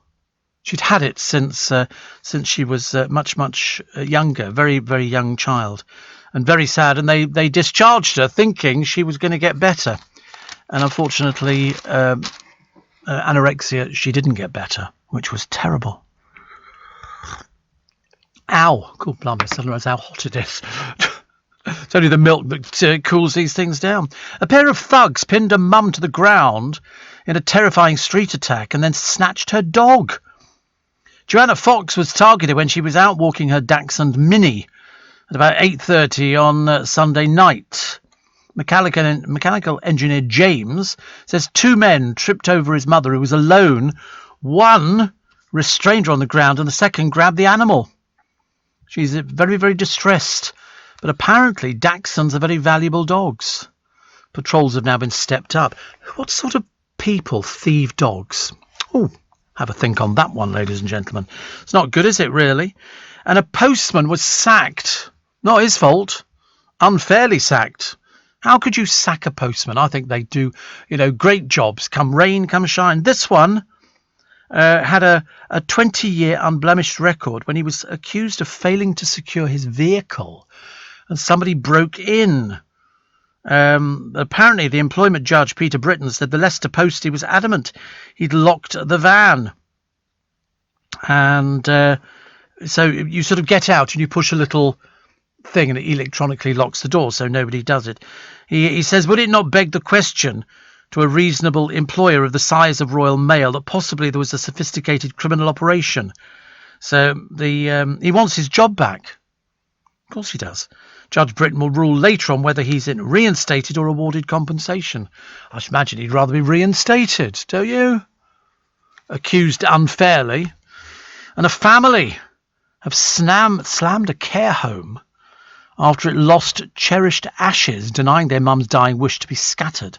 With her late husband, Rita Dunnett, kept the urn holding Samuel's remains in her wardrobe, but after she died from COVID 3 months ago, the family couldn't find it among possessions. It's feared the urn could have been put into a skip. I mean, surely somebody could recognise an urn. The home's offer of £500 charitable donation as an apology was an insult. Spokesman of the home said, we're sorry for this loss during an already difficult time. I mean, surely if you saw an urn in a wardrobe, you know what urns look like that keep ashes in. Goodness sake, honestly. Steve, watching Jaws, I found myself feeling sorry for the shark. He was just going about his business. Exactly. They don't know, do they? People. And then this bloke sticks this thing which is going to blow up in his mouth. In his mouth, coming towards the boat. You think it's not going to last, is he? And he doesn't, and he blows up and bits and pieces all over the place. But that's what we do nowadays, isn't it? We do. Oh, listen, it was a great white. Although this one looked particularly grey. And he decided, well, he was just feeding his youngsters, I should imagine. They were all waiting, offshore. And then somebody decided, and all of a sudden he becomes the villain. So consequently, what whales and sharks do we hate? Great white. We hate great whites. You know why? Because there's more deaths and accidents through great whites than anything else. They come hurtling up from the deep because all they see is somebody on a surfboard or, I've never heard of them attacking boats, but I'm sure that they must have done over the years. But it's interesting, isn't it, when you sort of look at it and you go, that's why we now hate them. That's why we hate killer whales, because they kill other whales. They kill baby whales. They drown them. And it's all very sad. But that's why we hate them. There's all these other animals out there. But as we sort of focus on the feel-good photographs, what puts a spring in your step? A little lamb. We like little lambs. And also crocuses and lilac crocuses and a cockapoo and ducks and frogs mating. Oh, that's nice. And a very private moment for them. Advertising is still the realm of the Mad Men Old Boys Network. I quite like that idea, actually. Advertising.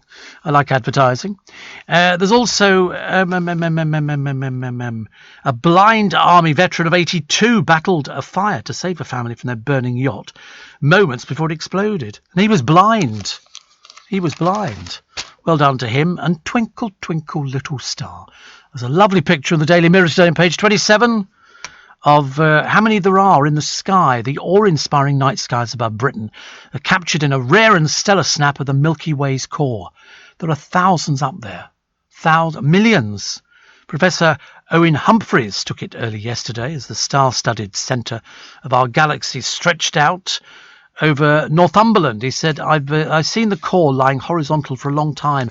A cold 1 degree centigrade night was absolutely perfect. Absolutely perfect. And it's beautiful, isn't it? I'd like to live in a lighthouse. I know it seems a bit odd, doesn't it? I've seen people actually in there was a photograph the other day of a lighthouse in the middle of the sea, and the waves were crashing over the top of it.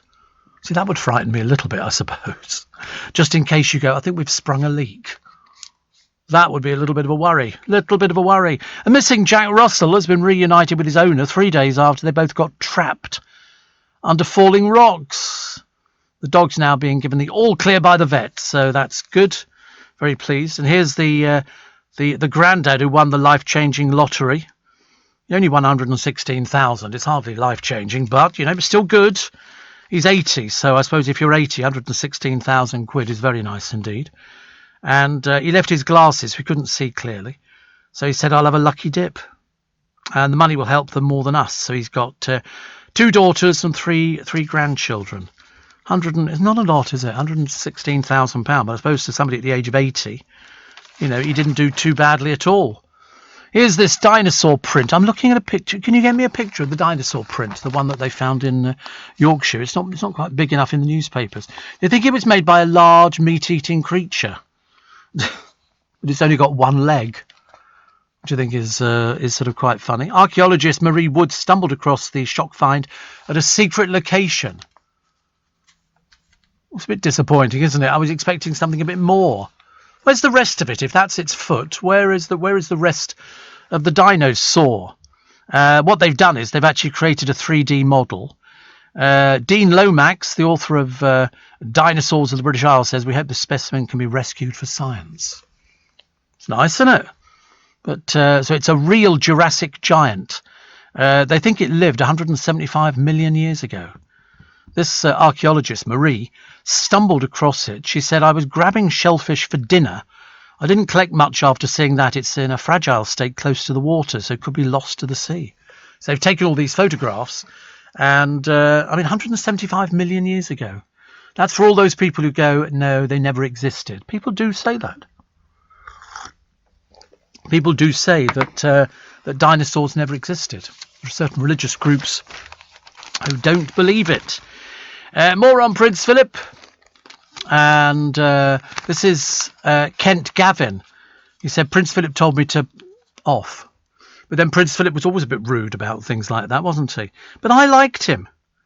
I thought he spoke his mind. He didn't have anything to lose. What were they going to do? Clap him in irons? No, of course not.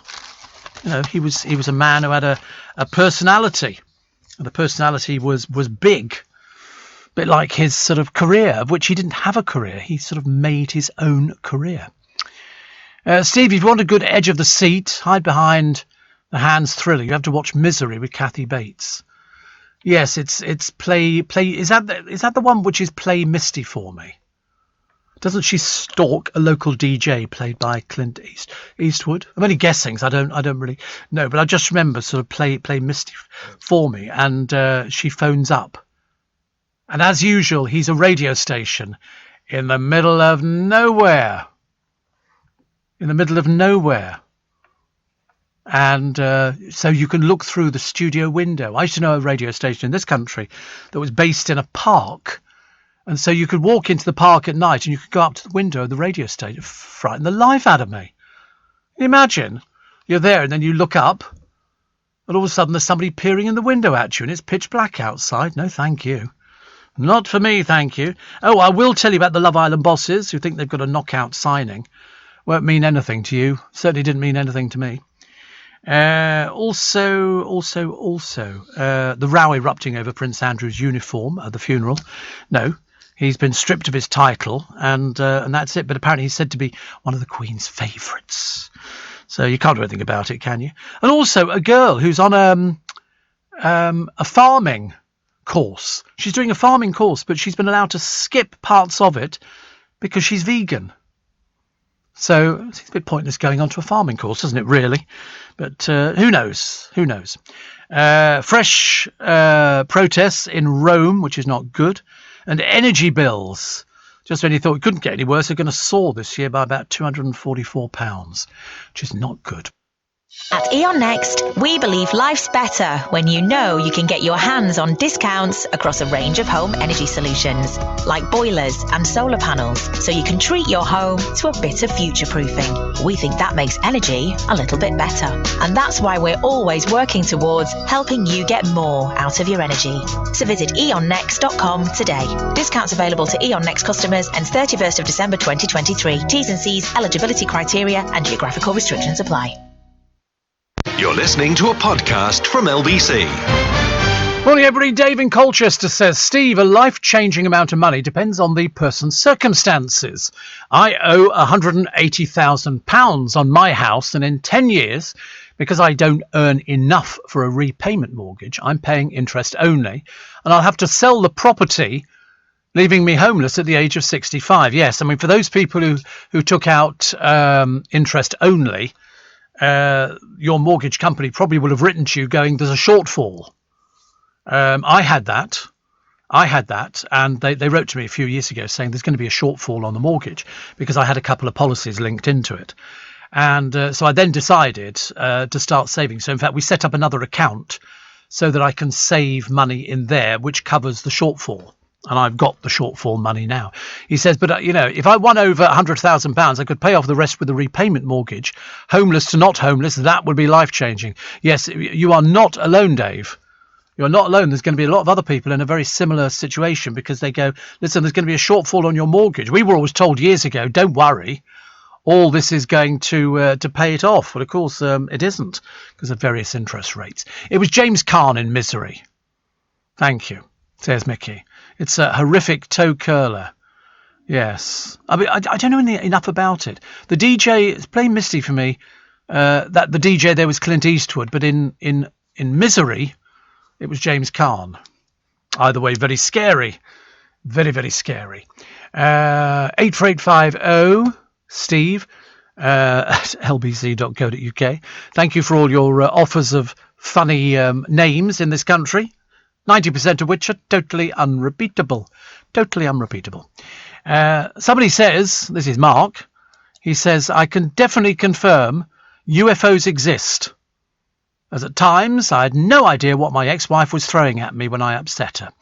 He's currently spending his 45th day in hospital, which is near Pratt's Bottom. I have listeners there.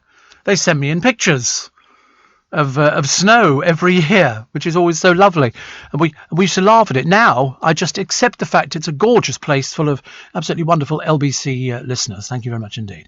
Steve says, Chris, did you say ducks and frogs mating? No, frogs mating.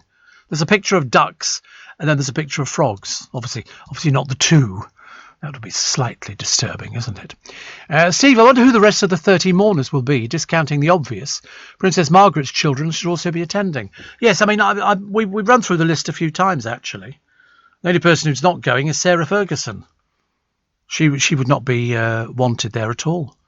As it's his funeral, he's the one person he wouldn't have wanted to be seen there would be Sarah Ferguson. He didn't like her. In fact, he couldn't stand her.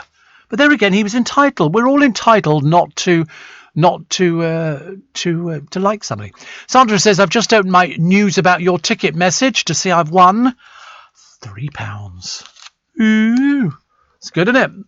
A whole £3. What do we do with it first? The answer is Gould alone knows. Gould alone knows. I'm just trying to see, because it's sometimes these things don't come through till the early hours of the morning, and so I haven't got any. So obviously didn't win any money on the lottery the other evening, which is very disappointing. £3 or no £3. Pubs are being threatened with closure and a whopping £10,000 fine unless they enforce COVID rules. It's amazing. I'd forgotten how addictive pubs were for people. I mean, I know it seems a little bit naive, but I mean, looking at the people out there, mainly they're young. It's young people, which is... I mean, it's very all laudable for them. And my assistant producer, he spent his money. Did you buy food as well? Did you have food? Or did you had chips? Halloumi burger. Wow. Chips.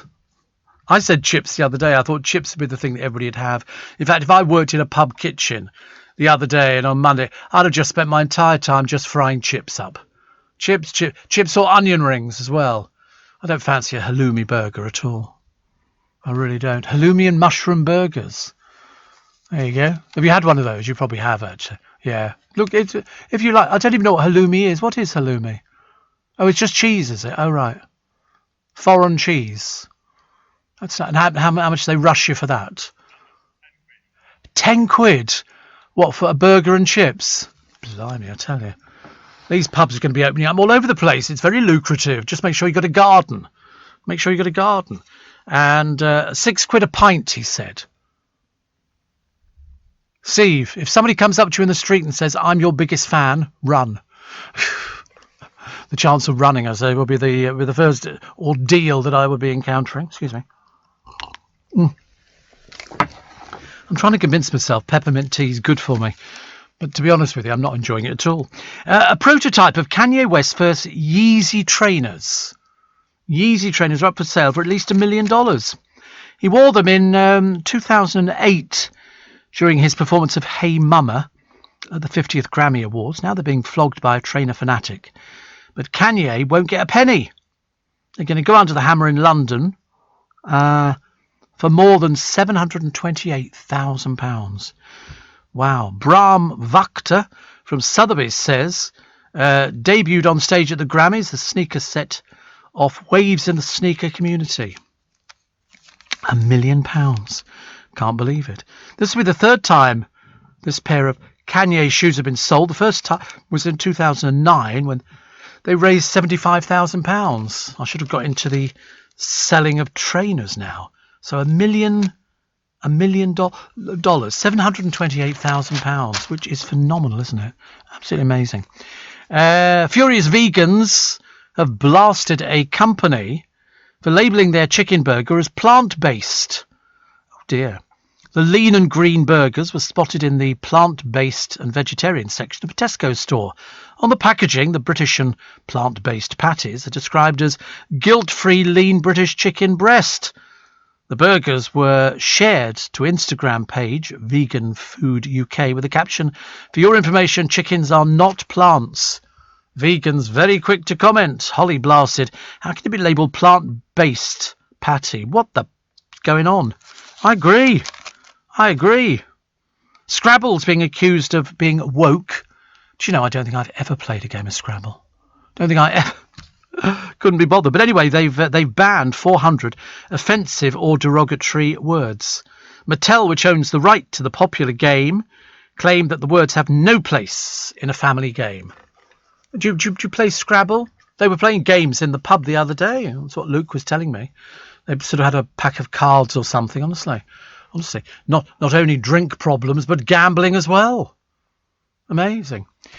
Conrad says, just to help, Pontycloon is pronounced Pontyclean.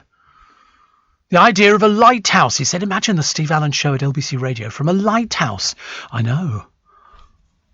You imagine trying to get out to it in the middle of the North Sea or something like that. And you've got Corey rowing a little boat.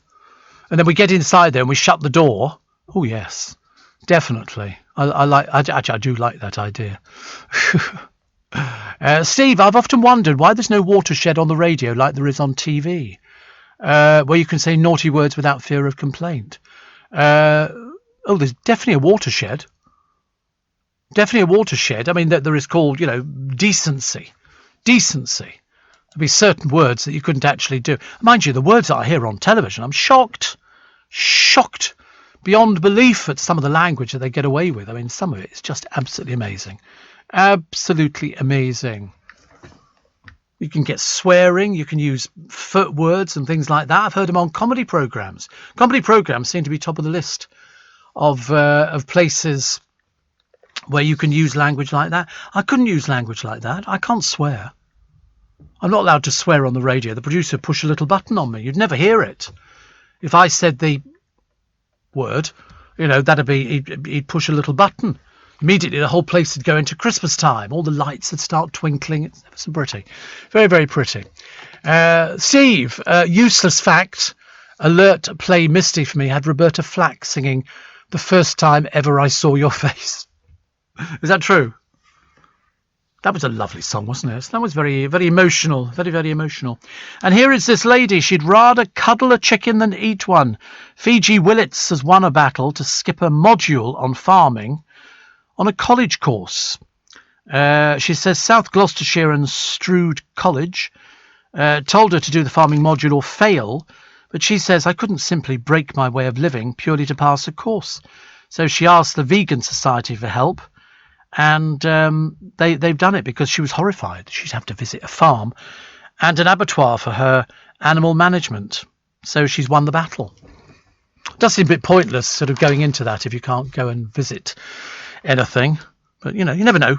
Listen, she might sort of change her mind, I should imagine. You're listening to a podcast from LBC. Morning. Giles Brandreth's got this book coming out in May, which is about Prince Philip. He knew him for over 40 years. And he said that the Duke considered living to 100 as a ghastly prospect, which actually, of course, worked out quite nicely because he only lived to 99. 99 was good. 99 was good, but I don't know what quality of life is like at 99. The one thing he was very good at was being sort of obnoxious on occasions, but I mean that's called having a personality, and he had a very big personality. Steve, it's genuinely my ambition to host a regular radio show from a lighthouse. Oh, I don't mind being in a lighthouse. I'm slightly scared about one being in the middle of the North Sea or something like that. That would be the thing that would frighten me a little bit, just a little tiny bit, just in case it wasn't. I mean, how do they build them in the middle of the sea? Do you expect somebody to sit there mixing up the cement or something like that, or is it that cement which can sort of cure in wet water, as it were? In about 1990, Steve, says Darren, my wife and I were driving to work when we both saw a UFO hovering over the RAF base at West Frew near Stranraer, and it was a lozenge shape. So there you go. See, the trouble is, it could be anything, couldn't it? Could have been a cloud formation. Could have been all sorts. There's always an explanation for everything. Always an explanation for everything. And I would think, put it this way, if I was walking down with Corey in an hour's time past Trafalgar Square, and all of a sudden we looked up and there was this thing with big flashing lights and it landed in Trafalgar Square, well, then I'd believe it. Until I've seen it, it's not going to be happening. Not going to be happening at all. Because looking at these pictures, which you'll see in the Daily Star today, you'll discover, it could just about be anything. Dawn Neeson talking about today. Geordie Shore babe Chloe Ferry out on the Tone celebrating. But I think these people go out. They seem to be going out in all weathers, and it's been freezing cold. Freezing cold. However, she's obviously done something to her lips. She's obviously had some sort of filler. Doesn't quite look right. Also, Sharon Osbourne's former colleague on the American chat show The Talk, Cheryl Underwood, says she's suffering PTSD after the on-air Barney over Piers Morgan and a publicity-shy woman. As a journalist, says Dawn Neeson, I spent time in Rwanda with the child victims of rape who'd witnessed their entire families butchered during the genocide. The horror in those youngsters' eyes was haunting. Also watched young British squaddies serving in Bosnia deal with the discovery of a mass grave of war victims, one 16-year-old sobbing in the truck. Their experience is trauma, in no way wishing to diminish anybody's experience of mental health, but perspective. Also, She said, "There's not much more any of us can say about Prince Philip's passing, but fascinating how much bile and division it's caused. So for all those sneering at people genuinely sad at the Duke of Edinburgh's death, some of us see beyond the royal to the human." So she's absolutely right. Absolutely right. He was an old man. Listen, he provided great service for this country. You know, the Queen. He was her rock. It was as simple as that. So there you go. We'll have to wait and see. The Queen, as you now know, returning to royal duties on Tuesday, 4 days after Philip died. It was something that they were doing inside the castle. I think somebody was retiring. Whatever it was, though, she still didn't have to do anything at all like that. She could have sort of put her feet up and said, "No, I'm not doing anything. I want my period of mourning." But no, they've already booked her in for state opening of Parliament. And are we surprised? No, we're not surprised, because that's what she does. That's what she does. More on that postman, the one who was fired, who might not be fired or get compensation, which is very good news. And also, it's not been a great year for bats, but the whole thing might be actually looking up for them. World Wildlife Fund demands an end to the cruel wet markets, which they seem to have in China. But I've seen these markets in China. I've been. I used to go to the fish market in Wan Chai in Hong Kong. And my God, you used to see all sorts of things there. It was nothing to see somebody cycling down the road with all these chickens hanging upside down from a pole across somebody's shoulders. Seriously. Give me Pfizer. Mick Jagger rocks the lockdown blues in the middle of a pandemic. Easy Sleazy, it's called. Easy Sleazy. And they've got lyrics as well. You can sing along to it if you like that kind of thing. I still think they're very good, aren't they? Plus cheap jibes and a naked rivalry that's simmered for decades. Andrew Pearce doing some analysis in the Mail today. But ask yourself the big question on page 8 and 9. In the circumstances of their grandfather's funeral, it's the noble thing to do, but ask yourself, if you were William, could you forgive Harry? No. No, comes back the answer. You know. Graham says, "Steve, an explanation for everything. Could you explain women to me?" No. I don't think women could explain women to you at all.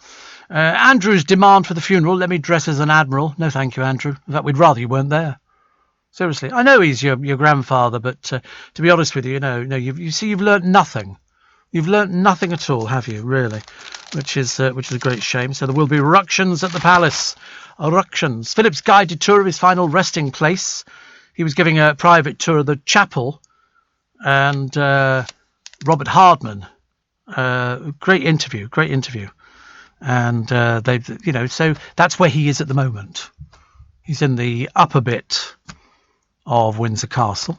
He's going to be buried in an English oak coffin. I think he's in it already. Made more than 3 decades ago. The coffin is so old that nobody at the royal family's undertakers knows exactly when it was made. A director of... I didn't even know there was a royal undertaker, but there is. Leverton and Sons.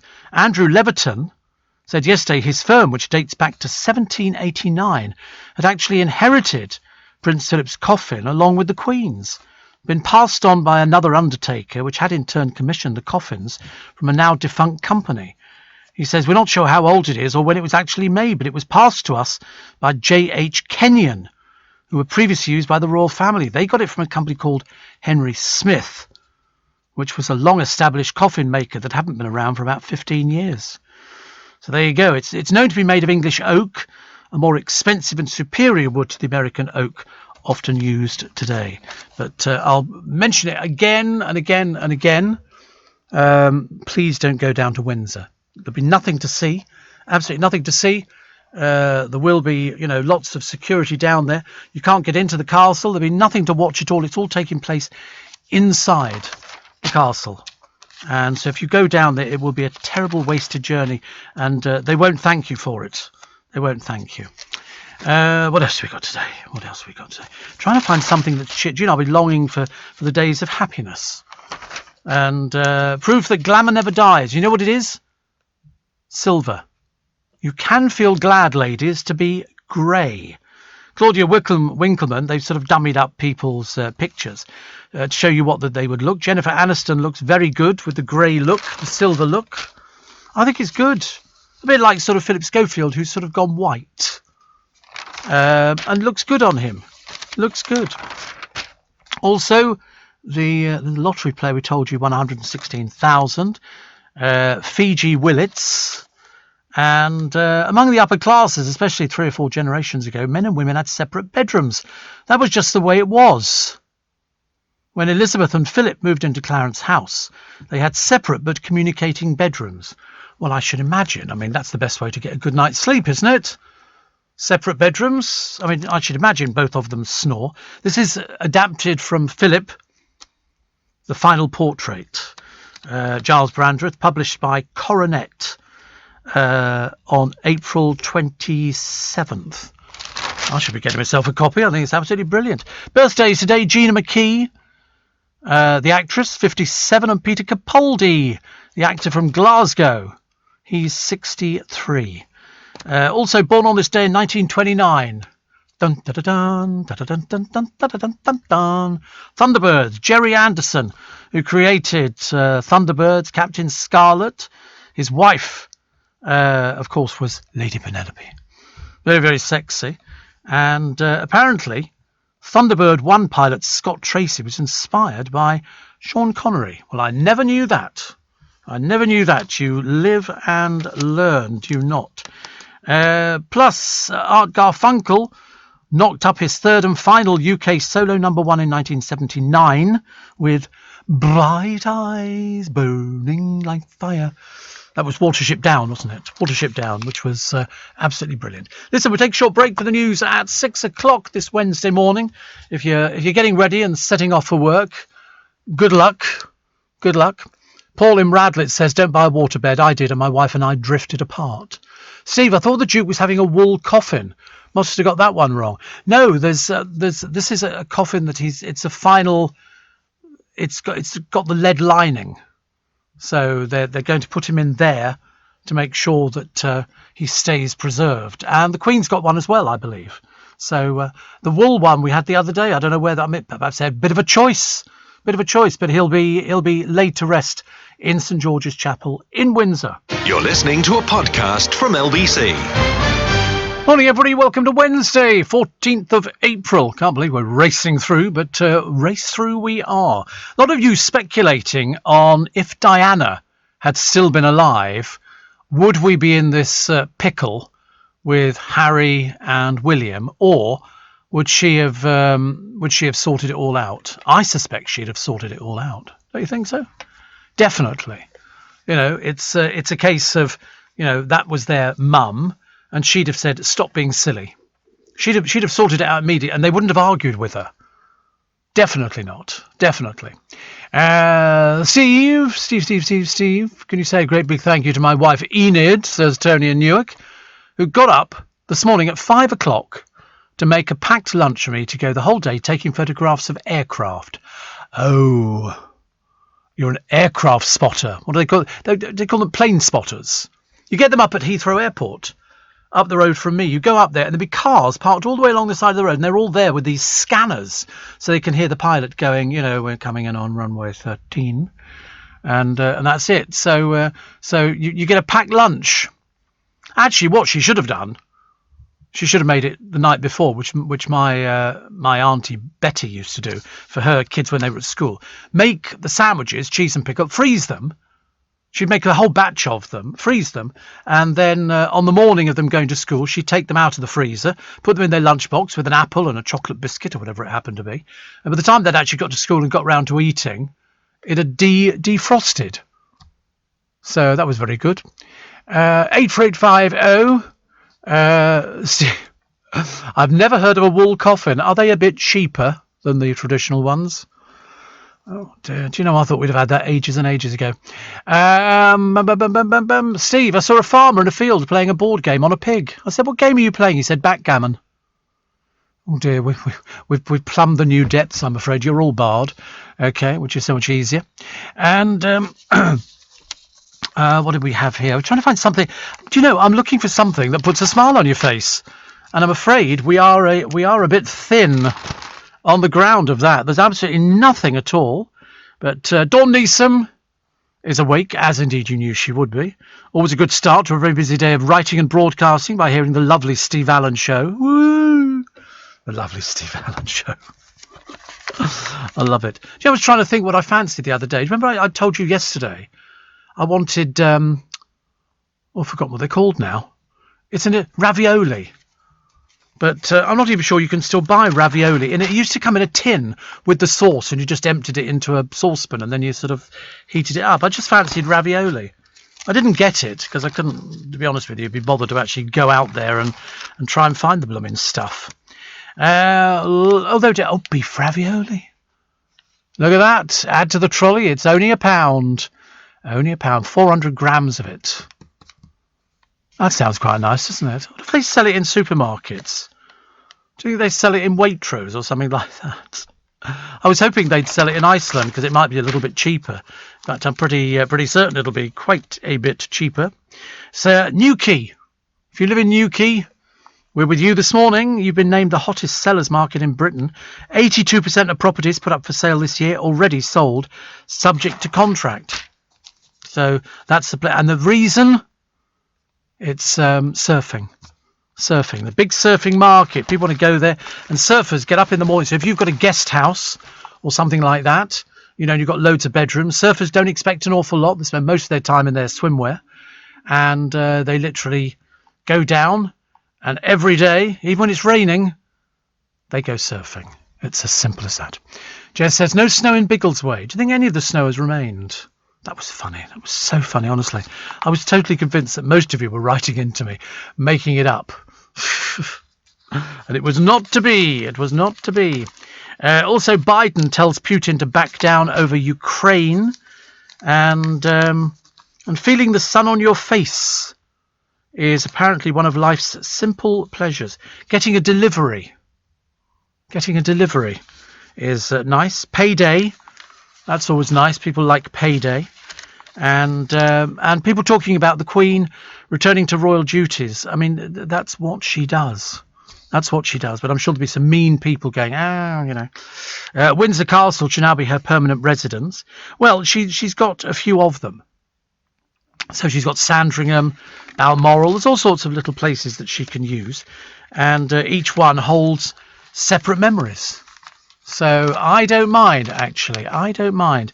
If she wants to stay at Windsor Castle, that's always been a very popular tourist attraction. Very popular indeed. And Widdicombe's column today talking about Boris's hair. They always laugh about Boris's hair. I don't know why. It's one of those sort of funny things, isn't it, really? And she says it jarred horribly when he was outside Downing Street, giving a well-worded and thoughtful tribute to the Duke of Edinburgh.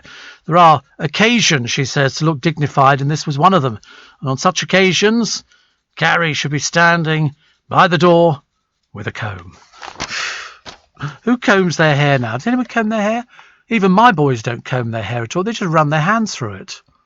You don't comb your hair, do you? Have you ever combed your hair? Brush it? No, they don't do it. You don't do it, do you, Luke? You've never done that? When we were a kid. Yeah, but when you were a kid, did you used to say your prayers before you used to climb into bed? Didn't you? Oh, right. Didn't you get out of bed and sort of kneel at the foot of the bed? Doing God bless Mummy, God bless Daddy. Do you not do that? Oh, right. Just in my... do I used to eat as opposed to what, in the garden? Oh, right. Everybody in their own room? What do you think I lived in? A Borstal? Of course we used to eat at the table. Me and my brother would eat at the kitchen table, and then Dad had come in, and him and Mum would sit down and have, because he was coming in much later. We were at school. Did you used to eat at the table with the family? Separate rooms? Dear, what a strange family you came from. Very strange family. And you never did prayers? God bless Mummy, God bless Daddy, doing your hand. Do you not do that? Wow. We did that all the time. All the time. And Simon in Essex says, so Giles Brandreth wants to be mummified when he passes. I thought he already had been. I think he's great. Steve, ravioli, 3 for £3 in Iceland. 3 for £3. It's the pound, isn't it? It's the same thing. It's not going to be any different. Squirrels preying. Yeah, they are. They're preying on the church. They've dismantled its roof. They gnawed the roof away. For what reason? I've got no idea. No idea. But they need to gnaw to keep their teeth healthy. They're not eating it. They're just doing it because it's like giving a dog sort of little biscuits, I think. And Steve, the boss, i.e. the wife, tried out M&S Chicken Kiev Pie solely on your recommendations. We weren't impressed. Well, this lot were. Very, very impressed. They liked it a lot. Went down very well. So perhaps she just got one of those ones. Perhaps she didn't cook it properly. It is possible. Snoring. Do you snore? Do you snore, both of you? Both of you snore. Little tiny bit, yeah. I bet the girlfriends would say differently. It can make children more likely to misbehave by rewiring their brains. Did you know that? No, I didn't. It triggers tantrums by cutting off oxygen to nerve cells that improve reasoning. Apparently it's quite dangerous, snoring. Very, very dangerous. The phenomenon has been linked to problems including lack of focus, slower learning and impulsive actions. So there you go. Maryland University professor Amal Isaiah said, if a child is snoring more than children snore, I didn't know children snored at all, the condition can be treated by removing the tonsils and adenoids. I knew there's a cure for it. I just couldn't remember what it was. I thought the other one was having an injection, which kind of worked. Oh, I've got a bottle of red wine coming up for sale. One of the world's finest and rarest red wines. It's a 1961 Romani Conti. It was laying for years in a cellar, only one of 600 bottles made at the Burgundy estate in France, and it's set to fetch £8,000, which means that a single glass, you need the lottery win for this one. Actually, no, it's not too bad. It's doable. £1,333 a glass. Well, I remember, I think in a Gordon Ramsay restaurant some years ago, and some businessmen went in lunchtime and spent 60,000 quid on their booze over lunchtime because they were buying super duper wines, which is good. I'm Tony McCann. I'm usually woken up with you and your great wit. Thank you, Tony. I'm very grateful. Very nice indeed. And my friend Duncan says, I'll have that bottle. Actually, do you know, when you think about it, when they say it's a bottle of one of the world's finest and rarest red wines, it's only £8,000 for a bottle of red wine. For somebody who collects red wine, I don't think that's that expensive, is it? £1,333 a glass? I think that sounds quite reasonable. You're listening to a podcast from LBC. Morning, nice to have your company. Lara. Is it Lara? Wait a minute, I've lost the blooming thing actually now. I shall find it. Let me just do this one quickly here, which says, Steve, there isn't runway 13 at Heathrow. It's 09 left, 09 right, 27 left, 27 right. The number is the direction of the runway, so 09 equals 90 degrees. Paul says I'm an airport nerd. See? People would know that. Lara says, did you just say you thought $8,000 for a bottle of wine was reasonable? I'll have whatever drugs you're on. Well, let me surprise you further, Lara. Because I said it was very reasonable, because people who are wine aficionados, who would go shopping in the big auction houses or Berry Brothers and Rudd, whose cellars go all the way underneath St James's Palace. But anyway, a 73-year-old bottle, wait for this one, Lara, of French Burgundy became the most expensive bottle of wine. It sold, it's a 1945 Romani Conti. I think this one was Romani Conti as well, wasn't it? Sold for more than 17 times its original estimate. How much did it go for? $558,000. Another bottle of the same vintage and the same wine went for $496,000 moments later. From the cellar of Robert Drouhin, patriarch of the family-run Maison Joseph Drouhin in Burgundy. Imagine $558,000, and then you drop it on the way out. Can you imagine? Or failing that, you take the cork off, you go, oh, it's corked. I mean, I don't know if you would drink it. at that sort of price, or whether you just leave it in the bottle because it can only go up in value. Steve, I twisted my ankle during turbulence on a long-haul flight. My doctor says I've got an airline fracture. Right, you're barred. Thank you very much indeed. Where's this one gone to? Steve, it's not just children who snore. Anything that breathe through their nose can. Oh, I mean, I've heard of dogs snoring. Our cat never snored, though. But our chihuahua sounds like a chainsaw, says Steve. Who's in East London? They do snore, don't they? Isn't it because of the breeding and because their noses are flat or something like that?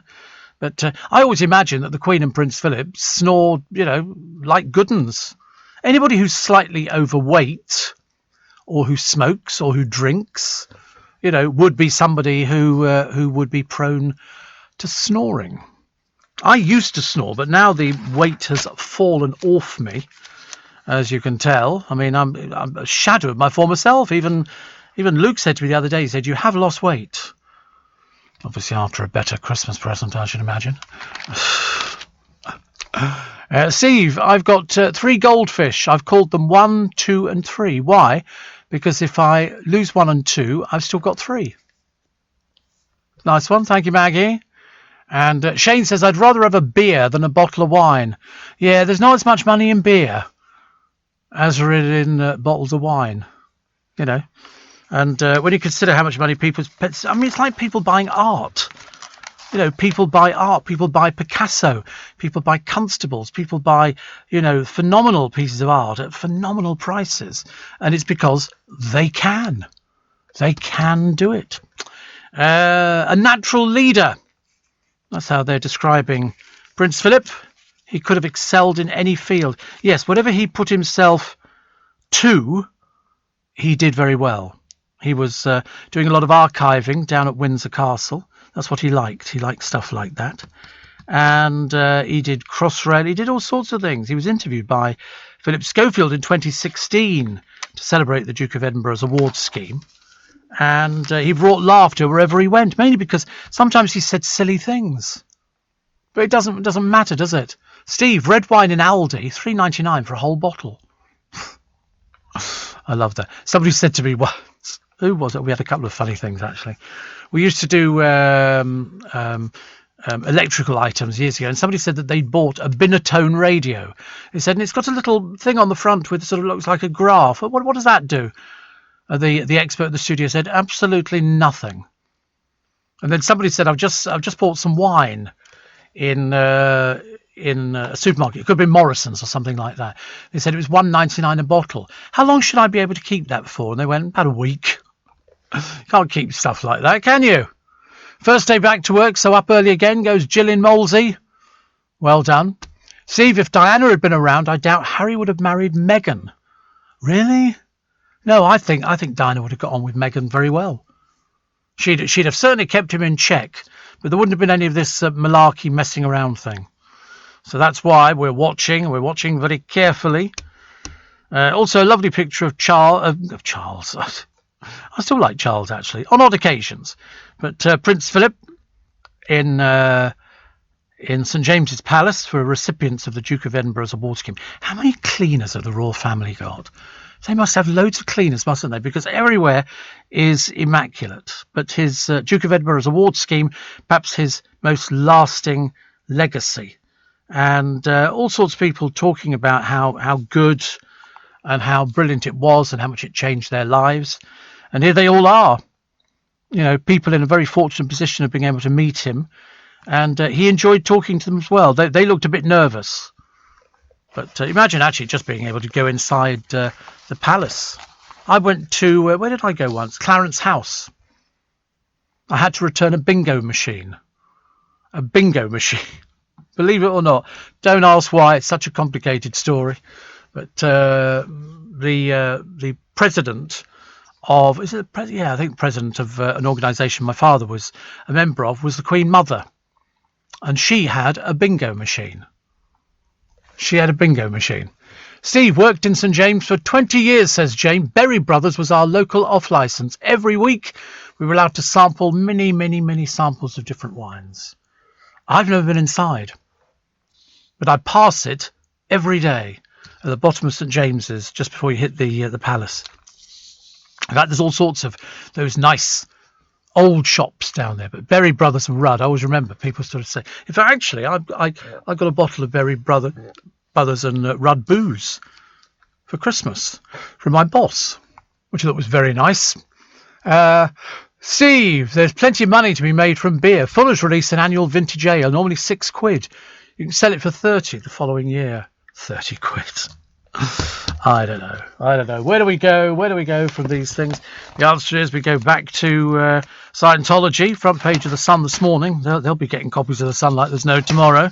They don't like anything being spoken about them. Also 28 pages, only in your Sun this Saturday. They're doing a special Prince Philip glossy magazine, which goes with it. Jane Moore's column talking about Khloe Kardashian, and the Royal Mail issuing 6 new stamps to commemorate classic sci-fi novels. The Day of the Triffids is one, The Time Machine is another, and here's one depicting an image of Frankenstein's monster, or as it's known, any one of us decomposing in a queue to send a parcel from our local post office. Poor old post offices, honestly. They do their best. The pandemic has seen a rise in first-time investors. So that's good. Halifax Share Dealing Survey found having more spare time was the main factor. So good news. Good news for everybody there. I like Idris Elba. He's nice, isn't he? We like him a lot. And here's a picture of Katy Perry, looking all wonderful. Justin Bieber has confessed he spent the first year of his marriage to model wife Hailey on eggshells and said it was really tough because they didn't trust each other. Makes you wonder why they got married in the first place, doesn't it, really, actually? What else we got? Quick, Stephen. The grand. It's all these pictures of dogs in the papers. Short bark and sides, which is one of the oldest gags in recent memory, but it's worth it. When you look at, they look gorgeous in both of them. They look like that little dog, these cockapoos that Philip Schofield uses in an advert. I don't want to see any more adverts with Philip Schofield. I've decided. I think there are too many. Way too many. Oh look. Rita Ora sitting on a beach again. How lovely. Same picture we saw the other day. And the hit period drama Bridgerton will be back for a 3rd and 4th series, Netflix said the other day. So for fans of Bridgerton, that's good news. And here's a picture. Alton Towers. Nobody wearing a mask. They're sitting on one of the rides. And I love a roller coaster. One of my favourite things, a roller coaster. Oh, I'll tell you. Can't beat a good roller coaster. I like those adrenaline rushes. The adrenaline rush is my favourite.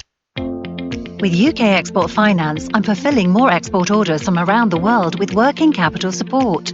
Export insurance means I'll get paid when exporting to challenging markets. At UK Export Finance, we believe no viable UK export should fail for lack of finance or insurance. Between 2022 and 2023, we provided £6.5 billion of government-backed trade finance to support UK exports. Learn how we could help you win export contracts, fulfill orders, and get paid. Search UK Export Finance today. You're listening to a podcast from LBC. Morning. It's amazing how many of you have been to Berry Brothers and Rudd. I've never been past it, but apparently Jane tells me the cheapest wine, Berry Brothers House Wine, is inexpensive and make great gifts. Well, I mean, it's like buying something from Selfridges or Harrods, isn't it? You're paying for the name, and they're sort of top of their game. I think it's fantastic. Very accommodating. Oh, I bet they are. Haven't they got a scale in there? I can't remember what it's to do with. There is a set of scales which seat adults. And seriously, I mean, I know it seems a bit odd. Don't ask me why I've got this in my mind, but there's a set of scales at Berry Brothers and Rudd, and you sit on them and you can get your weight in wine or something. I can't remember what it is. Whatever it is, they've definitely got it there. There you go. They've revived the historic practice of weighing customers on its famous scales. And it's there. It's lovely. It's a very old shop. Really is. Very, very old shop. Steeped in history, as they say. Steeped in history. And they're vaults, tunnels, whatever they call them. What do they call them? They don't call them vaults. Anyway, what do they call them? Cellars. That's the word I was looking for. Run all the way under St James's Palace. So I suppose, if Prince Charles was having his day, he could sort of drill down and start taking stuff out. Traditionally used for weighing coffee. These scales have been on site since 1698. There you go. So the first customer to be weighed was 1765. At the time, people had to pay to be weighed at the doctor's. So Berry Brothers started offering the service to its customers for free. They all went there. William Pitt the Younger, Lord Byron, Beau Brummel, also Kevin Spacey, Matt Damon, Harriet Sargent has been added to the customer ledger by Berry Brothers and Brother Chairman Simon Berry. See? Of the family, as it were. 84850. Richard in Knightsbridge says, after the death of Prince Philip, why the deafening silence from London's Mayor Khan? Well, I don't know. Has there been a deafening silence? Has he not said anything? I've no idea. J.K. Rowling publishing a new children's book. That's going to... I mean, she's just going to make a fortune out of it. It seems like quite a good story, doesn't it, really? So I'm looking for that one. John Lewis, apparently, were wrong to close stores. Wrong to close stores. I don't know, how many did they close in the end? There was quite a few of them, but surely they must have looked at it. The lockdown mop of hair, which is currently being worn by Thomas Schaffernacker, the man who is the best artist I've ever seen in my entire life. And very good indeed, very good indeed. But he said he's not... Sorry, I've just moved my cup of tea. He's not... Could you have found a bigger cup of tea, honestly? This is absolutely enormous. Where's the... Oh, there it is. Sorry, I couldn't see. It's like sort of... Dun-dum, dun-dum. They used to weigh George IV on the scales as he was a bit porky, says Paul. Yes, it was quite a novelty. I mean, I remember years and years ago, as many of you will remember, going into Woolworths, and just inside the front door of Woolworths there was a big set of scales, and you put a penny in and it had a big thing and it lit up in red. Remember that? No, you don't remember that, of course, way before your time. But yeah, you'd go in there because that was the only place that you could go and get weighed. So you'd go and get yourself weighed at Woolworths. Or failing that, you could buy a set of scales and have them in your bathroom at home, but you had to take all your clothes off because otherwise you'd have to work out exactly how much your clothes weighed and then deduct it from the actual it was all very confusing. Why we wanted to know what we weighed, I've got no idea. So cricket batsmen, we've changed their name, I'm afraid. They're going to be called batters. It's like, what did we have the other day? We've gone completely mad, and it was prisoners are now going to be called residents. Like they've just popped in temporarily, which I suppose they have done, really. The new host of Football Focus is Alex Scott.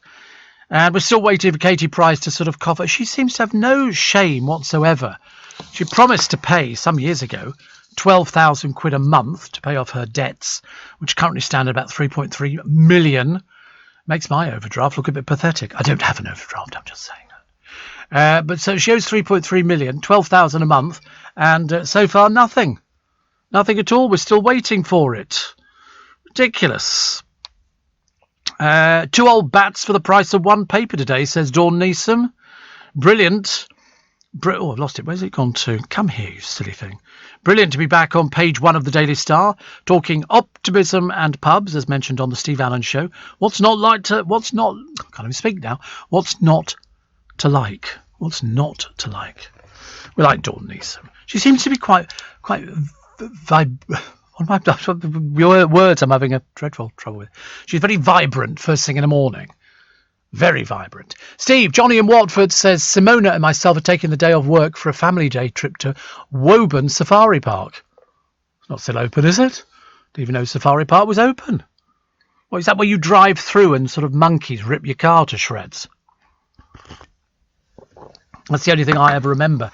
Monkey, the moment you drive through the enclosure, they go, well, don't open your windows and don't have sort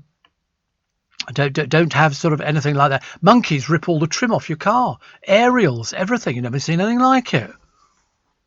Somebody's asked a very pertinent question here, which I think is very good.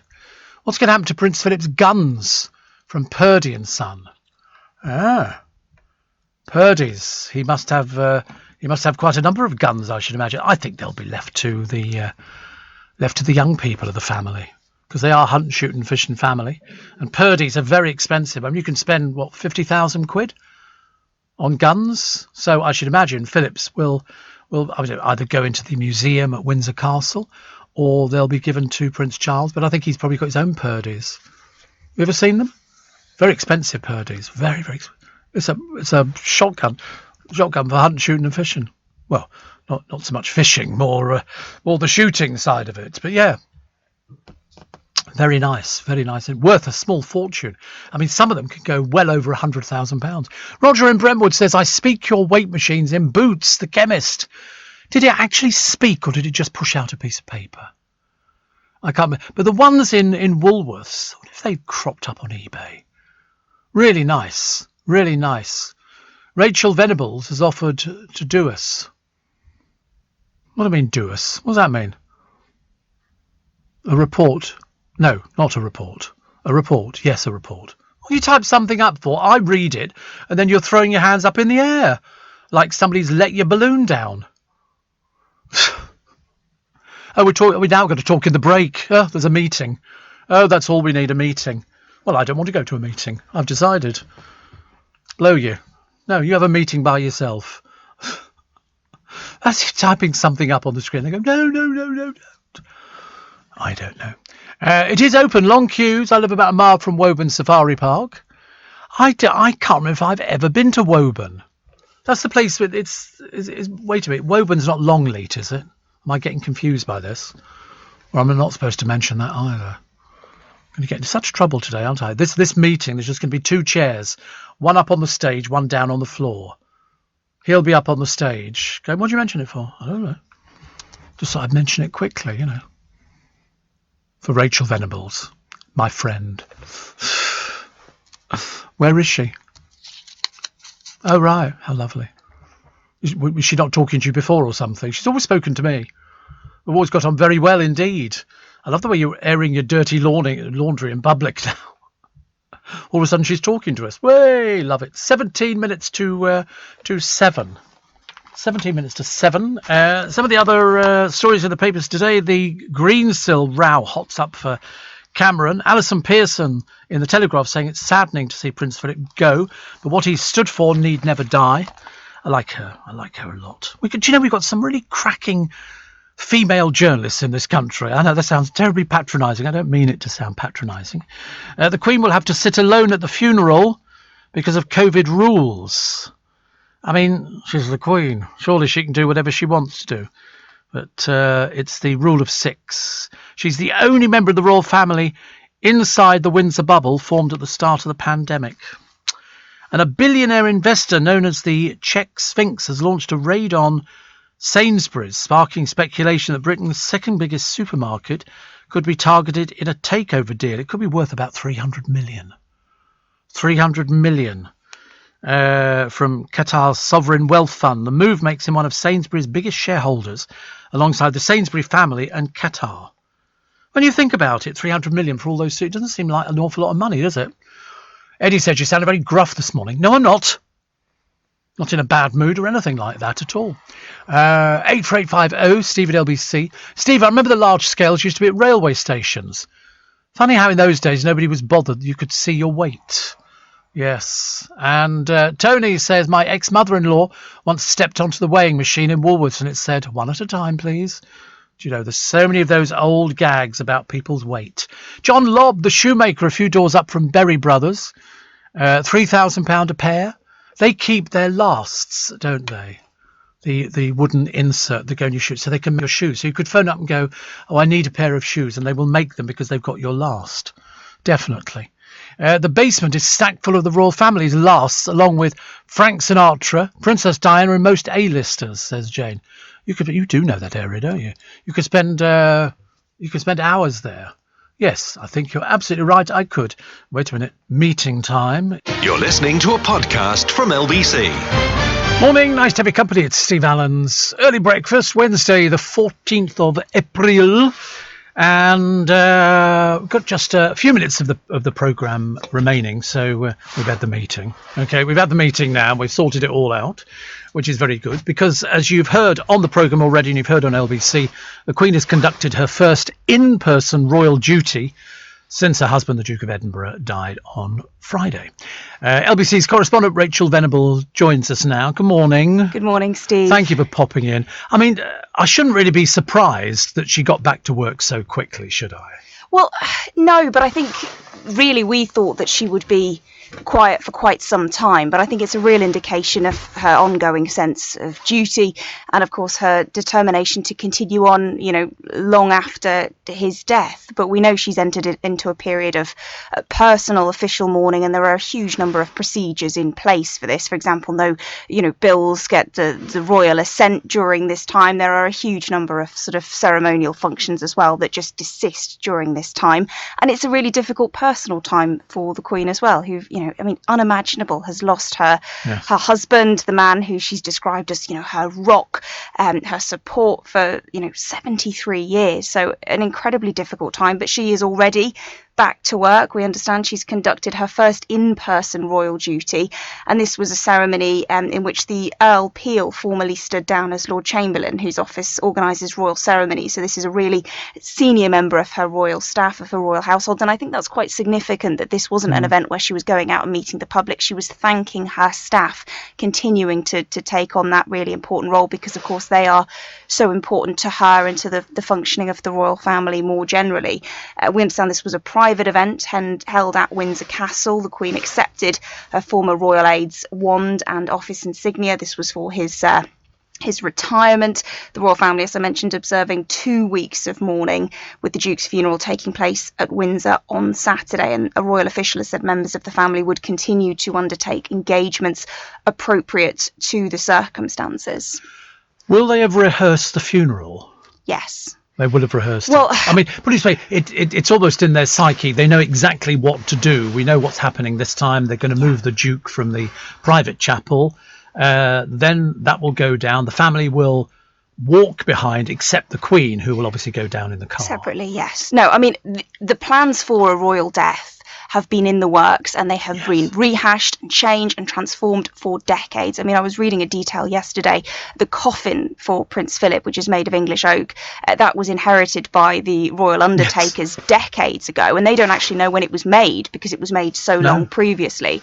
So these plans are always in the works, and obviously they'll have had to been transformed and changed, particularly during the coronavirus pandemic. But there will be a huge team of people who are working day and night on this, and the royal family will be very well aware of all of the changes, the transformations. Obviously the Queen is in charge effectively. She's the one who's got that awful job of looking at the guest list, for example, this having to cut it down to just 30 mourners, but everything will be managed to the minute to the second on Saturday. Yeah, they know how long it takes to drive from the top of the castle down to the chapel. And it's familiar space for them as well. I mean, Windsor's the Queen's family childhood home. It's one of their favourite residences, if not the favourite, and they know that space well. They know the chapel well, of course, St George's Chapel. I mean, a really famous historical venue, the scene of both funerals. It's of course, and it's that space where the Queen's father, mother, her sister have been buried and interred as well, and it's also been the scene of really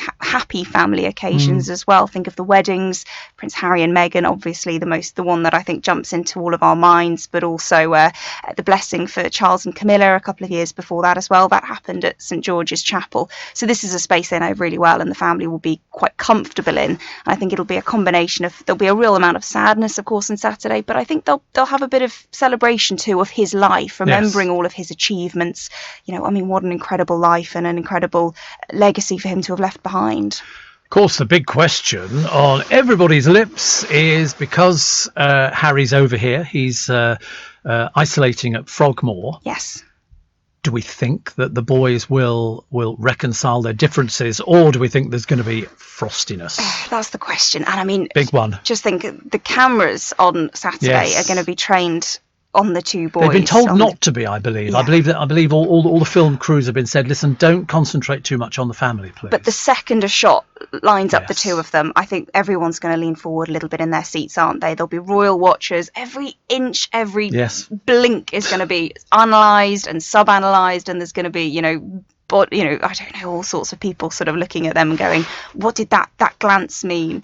They'll have Judy James down there straight away. Body language experts. She'll be doing the body language and psychology. But I mean, it's a I think we sort of joke about that, but of course it is a really serious thing. And I think it's because so many people do care, having, the country having seen them grow up, having seen them go through that tragedy, the happiness then of the marriages, and then the real sadness of the sort of breakdown in that relationship, which we've been reported tidbits obviously over the years, and now I think it seems to have really hit quite a low point. And the real question is, will something like the death of the Duke of Edinburgh, a man who clearly meant a lot to both of them, will that be something that actually sees them put aside their differences and start the path to reconciliation, or is it going to be too difficult a family affair and they're going to continue to not quite see eye to eye? And I think, as we mentioned royal watches and the like, there was a lot of analysing, I think it was yesterday, of the two brothers' different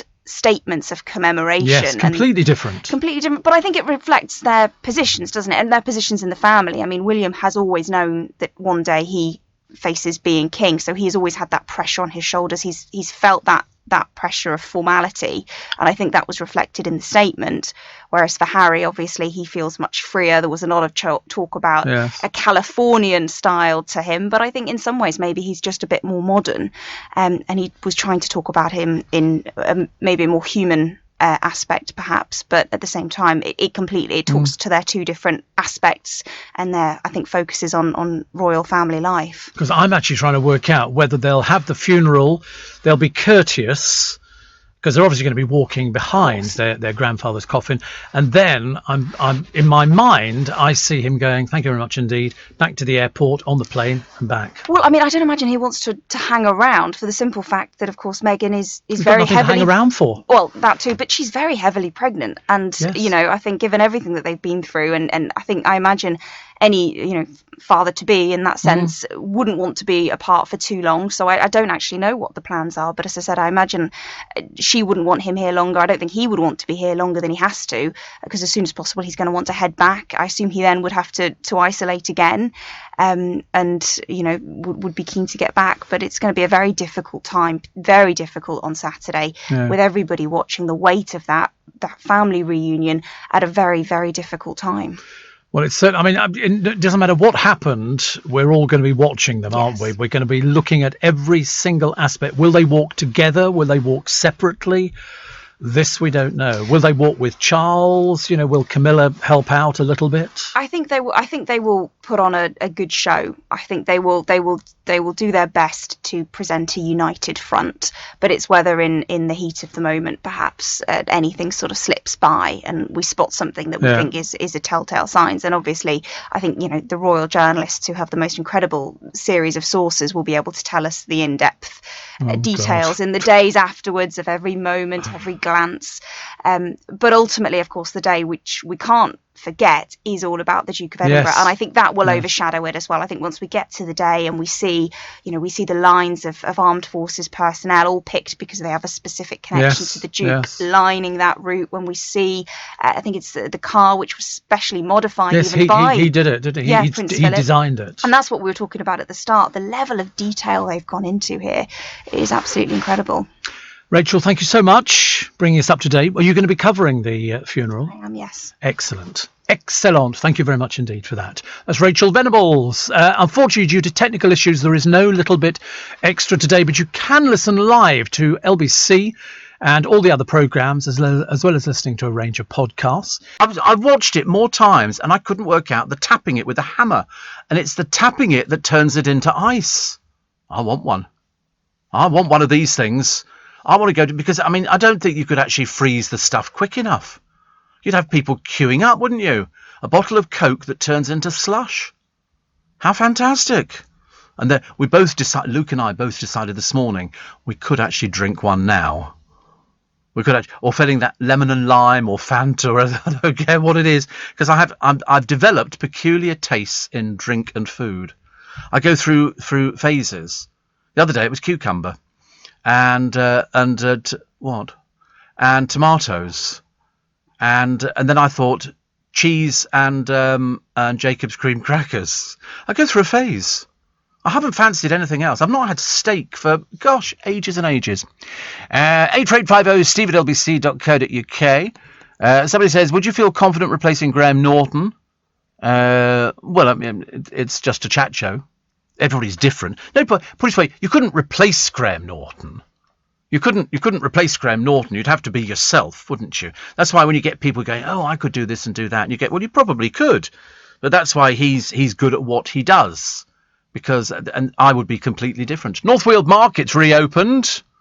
How lovely, says Jilly from Designer Pets, and it's getting back to big now too. You can come and give me a hug. You must need socks by now. I'll buy you a sausage and a roll. Ooh. You're tempting on that one. And Anne, who's to become Nick, or perhaps Nick's become Anne. Everybody changes their names, actually.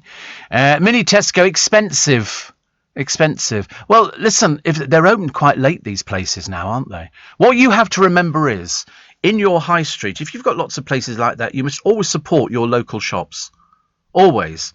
Because they'll be there for ages and ages, and they've worked through thick and thin. And then these other places come along. I mean, I always try and support my local little shops. You know, shop locally. That's what I think so. Morning. Nice to have your company. Welcome to Tuesday. Yes, I also get confused over bank holidays. By God, was it bloody freezing. I woke up, when was it? Must have been yesterday. Last night, it was a terrible night's sleep. And I remember thinking, it's freezing cold.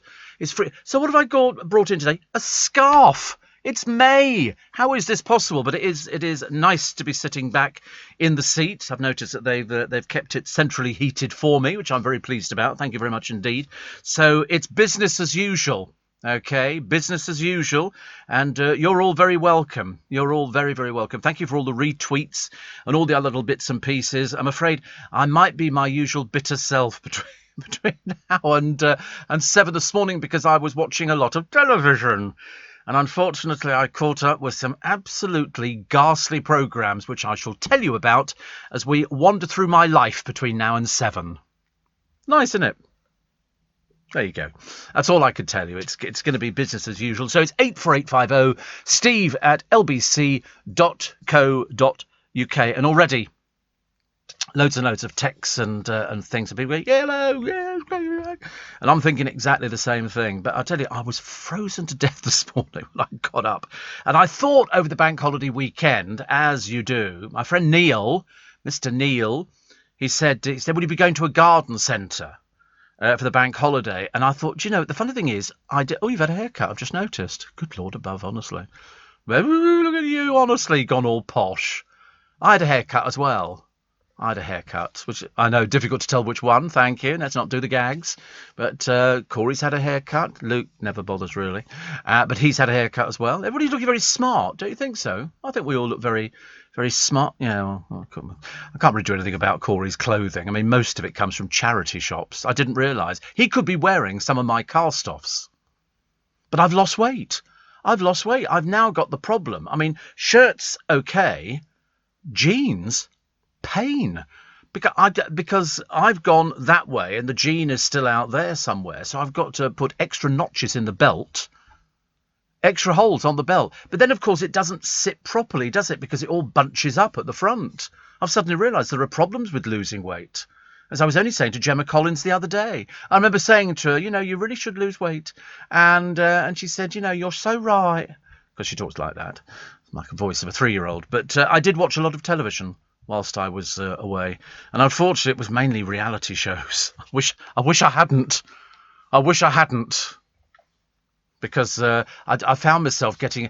I nearly made notes. About all the programmes I'd watched on television. And in fact, my lovely Lynn said to me, she said, you won't have any problem with things to talk about. I thought, no, you're absolutely right. But I did not, Neil, go to a garden centre over the weekend because I thought everybody's going to be going to garden centres.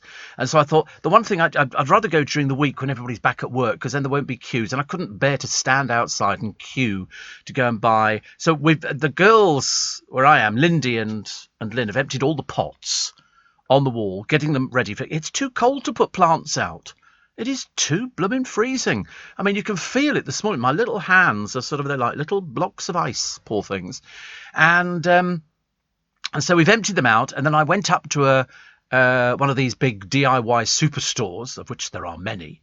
to buy some bags of earth. They had a special offer on, but it wasn't the one that I wanted. I don't like buying own brand. I like to buy an established brand. So I wanted Levingtons. Don't ask me why, but I just did. And they were doing 3 big bags, 40-litre bags, could have been more, for 15 quid. So I bought 5 bags, loaded them in the back of the car, staggered back home, got the trolley out, put them on the trolley, 5 bags of earth. I went back to buy another 3 bags of it. So I've now got 8 bags of earth and a new trough kind of thing, which I bought, which is very nice. And I was going to do it the other day, and I thought it was too cold. And I walked out this morning, and it's been raining a bit. So here we are in May, and we've got freezing cold. We've got wind out there, hair ruined. I'm standing there waiting for the car this morning, completely ruined the hair. And I thought, because when I sort of walked in, I wanted a bit cool and smooth and all the rest of it, you know. And I came in and I felt a little bit like somebody who'd been a drowned rat, not looking so great. But anyway, so I did watch a lot of television. I don't know why actually. I was always a telly addict because it's what people watch. I didn't watch this. I've never seen Game of Thrones. I didn't watch this Line of Duty, was it? I didn't watch that. Didn't have a funny ending or something. People were a little bit disappointed in the ending of it. That's all I gathered. And so I didn't watch that. But I did watch the GC.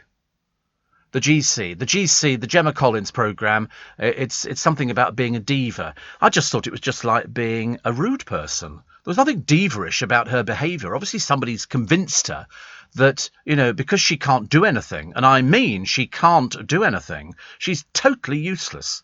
Totally and utterly useless. I've never seen anybody who was so blooming useless.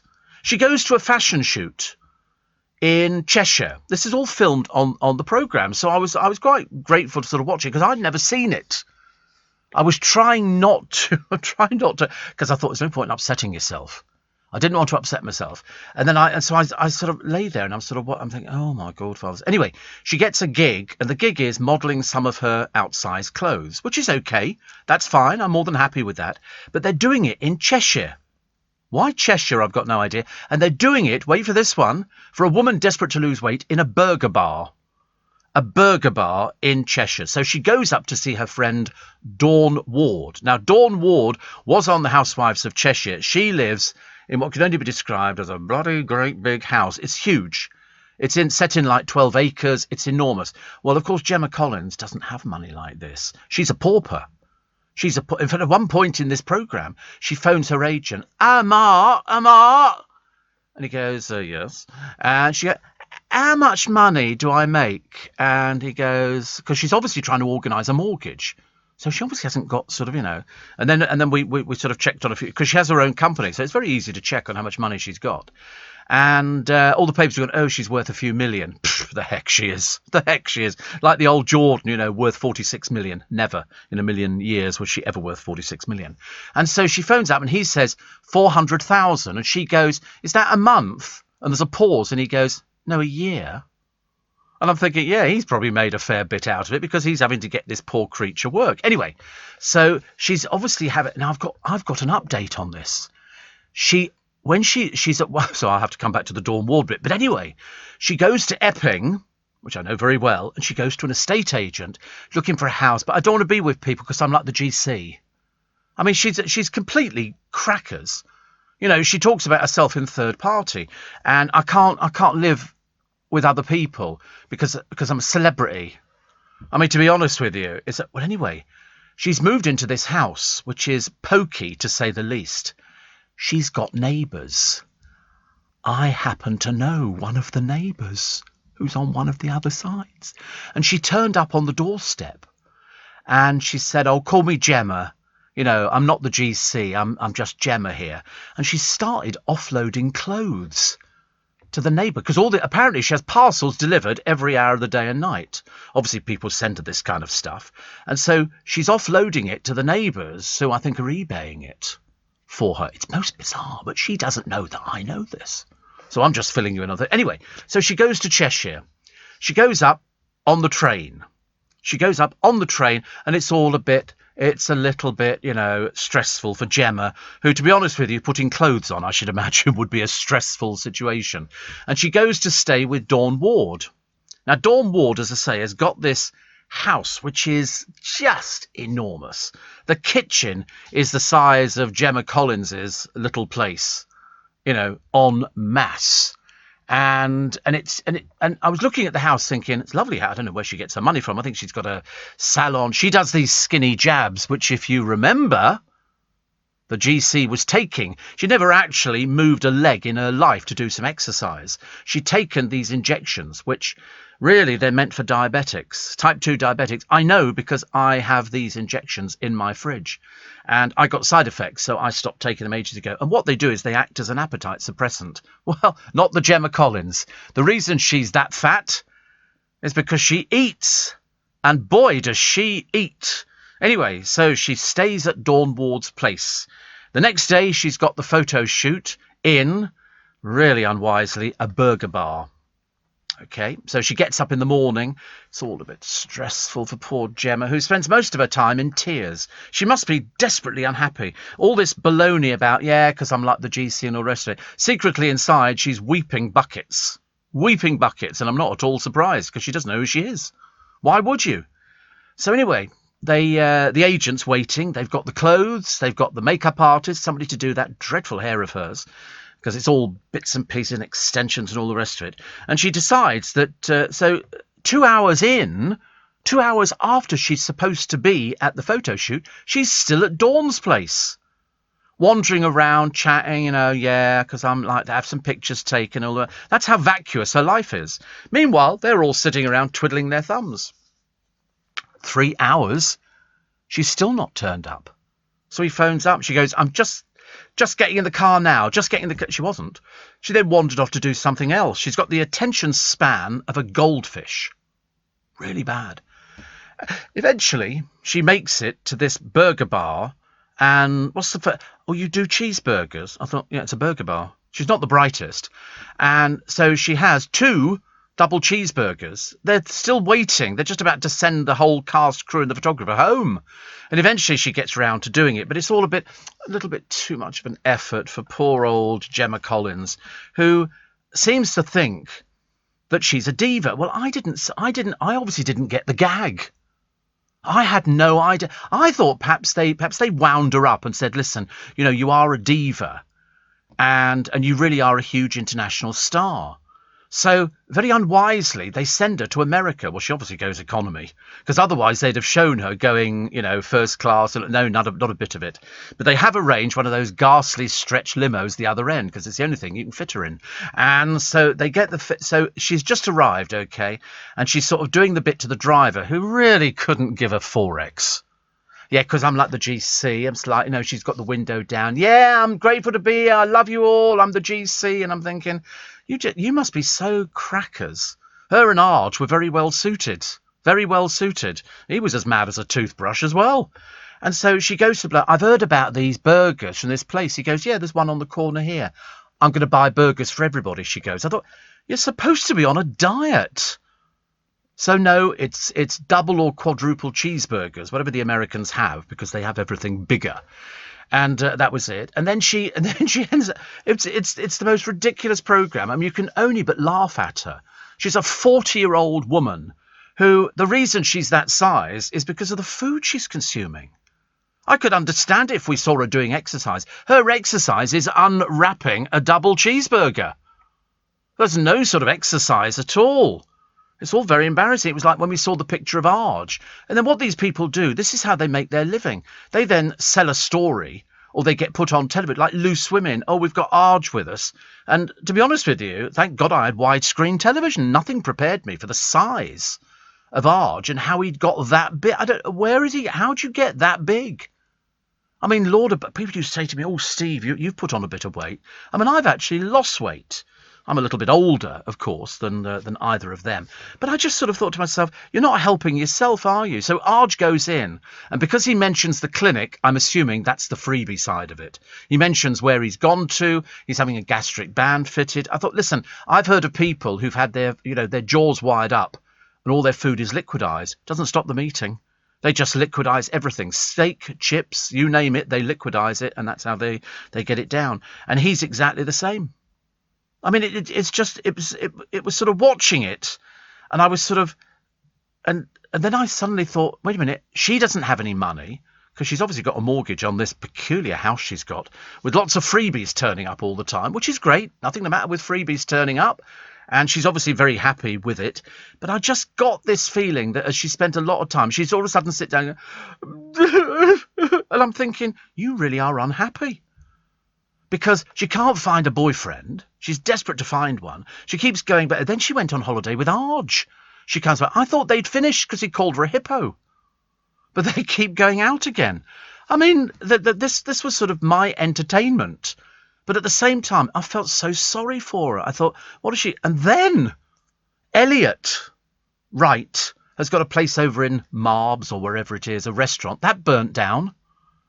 And he proudly told the cameras, we haven't got any enemies. I thought, well, you quite clearly must have. How else do you burn down? The entire place burnt down. So he's looking for builders to go back into it again. I mean, the whole thing is sort of, it's all gone a bit peculiar. But luckily I was there to witness it. How's your week been going? Going all right? Oh, Kerry Katona's bought a property. That's good news, isn't it? Oh, and Jordan's going to get married again because it's the only way she makes money nowadays, because she can't do anything either. She's a total failure in the business department. You know, she's having to sell, you know, again, a right load of old tat, I'm afraid. And the problem is, if she wants to make money, better find a boyfriend pretty quickly, better get engaged, and then you sell the story to OK Magazine. And that's exactly what she's done. You're listening to a podcast from LBC. Not too bitchy, am I, this morning? I'm trying to sort of rein myself in a little bit, because otherwise you know what I'm like when I let go. I have, but I mean, thank you for your texts and your emails and your retweets and all your bits and pieces. And my boys are looking good. Older, but good.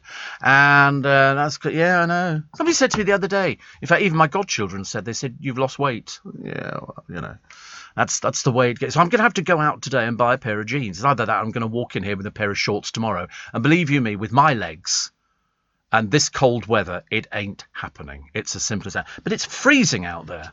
It really, I mean, if you don't need to go out this morning, of course it is, I better tell you, it's Tuesday. It is the 4th of May. What happens on the 4th of May? Nothing. I'm here. You know, so it's you know, it's like it's all perfect. It's like it's all perfect. And then what's happening? Isn't it Bill Gates, Bill and Melinda Gates splitting after 27 years? I wonder how long they've hated each other. Oh, it's Star Wars Day. May the 4th be... Oh, that's an old gag. It's not Star Wars Day at all. I've given up watching... What am I watching at the moment on the television? The Big Bang Theory. I can't bear Sheldon. I've suddenly decided why nobody has said to him, excuse me, are you gay? Because I just don't kind of get the whole thing. It's just, I mean, he's just so irritating. So irritating. But I do watch it. Because unfortunately, I watch trash television.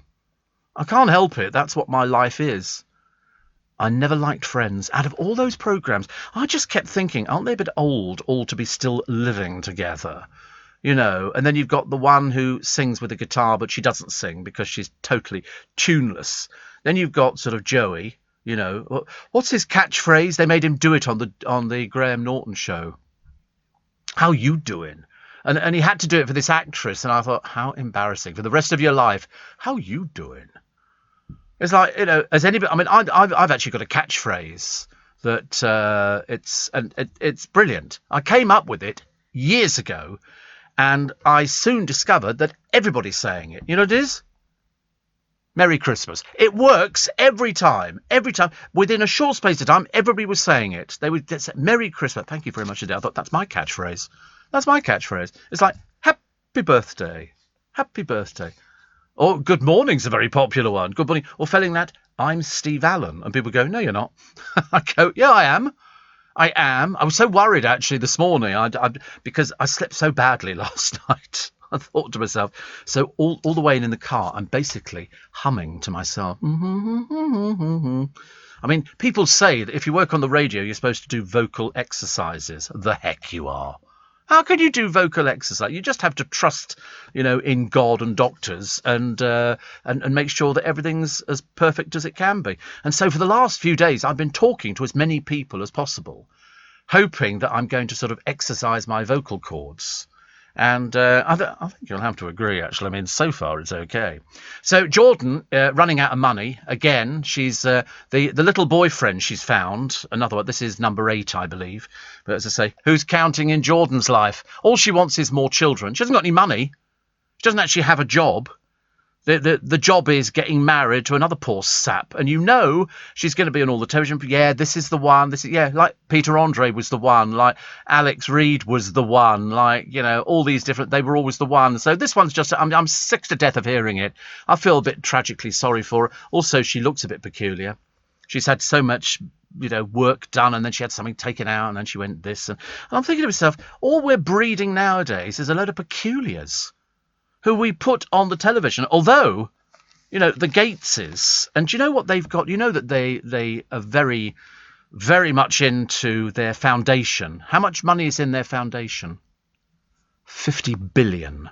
50 billion is in their foundation. So they might split after 27 years, but they're still keeping the foundations going. They are still working together, and it's fantastic. I mean, 50 billion, my goodness me. I'd be a philanthropist on 50 billion. I really would. I really would. And so I think in total they've got 93 billion. And they obviously talked, I mean, after 27 years, I mean, I'll be sick of somebody after 27 years. They share a belief in the mission. They work together, but they don't believe they can grow together. How many times have you heard that? I've not heard that from loads of people. They said we just want space and privacy. And why not? Listen, they have a home. It's called Xanadu 2. It's in Northwest America. And they've got everything. They've got the planes. They've got whatever they want. But, you know, and people sort of say, oh, you know, but doesn't that make them awful people? Absolutely not. Absolutely not. It makes them fantastic philanthropists. You know, people giving money to charity is amazing. And especially when they've got that much to give away. And of course, with the interest rates being as bad as they are at the moment, and they really are bad. They really, really are bad. It's such a shame, actually. So they're not going to be making very much interest. You know, you're lucky if you get 1% in this country. But I don't think you can get 1%. It's much less than that. But people sort of go for it, and everybody does it in their own little way. There was somebody who won the lottery. I heard of somebody the other day who a friend of mine knows, who won money 25 years ago on the lottery. He won, I think it was, let me try and remember exactly what he won. Because a friend of mine went round to do a job for this particular person. He won 13 million 25 years ago. Now that's a lot of money. That 25 years ago, that was a huge amount of money. Nowadays, it's an even bigger amount of money. I should imagine in excess of 20, 30 million pounds, probably in today's currency. And this particular person now is an ambassador for Camelot and goes round and advises people who've won a lot of money. You know, people who win a lot of money, and they go round there and say, and this is what you can do with it. You can invest it. You can do. It was, I think, 13 million. 13 million. So we're just trying to find out what it would be now. Quite a lot, I should imagine. Quite a lot, I would think. What do you reckon it is? 25 million is that nowadays? Wow, that's really good. A most unaffected person you'd ever meet, but he goes round to talk to people who've won a lot of money, not people who won $1 million. He's dealing with people who win, you know, in excess of 50 million, 60 million, which is a very nice job. And he will say to them, this is what you can do. Unfortunately, for a lot of big winners, they don't want to take the advice. All they want to do, depending on which side of the tracks they come from, is they want to buy a new house, mansion. They don't think about the upkeep or anything else. We can buy a big mansion. We want a swimming pool, and we want to have cars. We're giving up work. We've told work to do one, and that's it. Whereas I would never do that. I would, you know, I mean, obviously if I won 100 million, but I mean, it's high. I mean, today it's, I think, 46 million. You know, if I won 46 million, I'd still come into work tomorrow. Absolutely. I'm not stupid. Why would you want? What else am I going to do? Sit there and start, you know, counting it out. 1 for me, 1 for the taxman, 1 for me, 2 for the taxman. So it goes on. 1 for the producer. No, I'm not saying that because that would be legally binding. But I did hear a story, and here's an odd one, of I've got to be careful. Well, no, it doesn't make it because they've not been identified. It's an elderly couple, and they won a lot of money. And they haven't moved. They've stayed in exactly the same place. They're frightened to tell people that they've won this much money. It's in excess of 100 million. But they're frightened to tell people because they think they'll be the target of people writing begging letters and stuff like that. And I thought, but wait a minute, if you go in for a competition and the prize is 120 million, 130, whatever it happens to be, and you win it, why don't you just give it back? If you really don't want it. Or failing that, there was one woman, I think she won, about 120 odd million. She's given away half of it already. Half of it has gone to good charitable causes, which is, I would do that as well. Wipe that smile off your face next door. I tell you, it's only no good trying to appeal to my better nature. I've said to you before, you're in for a tenner. I don't care what you say. You know, you can thank me, grovel, whatever else, but a tenner is yours. No strings attached. You have to sign a document, obviously, just to make sure. I'll put you down on the tax return. And that's the way it goes. That's the way it goes. But that's what everybody does nowadays. People want something to change their life. But then that's the whole idea. You enter the lottery for it to change your life. If you don't want your life changing, or you don't want to win a lot of money, don't go in for the lottery. It's the whole idea is you don't enter the lottery to just give them money. You want to win something. I mean, I got some notifications the other day, got a bit excited, and it turned out to be £10.80. And in total, I had four things, £2 something, £10.80. I nearly wrote to them and said, listen, can you come and collect it? I think it's a gross insult. At Virgin Active, there's something for everybody. Whether you like to work up a sweat in a strength and conditioning class, or tone your limbs in Pilates and then head to the spa, we can help you find your thing. From swimming to boxing to gentle jacuzzi bubbling. Whatever gets you moving, it all counts at Virgin Active. Join now and get your first month free. T's and C's apply. Offer ends October 31st. You're listening to a podcast from LBC. Morning, everybody. Tuesday, the 4th of May, May the 4th. But yeah, we've done all those gags, haven't we, before? But anyway, it's lovely to have your company. Welcome to early breakfast, which is good, which is nice. Morning, Henry. Henry looking very smart this morning, wearing his sort of expensive, it's freezing cold out there. It is cold, isn't it? I mean, I don't know why. Somebody said to me, what a rotten bank holiday. Yeah, but it's always like that, isn't it? I seem to... Is it? I don't know. Can't remember half the time. I just know when I open the front door, you can always tell. You go like that. But I've got a few little bits and pieces to do today. Mainly buy a pair of jeans that fits. Nothing worse than walking down the road. I was coming back from somewhere the other day, and my jeans literally fell down. I mean, I thought, oh goodness, so luckily there wasn't a police car passing. I'd have been accused of being a flasher or something, you know. And I thought, this is ridiculous. I bought a machine for putting holes in belts. It's a hole maker, and it's a metal thing, and you turn it around and put it in. I've had to put some more sort of notches in the bit. It's ridiculous. But then it doesn't quite look right, actually. Steve, the joy of hearing you is felt all the way over to us in Singapore. Can't wait to hear about your horrors on the buses. No, I tell you what I'm excited about. I'm excited about the fact that very shortly, weddings can go ahead with a few more people than you could before. Funerals, please God. I'm not sort of equating the two, but I know a lot of people who've been very upset by the fact that you can't. Who was that I was talking to the other day? Somebody went to a funeral. Where did I hear that? Can't remember. It might have been, was it my family or something? Anyway, they went to a funeral, and as the casket was going out, or they were leaving, they put their hand on it, and somebody whizzed down the aisle and went, you can't touch. You mustn't touch anything. And they just wanted, I think it was their father, and they just, as you do, if you watch Paul O'Grady doing the speech at Cilla Black's funeral, he touches the coffin on the way up to giving the speech and on the way back. Well, of course, you wouldn't be allowed to do that nowadays, but hopefully very shortly you can. My brother's daughter, the youngest, she takes photographs for weddings. She's got loads of weddings stacked up, but of course now they're going to be able to change it. That's much better. Also, we don't have to do this socially distancing. And does that mean we can hug? Are we doing hugs? And we're not sure if we're doing hugs. No, we're not sure about that. Soon. Sorry? Soon? Yeah, one day we'll be doing hugs. Yeah, I mean, are we still doing high five kind of things and elbow bumping and all that kind of stuff? When are we touching? Well, I say touching, I don't mean touching, but I mean, when are we allowed to put our arms around somebody and go, missed you? Does that happen? Well, we still have to sort of queue up to go into stores. It's the wearing of the masks, isn't it? I think we're going to be wearing masks forever and a day, which actually doesn't bother me. Although I did go down to my godchildren the other day and left my mask there. Luckily, I had only another 300 sitting in the boot of the car. So I was quite happy about that. And I put on one of those disposable, put them on, throw them away at the end of the day. And I prefer the material ones. I've got loads. I've got a Bentley one. I've got a Bentley mask. How cool is that? How cool is that, Derek? Yes, thank you. Apparently, the Times reported on, you probably saw this, on Friday, ministers were expected to move forward with step 3 of the COVID-19 lockdown roadmap from the 17th of May with approval for people to have physical contact with friends and family from other households. So that's 17th of May. What are we up to? Oh, close. Close. It's not bad, is it? 13 more days.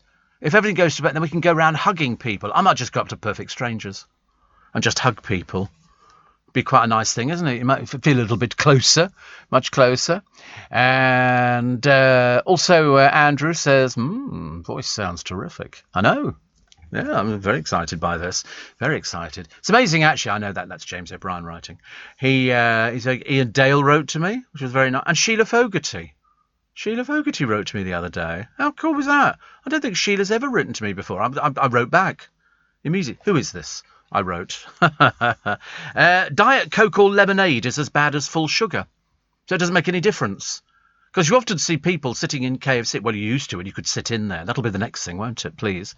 And it's interesting that you see people sitting in there and they go, I'm going to have a bucket of KFC and a Diet Coke. Like that's making any difference. It's hilarious. I love it. 84850 steve@lbc.co.uk. Hundreds of these, which is fantastic. Steve, there was a builder in Chichester who won loads, carried on working. Yes, I heard about him. Yes, he actually carried on, didn't he? And he was also doing it for free. Somebody's saying rotten weather for a bank holiday, but with little Julie, we get used to that, don't we?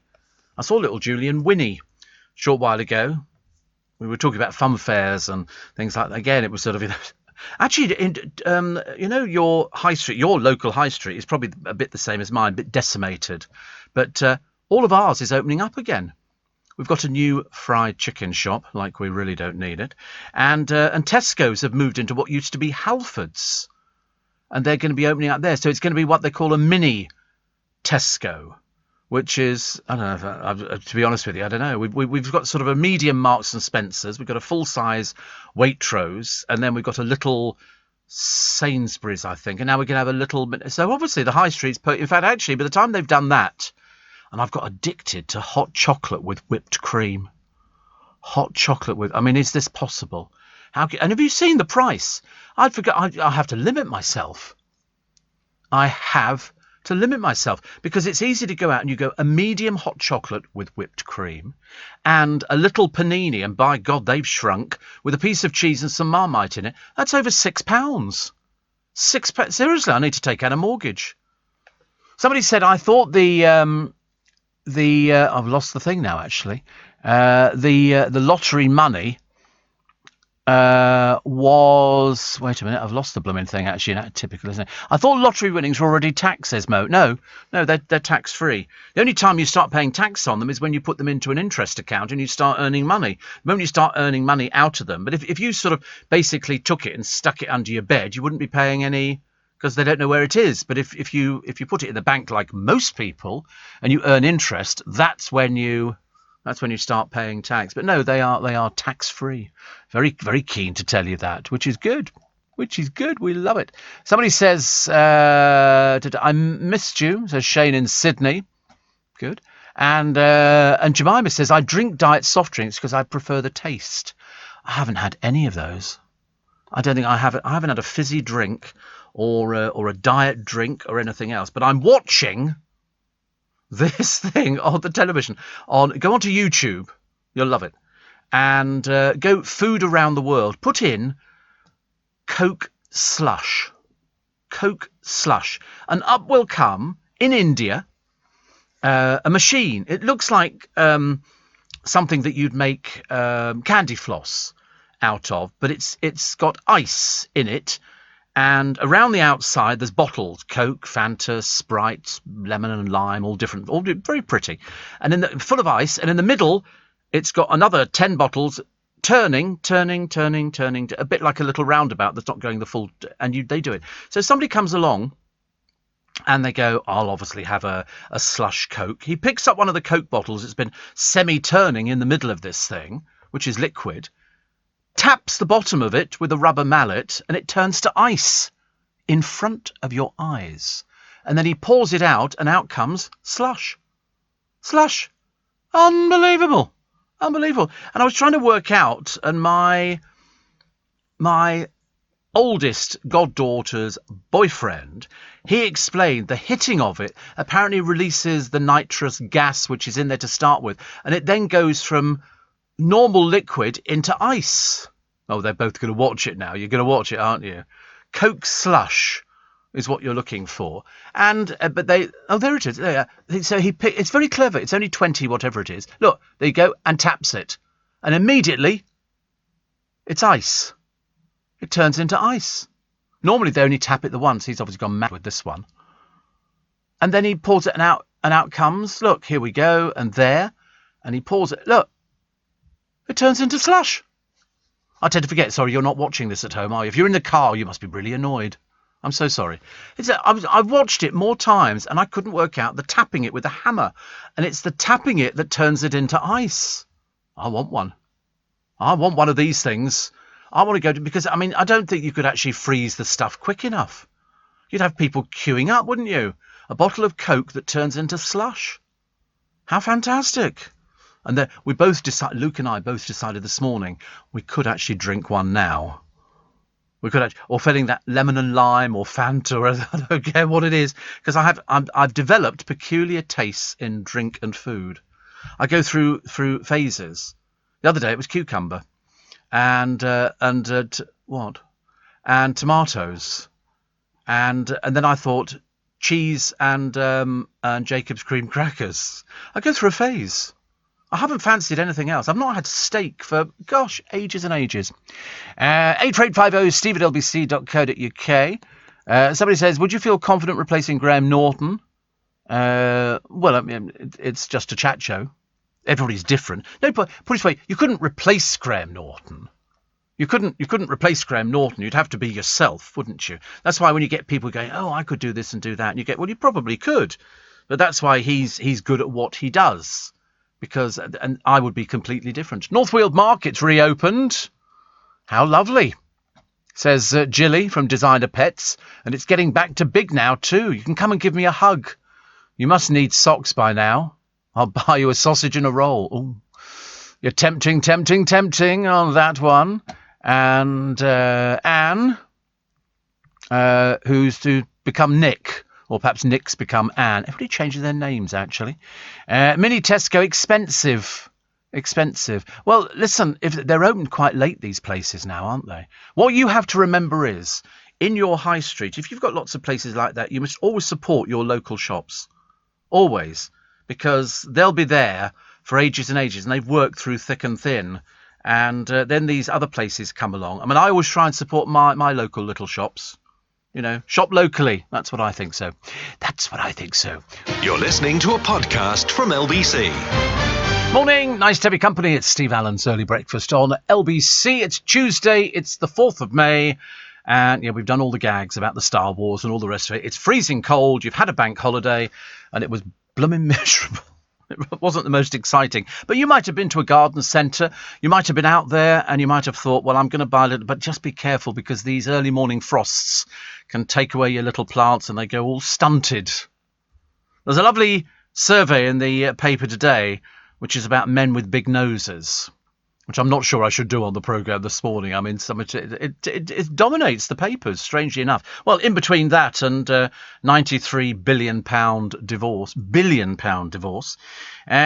Also, what was the other one that I quite... Oh, yes, I was listening to the radio the other day when I was driving down. And the most popular artist out of 500 on one of our sister stations was George Michael. He'd have been pleased about that. He'd have liked that, which is good. Very generous. I remember after George Michael, he died when I was doing a programme here one Christmas. And we got all sorts of people phoning up about him. People saying all the same thing. What a generous person. What a generous person.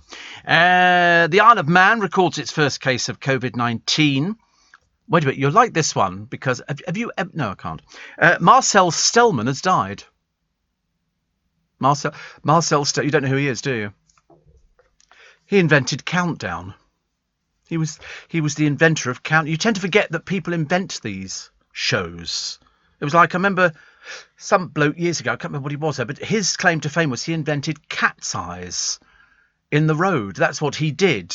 And he was a very unassuming Yorkshireman, I think, or something like that. And it not just Cat's Eyes, self-cleaning Cat's Eyes. When you drove over it, the ball got pushed down and the rubber cleaned it. How clever was that? Tony Blair having another bad hair day. Yeah. And it's stormy over in Wiltshire, says Sally. And joy of joys, you're back with us. Yes, and I've been up, says little Julie, loading old podcasts to the original Spikers Facebook group as you go. So you've never really been anywhere. The amount of people who've been downloading the podcast, I'm very grateful, seriously. It's very nice, actually. Very nice indeed that people are downloading them. Bernadette says, I've been in severe shoulder pain. Oh, I've never had shoulder pain. I got neck pain. Is that the same kind of thing? You know, when you sort of turn, so you get, oh, it hurts. That's that old joke, isn't it? It hurts when I do this, doctor. Well, don't do that. So why is the weather gone cold? I don't know.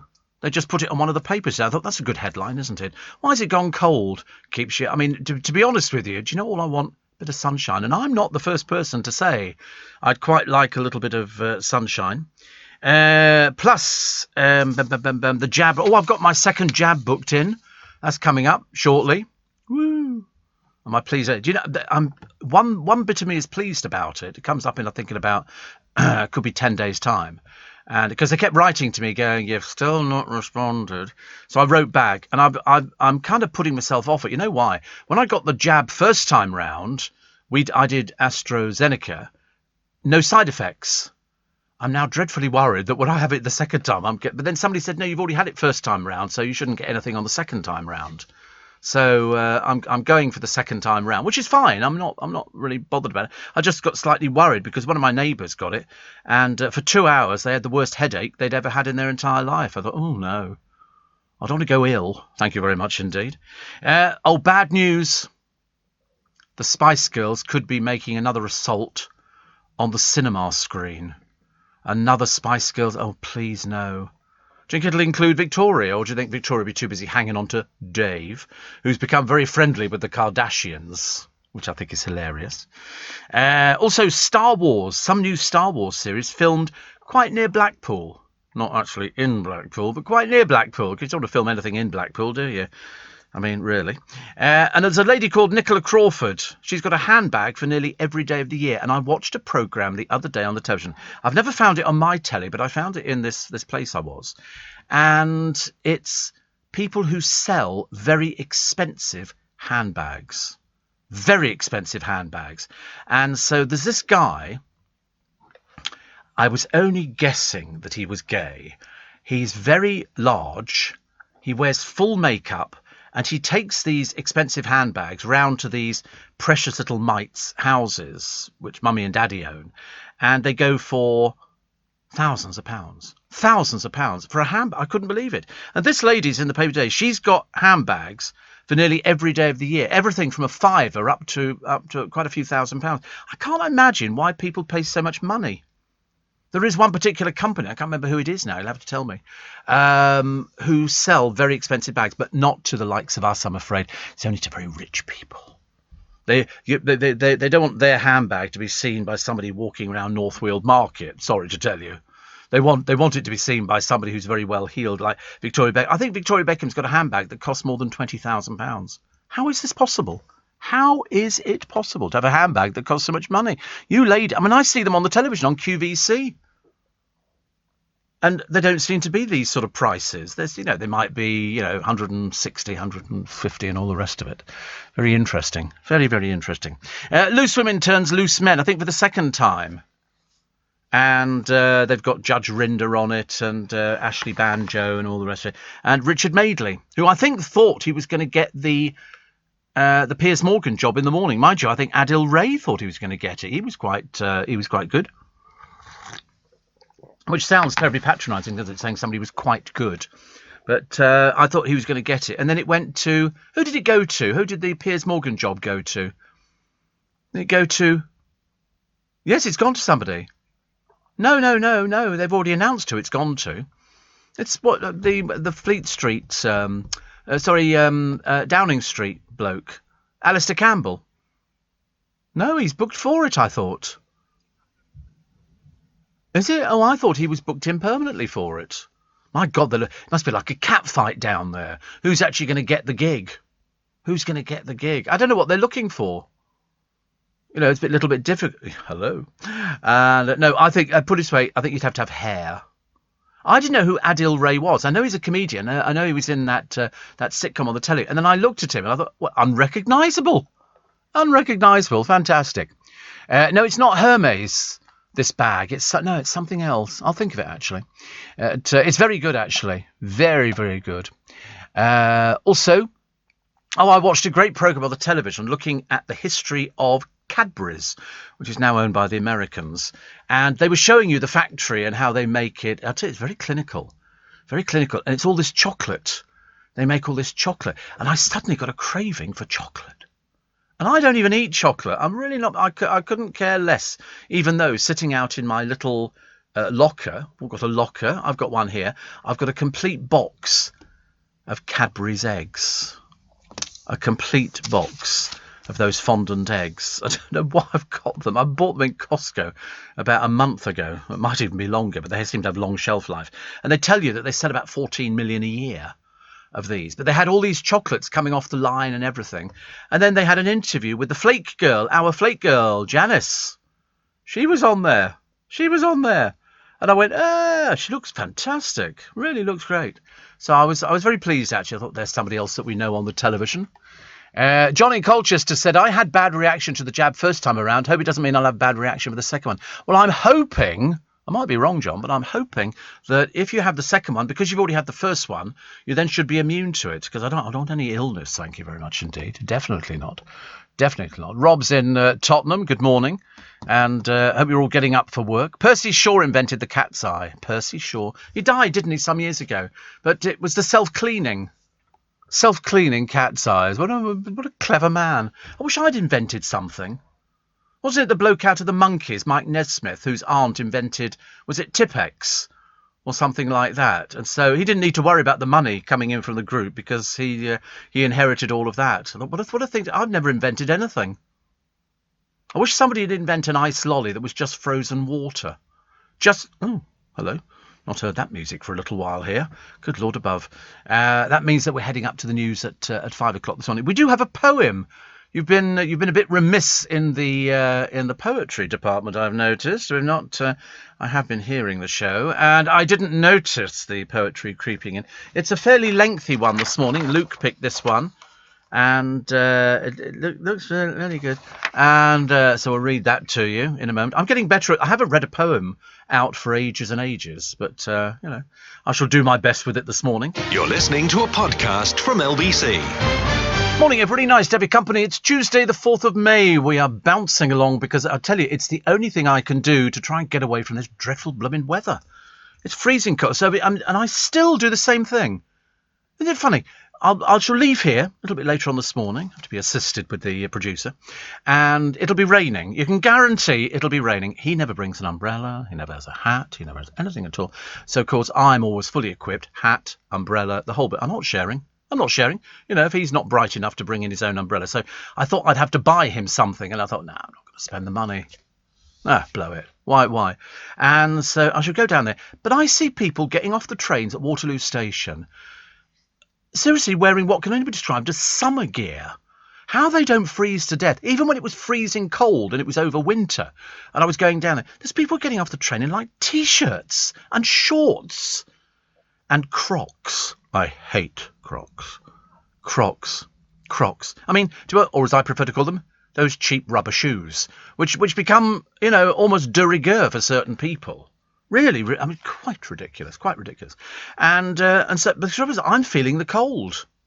But I mean, it's all right because you can put a thick sort of jumper on or a thick shirt. So I put one of my thick shirts on today, and I've got my coat, and I've got a scarf, and I've got my hat. I'm all well prepared for things like that. But it's so blooming miserable. Makes you feel miserable when you look outside the front door, and it's light until really late at night now, isn't it?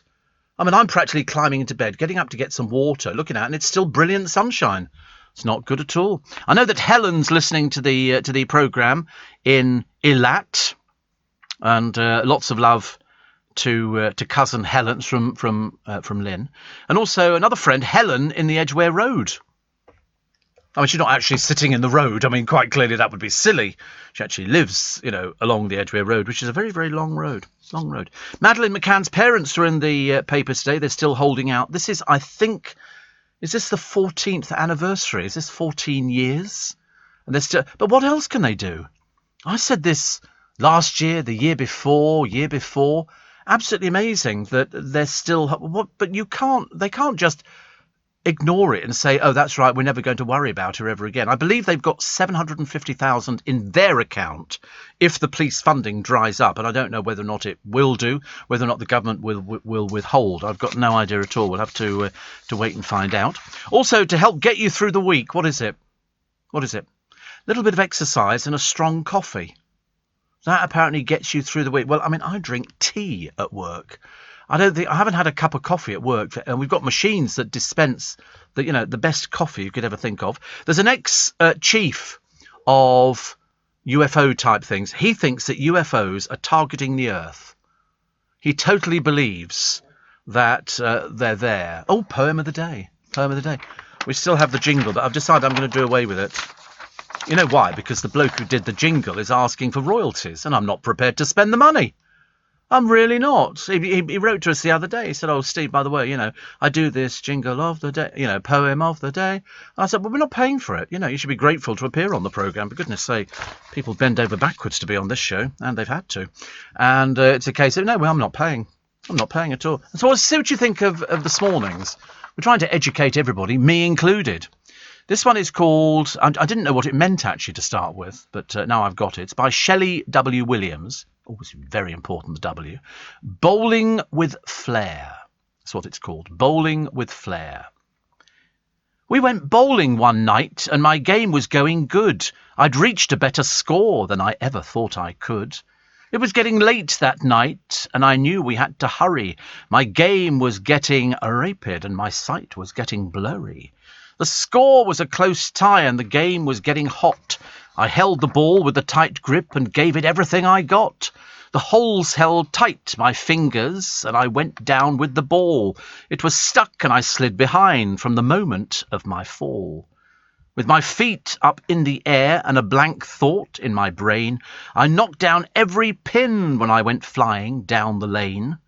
Embarrassment hit me hard on the ground where I lay. Sounds of laughter found me and I arose after my play. With the ball in the lead, I'd played it in a flash. The room was soon spinning from the moment of my crash. I came out of there a loser, no matter how well I played. The game was bittersweet after the best strike ever made. I've been bowling. Have you done bowling? What a boring thing that is, isn't it? So dull. You can go. There's a place up at Heathrow Airport near me, and you get people, and they all go. They've got to wear the shoes, special shoes, and stick your fingers in the ball, and then you have popcorn or a hot dog or something naff. And actually, to be honest, I was quite good at it. I was quite surprised at other people that their balls went all over the place, not mine.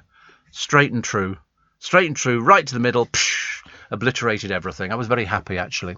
Steve, the best thing is when you've got that horrible chill, is a nice hot water bottle to hug, which is exactly what I'm doing right now. It is bliss, says Brian. Eddie Mayer has been saying about the return of the Steve Allen soundbite from tonight. Lord above. Eddie Mayer. Shane says, I'm sorry, Steve, I'm in T-shirts and shorts. I should point out he's in Sydney. Although I don't know what your weather's like over there. But I quite like the idea of hugging a hot water bottle. I think that's quite a nice thing to do, hugging a hot water bottle. Steve, don't worry about the second AstraZeneca jab. I've had both with no side effects. Yeah. I don't know if it's going to be AstraZeneca I'm getting. It's about 3:30 in the afternoon. You see, I'd be happier if it was in the morning. A lot happier, because then if I do get any side effect, I can sort of do it on the Saturday and get rid of it. And then pop in on a Sunday, which is nice. Space trips by tourists could be as easy as package holidays. Wouldn't you want to do that? Wouldn't you want to do? Didn't Richard Branson come up with that? Wasn't he going to be flying people up? I wouldn't even mind a trip round the Earth. I'm not bothered about going to the moon or anything like that. I'm just a trip around the Earth just to see what it looks like. Unfortunately, I don't have the money for it. But you imagine if they did it and you could do it, like Freddie Laker's Skytrain, 99 quid. And you can fly up there and just have a look and see what it looks like. For all those people who go, oh, we never actually went to the moon. It was all done in an aircraft hangar. I don't know why people think that. People want to believe all sorts of things nowadays, don't they? They want to believe it was a conspiracy theory. Everybody's into conspiracy theories. I can't begin to tell you how many thousands of phone calls we got after Princess Diana died in that car crash in the Paris tunnel. How many people were doing the conspiracy theory? It was almost unreal. What was the other one that I quite liked, actually? Prince Harry getting his name up in lights. They actually put up Prince Harry, Duke of Sussex, and I'm thinking, no, he's not. They don't like him in the royal. Nobody's talking to him in the royal family. Will he come back for the Diana unveiling? I bet he won't. I bet he'll think of some reason. I've got a bad feeling. I don't know why. I'm getting a little bit worried about these things. Steve, this was a good one. I did this one earlier on the producer, one of the producers. Right, now, you have to answer me honestly, okay? He didn't know what this was.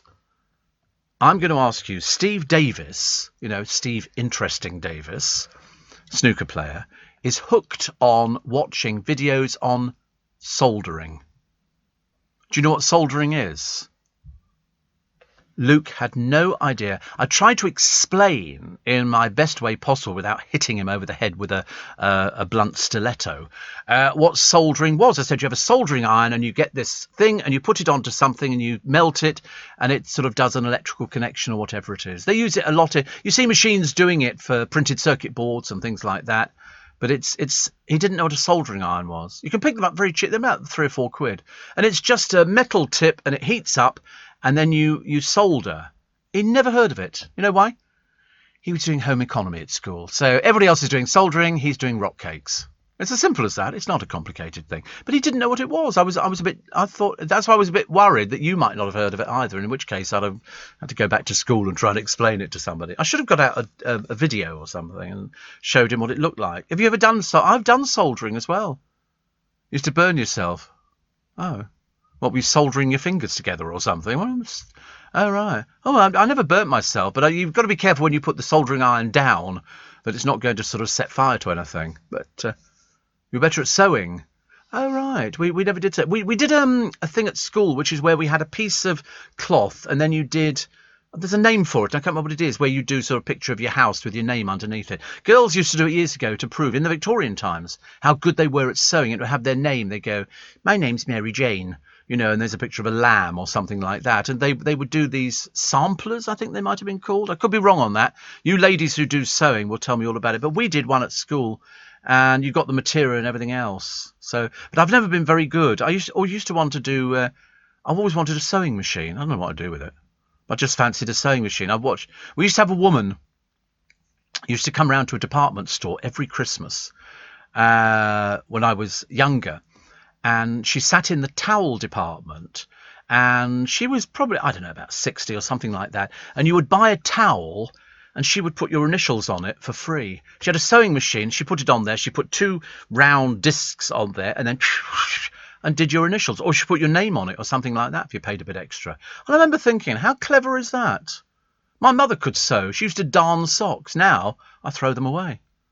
I don't darn socks. My mother used to have an egg, a wooden egg, which went into the end of your socks, and then she would... Ladies listening know these things. The very idea that somebody would keep buying socks is absolutely horrendous to people who go, but we darn socks. You get the wool out. My mother had a sewing basket. I used to love the smell of it. It had thimbles in there. It had this wooden egg. It had all the different needles and everything else and reels of cotton. I bet there's ladies listening at the moment, and probably some gentlemen as well, who know all about these sort of things, which is fantastic, which is good. 84850 steve@lbc.co.uk and Phil in Streatham. Steve, the death of Diana started the cult of conspiracy theory in the UK. Oh, God, no, it's the conspiracy theory started donkey's years before that. Donkey's years. There was always conspiracy theories. I mean, the most classic one that you'll remember is the Yorkshire Ripper. Not the Yorkshire Ripper, the Ripper. In London, the conspiracy theories on that one, was it a member of the royal family? Was it this? Was it that? Amazing. So it happened a long time before Diana. You're listening to a podcast from LBC. Morning, nice to be company. Welcome to Tuesday. I know, just in case you've woken up with a dreadful hangover after yesterday, having had a barbecue. Imagine sitting out in that weather having a barbecue and going, I think it's Monday, isn't it? No, we've had Monday. That was yesterday. Nice long bank holiday, very nice indeed. And Steve, I haven't been listening for that long, so I don't know your feelings. I know people local to Twickenham hate it. The Army and Navy rugby match. Oh no, we love the Army and Navy rugby match. So I'll tell you why. Because so many of them never make it up to the stadium to watch the rugby.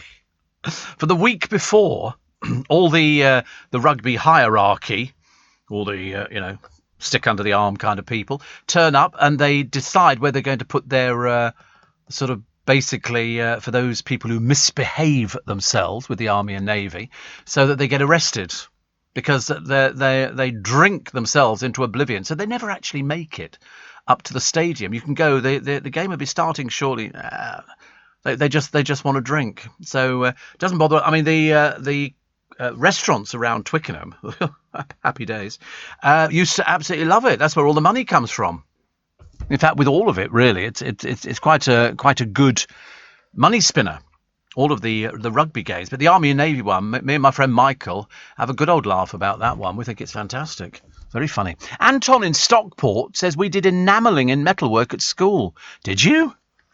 No, we didn't do enamelling at all. We did. I made a poker in metalwork, and I made something else. I can't remember what it was actually. We're all making boring things, but I quite liked metalwork because I liked the master who sort of taught us metalwork. I quite like woodwork as well. Anything that's sort of a bit creative. I wasn't particularly good at it.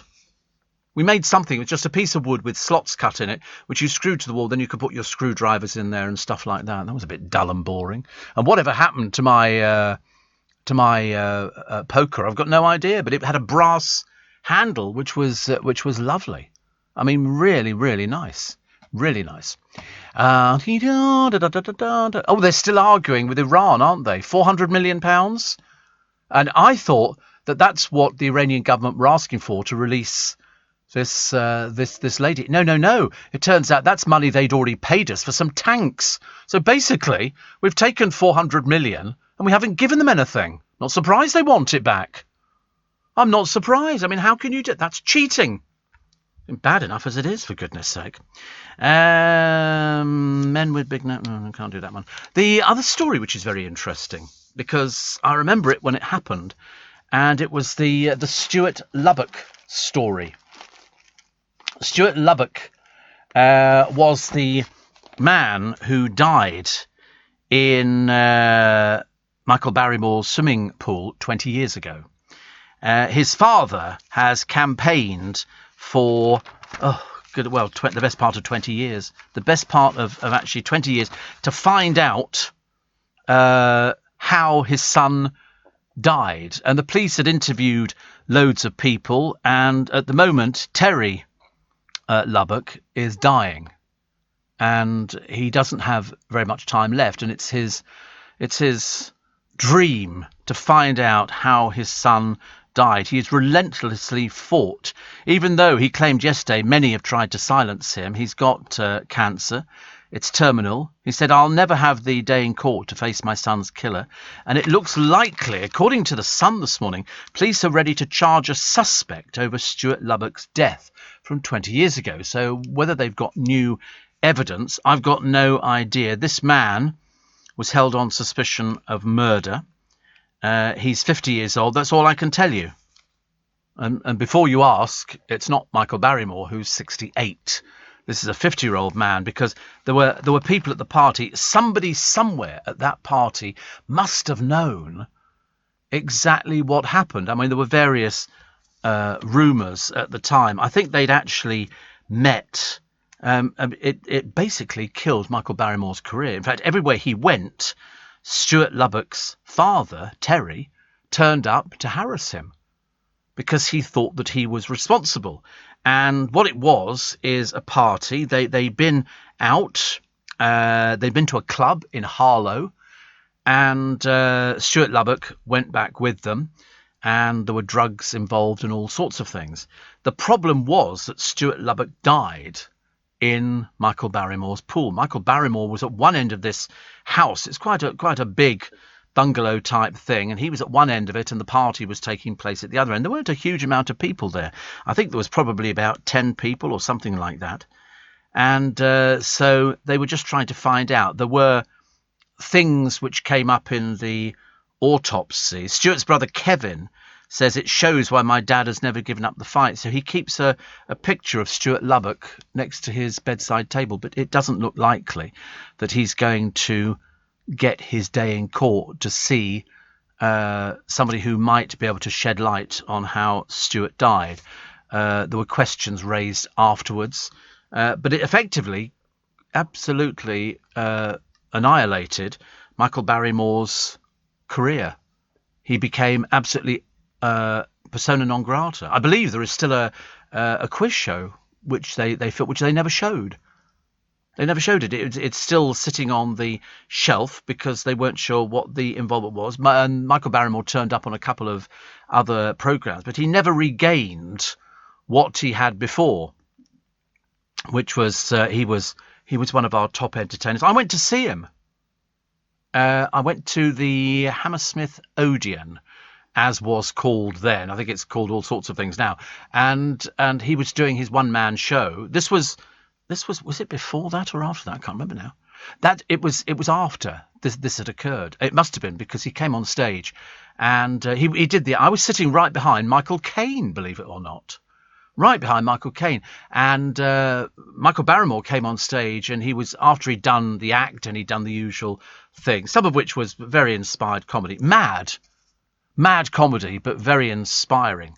And he said, I wish my private life was as successful as my public life, because he obviously enjoyed himself when he was back on stage. I think he'd had all sorts of disasters where he'd either had drink or something else, and he'd messed about, I think, with a couple of well-known people at award ceremonies. But I think the best thing that he ever did was he had all these soldiers on stage, and they did the marching thing, and it was brilliantly done. You know, you just don't see stuff like that nowadays. I mean, the nearest person who would do things like that would be somebody like Joe Pasquale, who is, again, inspired comedy. Every time I see Joe Pasquale, he always makes me laugh, because he's just one of those funny people. And also, the other thing that Barrymore was very good at was when they would hold somebody back. Whether it was a plant or not, I'm never too sure. But it was a case of somebody would turn up late and he'd go, oh, hello. But I thought that had come from Dame Edna Everage. Dame Edna Everage used to do a piece where people turned up late and she'd go, hello, darlings. Sorry, I can't do the voice this morning, as you can well imagine. No, I'm not a mimic or entertainment. And would hold them up and say, hello, sorry, your name is where? And they'd go, oh, my name's Eric, and this is my girlfriend, Julie. And where are you from? We're from Notting Hill or something. Okay, and you've turned up late. This over here is Eamon, and he's come from Australia, and he managed to turn up on time. And so that's how they used to do it. Michael Barrymore used to throw them out. He would throw them out of the theatre. It was brilliant. It was very inspired. I mean, I wouldn't have wanted to be on the receiving end. Thank you very much indeed. But this file has now been sent to the CPS, and we'll wait and see what happens. There could be justice Finally, for Terry Lubbock, whether he lives long enough to see it remains to be seen. It's in the lap of the gods. 27 minutes past 5 this morning. Britain recorded one new COVID death yesterday, the lowest toll in 8 months. You're doing very well. I did say that if we wanted to sort of go anywhere, we needed to make sure that we were good and we didn't do things. We still see people breaking the rules, but the majority of you, I think, are sort of are well ahead of it. Well ahead of it. I was reading another report, actually, surprisingly, on Prince Harry. They say he got a standing ovation at a concert. No, there were no seats at the concert, only if you were sitting in the ashtrays and up on the tiers. It was done in a stadium. And they were all standing anyway, certainly not for Prince Harry. They don't know who he is. They have no idea. He's just over there. And he got a standing ovation after pleading for COVID jabs for everyone everywhere. Well, a little bit late, Popsikins, aren't you, on that one? Goodness sake, honestly. Oh, the other bit of good news. I knew there was something I was going to mention. I keep forgetting all these things, but people keep jogging my memory. They're going to bring back the bill. They're thinking of bringing back... They should never have axed it in the first place. Seriously, never have axed it in the first place. And I remember thinking, well, that's brilliant. The folk of Sun Hill, it was brilliant. So if they bring it back with a lot of the regulars who are still around, I'll be very happy with that. Very happy. Very happy.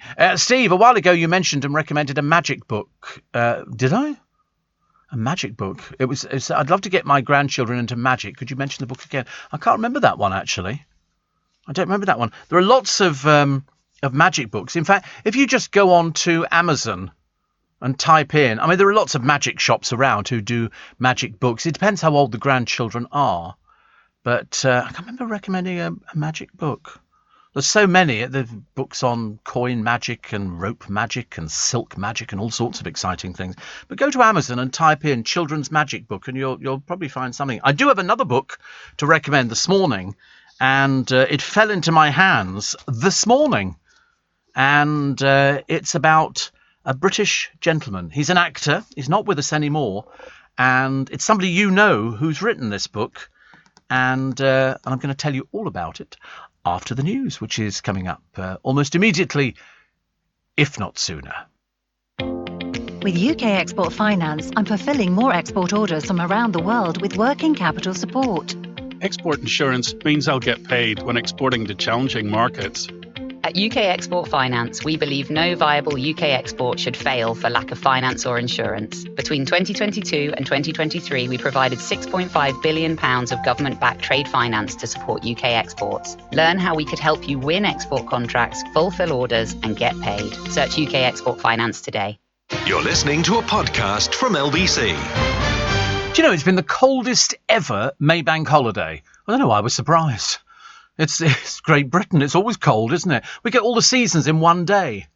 All the seasons. I went down to see my godchildren the other day, and they're in the middle of the countryside, which is lovely. They had deer in their garden.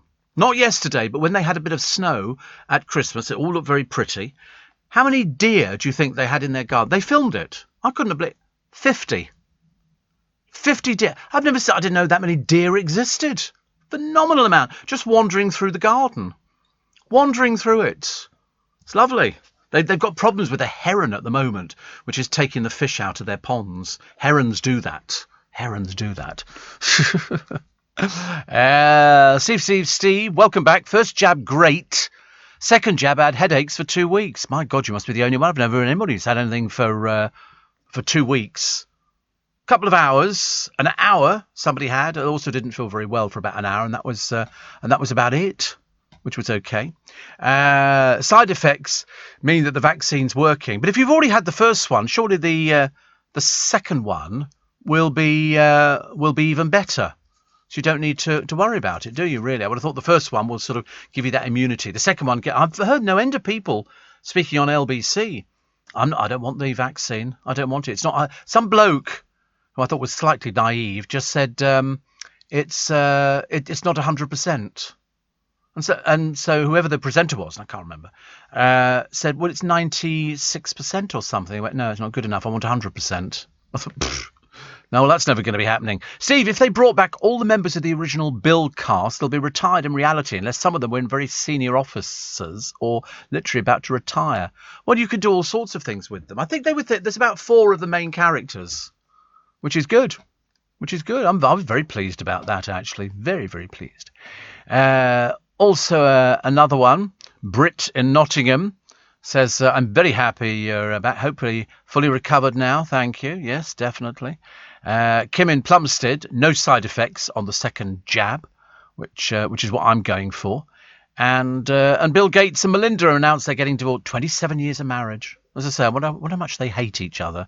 I mean, over here, if you've been with somebody 27 years and then ditch them, I should imagine the hatred must be almost legendary. But for them, because they're worth so much money and they work well together, it's just that they don't want to sort of pursue their marriage. They've gone as far as they think they can go, which is good. Paul Gascoigne revealed he cheated death when a helicopter door burst open and he wasn't wearing a seatbelt. Well, it's your fault, isn't it?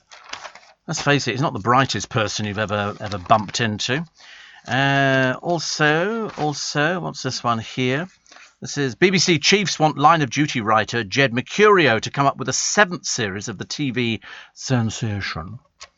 And a quitting bank cleaner left her boss a note on her final day at work, branding her aggressive and cruel. Oh dear. Not sure about that. Leanne Pinnock from Little Mix says hurtful bigotry has blighted her success. Honestly, you never know about these things. She says, racism has made me feel lost and invisible in Little Mix. You're certainly not invisible. I mean, how could you be invisible? She says fans overlook her due to her colour. No, they don't. That's why you're so successful. Have you asked all the fans? No. You might have had a few stupid people who write, but that's just stupid people.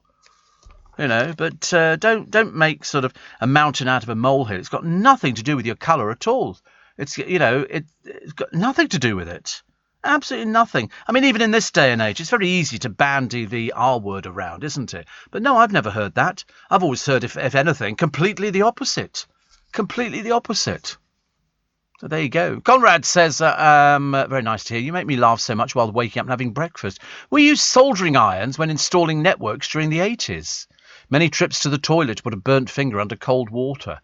Yeah, well, that's what the producer used to do, to sort of burn himself on the air. But I mean, he's just accident prone. I can't believe, though, that the other producer didn't even know what a soldering iron was and had never heard of it, even after we showed him the picture. Didn't mean a thing. Isn't that odd? Did you not do metalwork at school? Did you not have anything like that? No. Sport. You did sports, did you? Hilarious. What sort of sports were you doing? You're doing what? Dodgeball? Oh, in God's name is that? I've heard of swing ball. What's dodgeball? Is that where somebody throws the ball at you and you try and dodge it, or? Oh, right. So it's basically just ignoring the ball being thrown. Lovely. Well, I've never heard of that one before. Never heard of it. And so you didn't do metalwork. Honestly, given the choice, I would have thought, actually, you being you, you'd have opted for the metalwork thing, which is sort of, much easier to do. And also it means you stay inside. So you don't have to go outside. Dodgeball, here it is, a game in which players in teams form a circle and try to hit opponents with a large ball. That's called abuse. Okay, so you were doing abuse at school. We used to play, did you ever play Pirates?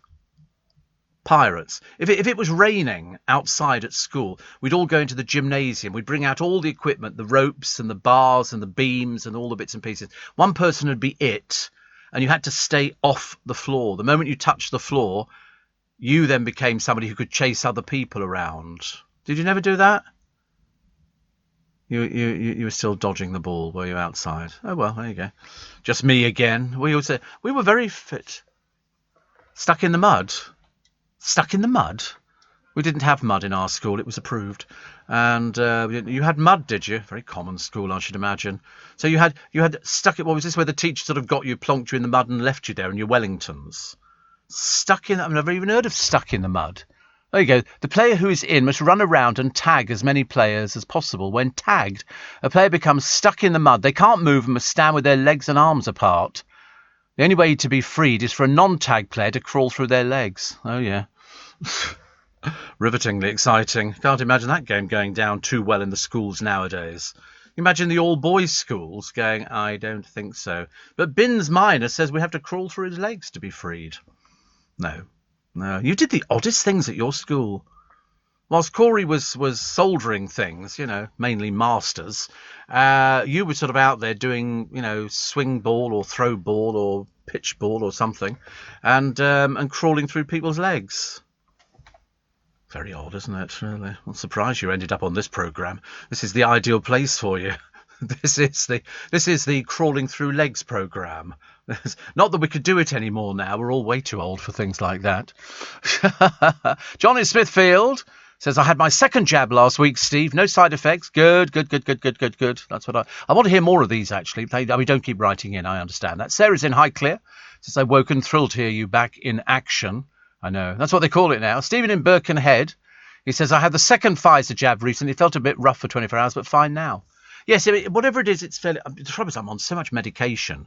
I should imagine most of the medication I'm on could sort of, sink a ship, I suppose. There's a bloke here called Alex Tradico, and he slipped on a footpath whilst out walking.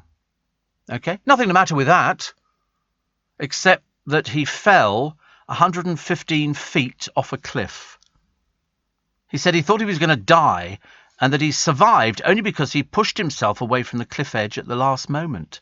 He travelled to Dorset from London for the bank holiday weekend. He said, I tried clutching onto the rocks, the grass, anything to keep me up, but my fingers were slipping. And so he ended up falling 115 feet off the cliff into just 4 feet of water. I mean, just pure sheer luck he makes it. I mean, when you look at the picture in the paper today, you will think to yourself, my Lord above, you shouldn't have survived. You should not have survived. That looks, as they've said, you stood a very good chance of losing your life because it was so dangerous. Even clutching at little bits and pieces. Not so good. Steve, I was almost expelled using a soldering iron at school. I think the problem was I was in the woodwork class. I can't remember whether we used a soldering iron at school, but I certainly had one at home, I think. For what? I've got no idea. So in case I broke anything. Bad news for the Spice Girls fans. They're thinking of making another film. The first one had Richard E. Grant in, Meatloaf, and Sir Elton John and several others. Made more than 70 million quid. Did you ever see it? I only saw bits of it, actually. Perhaps I should get hold of it. But the girls reunited with Simon Fuller for their most recent comeback tour, but they've since parted ways. And Mel C said in December, Jerry is pretty much managing us right now. The thing is, we're pretty much unmanageable. And so they might be doing another film. I'm not sure we could have two films. So Mel C, Emma Bunton and Mel B attentively on board. And Jerry, of course, who's managing the group. They're hoping they could tempt back Victoria Beckham. What for? She doesn't want to do it. Why would she want to do something like that? You're joking.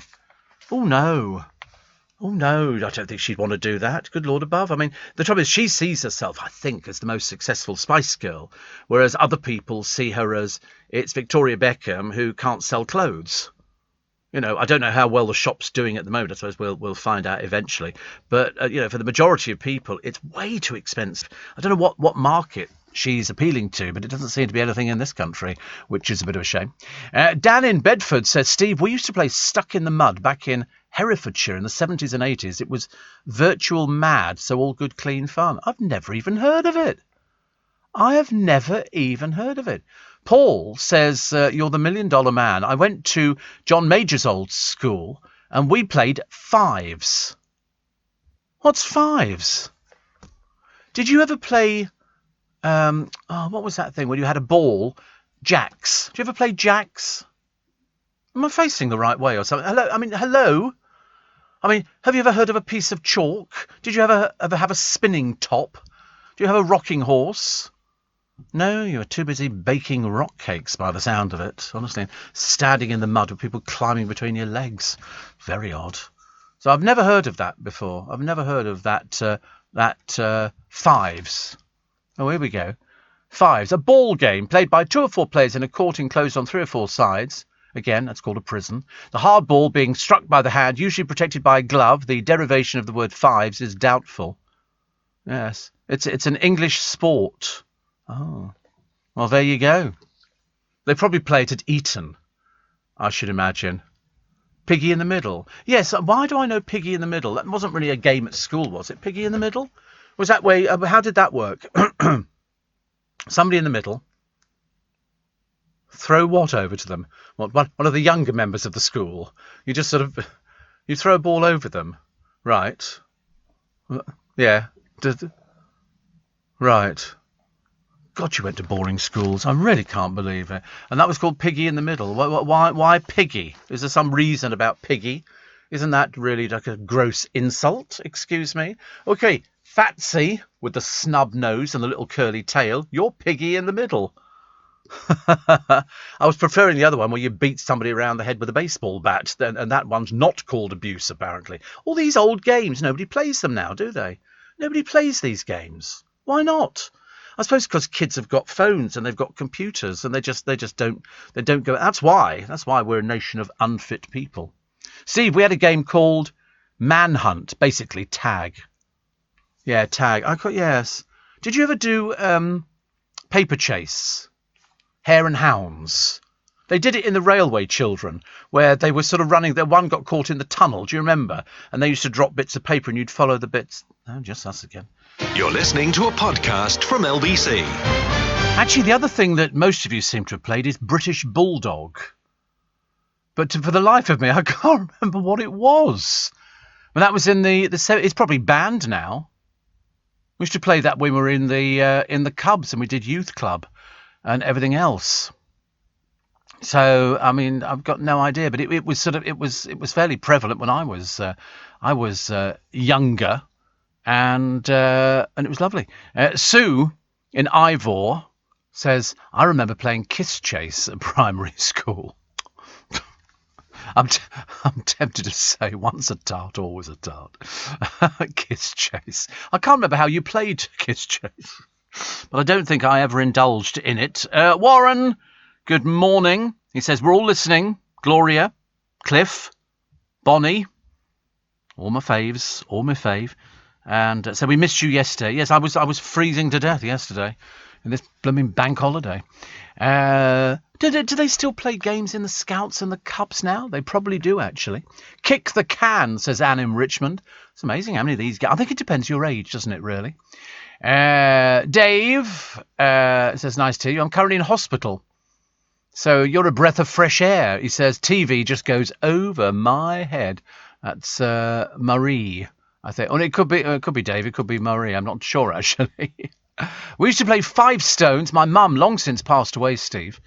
And it was a precursor to Jacks. But in those days, they had no money to buy games. They used to collect 5 small stones and play the game Jacks. We used to just have a piece of chalk. Do you remember a piece of chalk? And you'd do hopscotch. I was not much good at things like that. I was absolute rubbish, actually, to be honest with you. But it was always good because at least we entertained ourselves. But nowadays, people don't entertain themselves. Picture of the paper of Lucy Donlan today. You won't know who she is. She's got no idea. They sort of tell you she's on the zest of a wave, which means she's flogging a bikini. She's from Love Island. She's 23. You won't know who she is. I shouldn't imagine she knows who she is either. But Lucy is dating Luke Mabbott from the 2020 winter version. Ooh, exciting. You sometimes wonder, don't you, about the sanity of these people. It's a case of, oh, you were on Love Island. Nobody knows who you are, dear. It's a bit embarrassing, really. I mean, I feel a bit sorry for these people. That sort of, you know, they go, oh, were you on Love Island? Yeah, I'm on Love Island. You go, oh, lovely. Also, what have we got here? Jason Manford has opened up about how he was almost crushed by a rampaging Boris Johnson. Yes, you know, he's got a very good voice, Jason Manford. Very good voice. Unlike some people on television nowadays, he's very good. Things like that. Also, here we go. This is Emily Ratajkowski. She's a 29-year-old model and actress. Of course you are, dear. As long as you believe it. That's fine. They have to give them a name, don't they? They go, well, what do you do, dear? You know, you can't just say she gets her boobs out and poses in underwear all the time. And there's loads of pictures of her. Her breastfeeding, her doing this, her doing that. I promised to tell you this book. And this is Disney's British Gentleman. and it's a biography. It's the life and career of David Tomlinson. Now, you'll remember David Tomlinson. He had one of those faces from Bedknobs and Broomsticks, The Love Bug, Mary Poppins, of course. He was the father. He died over 20 years ago. Can you believe it? And now Nathan Morley, who used to feature on my programme. He's based in Nicosia in Cyprus. He's passionate about 20th century European history, and he's written for a variety of broadcasters and publications. And so this book, The Life and Career of David Tomlinson, by Nathan Morley, is published now. It's a nice. There's a lot of work gone into this, really a lot of work. So I can't wait. I literally only arrived today, so I'm going to plough through that. I shall sit on the bus later on and on the train and have a good old read. The producer, bless his heart, has offered to put me in his car. I declined, possibly for insurance reasons, and also because I remember. I mean, his car spends most of its time broken down, and I'm just not going to risk it. I don't want to sit there being embarrassed. You know, as we get to sort of the roundabout at Waterloo Station and I have to push the car, I'll have to get out the car and push it round the roundabout. You know, it's not my sort of... So I said, no, you're all right. I'll get the bus. Thank you very much indeed. Steve, I'm in Southampton General, says James, to have wisdom teeth out. Oh. Don't you get ice cream after that? Isn't that good? Have you seen the coffee shop in a telephone box in Twickers, says Andy Peters. I so have. Yes, I've seen it actually, because sometimes if there's people sitting outside Starbucks, I can't have my cup of hot chocolate with whipped cream and my cheese and Marmite panini, which has shrunk beyond belief. But yeah, I've seen it. That phone box has been sitting there for ages. It's just an old phone box and somebody's set up a coffee shop inside it, which is very... And also, I'm pleased to say they seem to be doing quite well. We're going to end up with a kebab restaurant as well, not in the same phone box, that would be ridiculous, but just around the corner of Barclays Bank. So we seem to be doing okay for shops. We've got all sorts of things going on, which is quite nice. I hope you're well this morning, as indeed I hope everybody is well this morning, as you've got to go back to work, which is I want to go back to work. It's very, very bad, isn't it, really? And a zoo, Edinburgh Zoo, has welcomed their newest small wonder. It's an endangered pygmy hippo car. It's so cute. Not the most exciting animal I've ever seen, but, you know, when they say it's cute, I go, oh, all right, it's cute. I'll go along with that.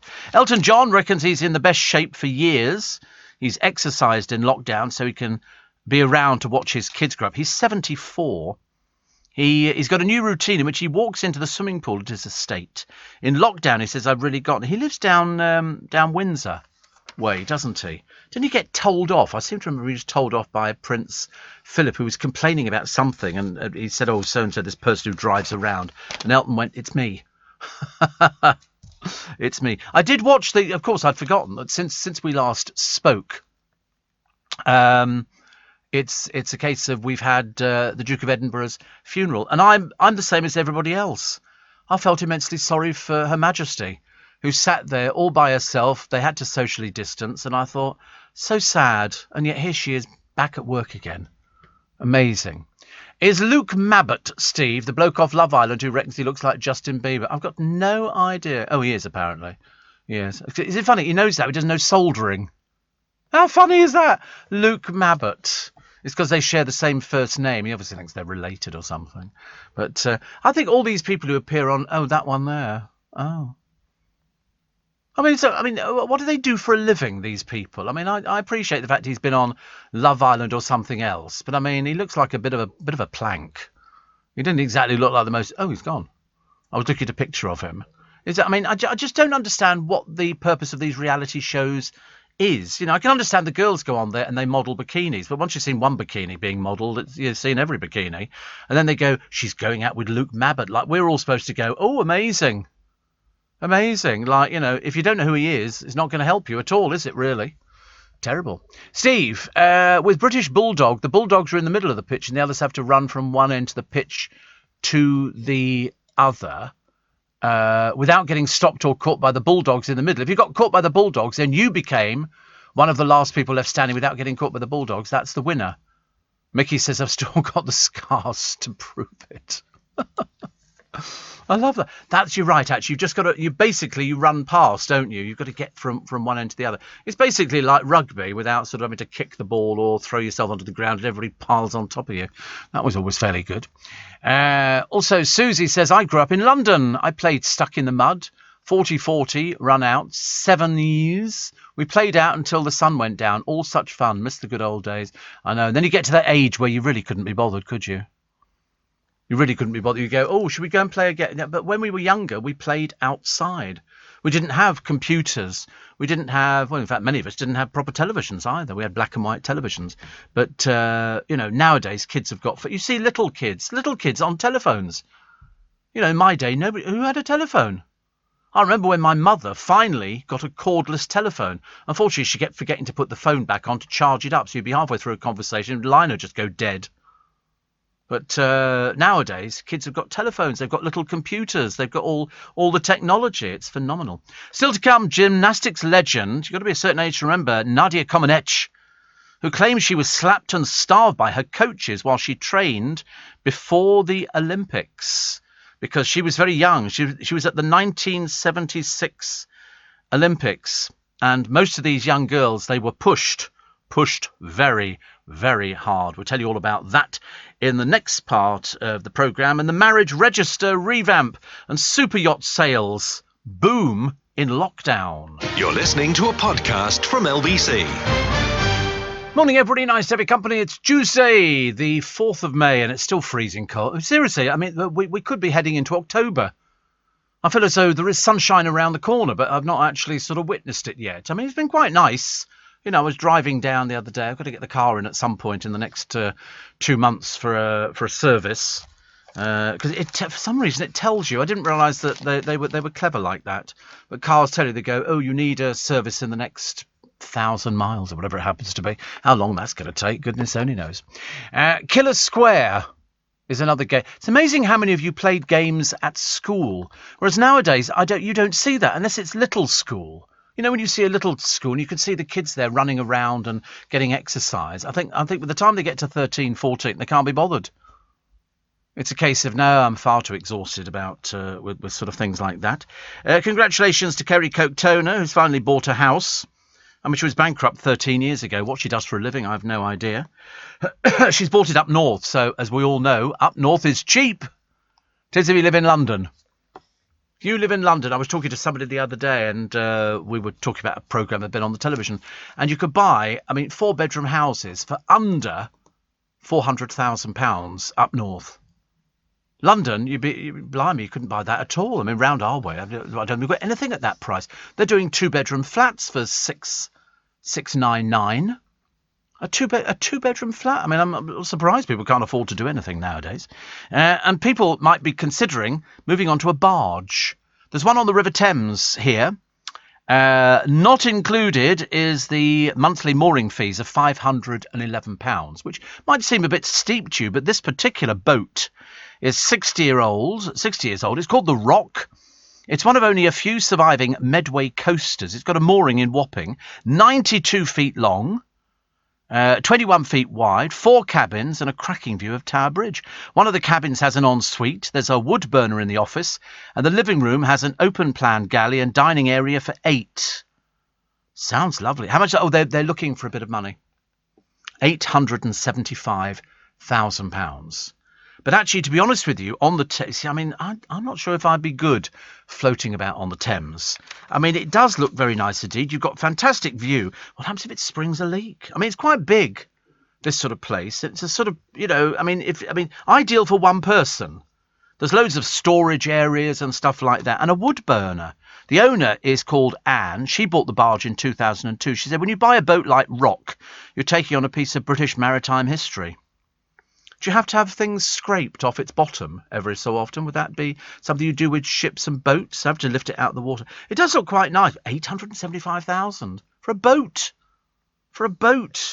But the idea of having a wood burner, as I say, 875,000. That's way out of Kerry Coke-Toner's remit, I'm afraid. Also, there are people in a galaxy far, far away. Lots of people are saying this. And Jason Manford says, my nan lives for shows like Pointless. I don't know any of the answers on Pointless. Do you know the answer? I don't. It'll be great to be able to join the big boys.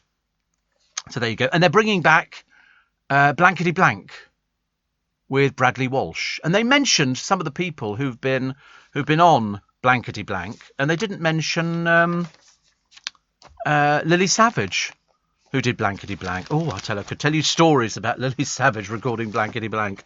That was good. They used to, lots of shouting, which is very good. Also, diners should avoid middle-priced wines on menus to avoid being ripped off.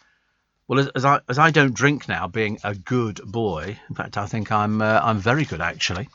Tetherball was very popular in America.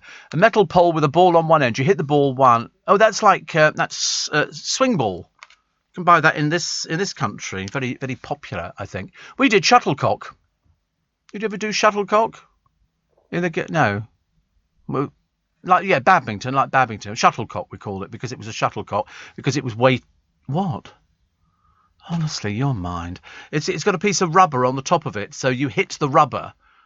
And it went up in the air, and then it came down, then you hit it back the other side. We were very good. Except we had to keep moving it because it sort of used our grass up at home. A little bit disappointing, but there you go. Steve moved from Surrey to Yorkshire recently and bought a brand new 4-bedroom detached house, £275,000. I know, it is phenomenal. It is phenomenal. Nothing in London. Nothing. We just prices like that do not exist. They really don't. It'd be lovely if they did, but sadly they don't. Also today, who's this? Oh, picking a Sex Pistols track as one of your favourite songs means you're a systematic thinker. Liking Billie Holiday or Queen makes you empathetic, say scientists. Oh, they come up with some stuff, don't they? Why can't we just be normal? I like listening to, you're so pretty, oh so pretty, we're vacant, which is good. Pete in Romford, good morning. No, Romford, very well indeed. And Katy Perry sprinkling fairy dust. She turned up at a Disney night with some wings, which I think is cute. Don't you think that's cute? Did you ever do fancy dress when you were younger? What did you go as? You went as a vampire? Oh, right. God, honestly. I wish I'd not asked, actually. You dressed up as Red Nose Day. How'd you manage that? Apart from just drinking your usual amount in the pub, I can't think of any other. You dressed up for Red Nose Day. What as? You just put a big red nose on and spiky. Yeah, but you look like that all the time anyway. How's that dressing up? That's not dressing up. Dressing up is where you sort of become another character. Where you sort of dress up as, a pirate or something like, or a ghost in a sheet, like they did in E.T., where they all go out and he's sitting at the front of the basket with the sheet on. And he thinks he can talk to Yoda because there's somebody walking about dressed as Yoda. That's the Americans do much better dressing up. We don't do dressing up over here, unless you count what my lot are wearing. I mean, seriously, it's like Stig of the Dump meets a giant puddle, isn't it, really? It's all a little bit embarrassing. So you put a red nose on and spiked your hair up, and that was your contribution, honestly. Small wonder, as I say, you're working on this programme. It's absolutely perfect for you, isn't it, this show? It couldn't be any better for you. You finally met your mark. This is the level. It's not going any higher. They always say to me, where do the producers go, Steve, after your programme? I said, I couldn't even begin to tell you, ladies and gentlemen. Couldn't begin to tell you. So, a US intelligence chief, called Luis Elizondo, said he'd seen very, very compelling evidence that flying saucers are real. What a load of codswallop. He said, we still know very little about these alien craft. I'm not a UFO guy. I'm an investigator. My job was simple, to collect the data and speak the truth. He said they've been visiting us for years. Who are they? How are these people allowed to speak? That's why he's isn't he? Because, they don't exist. We know that there aren't green men. I mean, otherwise, why would they just not come and land in Trafalgar Square? Why would they not materialise in my... Of course, wouldn't that be hilarious? You're sitting here, all of a sudden something goes... and they materialise right in front of you. I'd be the first one to use a rude word. I'd be the first person to go, well, blow me down. And hello. And they then produce a ray gun, and I think, oh, well, there you go. That was a short programme, wasn't it? I quite like that, but they never do that. They never because they don't exist. If they existed, they'd be coming to have a chat to us. That would make perfect sense, wouldn't it? Happy birthday to Kate Garraway. She's can't tell you. She's 54. 54 today. So many happy returns to Kate. And if you're celebrating your birthday today, on behalf of all of us here, many happy returns of the day. If you're over a certain age, you don't get the jelly and the ice cream and a magician. You just basically you go into work. It doesn't make any difference anymore. It's only when you're a little person that you get to celebrate your birthday and your friends come round, or you take cake into school or something like that, and then you have a party at the weekend with all your busy mates, which basically means you've got to invite the whole class, because if you leave anybody out, you're in big trouble. I've been to more children's parties. I nearly called them kids, actually. I got told off by that. Somebody said they're not small goats. I said you should say the ones I was with. And you go there, and they had entertainment. They had a disco. They had a magician. Then they all got cake and biscuits and everything. And we put all this food out. They're only interested in the biscuits and the cakes. They're not interested in anything else. And then they go home with a goodie bag. I was in the kitchen all the time, cutting the cake into slices and wrapping it in birthday paper and putting it in a bag with a balloon, a pencil, and a rubber. That's a rubber to erase with, as opposed to anything else, because they wouldn't know what to do with that, would they? They'd be a bit pointless. And so you sort of do all these things, and kids love birthday parties. They love birthday parties. They, because you go home and then they all talk about what the birthday party was that they went to over the weekend, and all the kids who weren't invited get very upset, actually. Tony in Woodford says your Johnny Rotten impression was spot on. It's not bad, was it? Actually, it's the only one I do. I don't do impressions. I'm a radio presenter. You have to pay extra if you want anybody to do impressions of children's. But I could do impressions of children's parties. I was very good at children's party. We had one once. It was just never ending. We thought we'd never get round to the food, and we'd wasted all this time and money doing sausage rolls and sausages on sticks. But they don't want stuff like that. They just want biscuits and cakes. They don't want anything else. And the goodie bag is the thing to take home, so they can all show, and if you've blown loads of balloons up, then they want to take those home. Parents listening will be going, oh, don't talk to us about doing kiddies' parties. They're very, very stressful. They are, aren't they? Paul O'Grady, they say, should bring back Lily Savage. Wow. What did I watch? What's that programme with Paddy McGuinness, where they've got a load of girls who stand there? Is it Take Me Out? No likey, no lighty. And they brought down some bloke, and they went, it's the celebrity version. I didn't even know who he was. Not the faintest idea. He could have been from Love Island or Timbuktu or Screwfix. I had no idea. They bring him down in the lift and they start dancing. All the girls go, oh, hello. And you think, listen, you're on this programme because you can't find a boyfriend. And they stand there and they dance and sing along. And Paddy McGuinness, trots out his no likey, no lighty. And I don't know how they do it without an audience. Must be quite a difficult one to do, mustn't it? You're listening to a podcast from LBC. Morning, everybody. 6:20. Nice to have you cut back to work today. Come on, back to work, back to work. Queues, buses. Have you noticed the public transport is getting busier and busier and busier? Whereas I can remember going down to the station, months and months ago, and nothing. The train would arrive in, one person would get off it, I'd be getting on it. I'm on a 10-carriage train. Absolutely phenomenal. Somebody says, I didn't know David Bowie was in the Sex Pistols. Now, that's cruel. I don't do a David Bowie impression. I wish I did. I was a big fan of David Bowie. Big fan. 84850. Steve, a message came through from my granddaughter's school to discourage children taking in sweets on their birthdays, as it's not healthy food. Another bit of fun gone. You can't do anything nowadays, can you? Have you noticed? I mean, I'm quite glad that I went to school when I did go to school, because I think things have changed quite considerably. I think there's all sorts of problems. I think young people are far more tolerant than we were when I was at school. I don't think there was anything that we worried about. I can't think of anything off the top of my head that we worried about. And nowadays there's so many rules and regulations, and you can't do this and you can't do that, and got to change the name of this and change the name of that, and you sort of think to yourself, it's all a bit complicated, isn't it, really? So here's a picture of Harry in a lot of the papers, Prince Harry, the Duke of Sussex, as he wandered on stage. I mean, he isn't exactly the most charismatic person, which is a little bit of a shame. Also, here's Boris greeting voters in South Wales yesterday. And keep the flame burning for the ones we lost. And this is this memorial in St Paul's Cathedral. It looks wonderful. It really does look wonderful. I'm all in favour of this one. They need 2.3 million. Of that, 1.13 million is needed to pay for the portico, and very nice it is too, made of English oak, and 670,000 to run the exhibition for 2 years. What, £335,000 for doing what? Seems a lot of money, doesn't it? They've raised over 536,000 already. Do you know, we're very good in this country. We're very, very good at raising money for things. I've seen more messages, you know, about the NHS and the good work that they do than I've ever seen in my entire life. They're still stretched. They're still stretched. Steve, aliens are just coming back from the distant future, attempting to avert our demise. Oh, I think too late.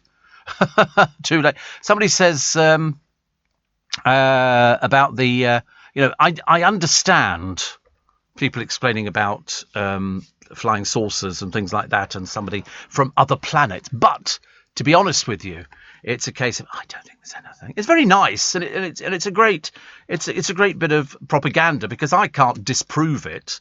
In the same way that the people who believe it can't prove it. They just go, oh, well, space is so big and it's infinity and it goes on forever and a day, so there's got to be something else out there. I don't know why. I don't know why they think there's got to be something else out there.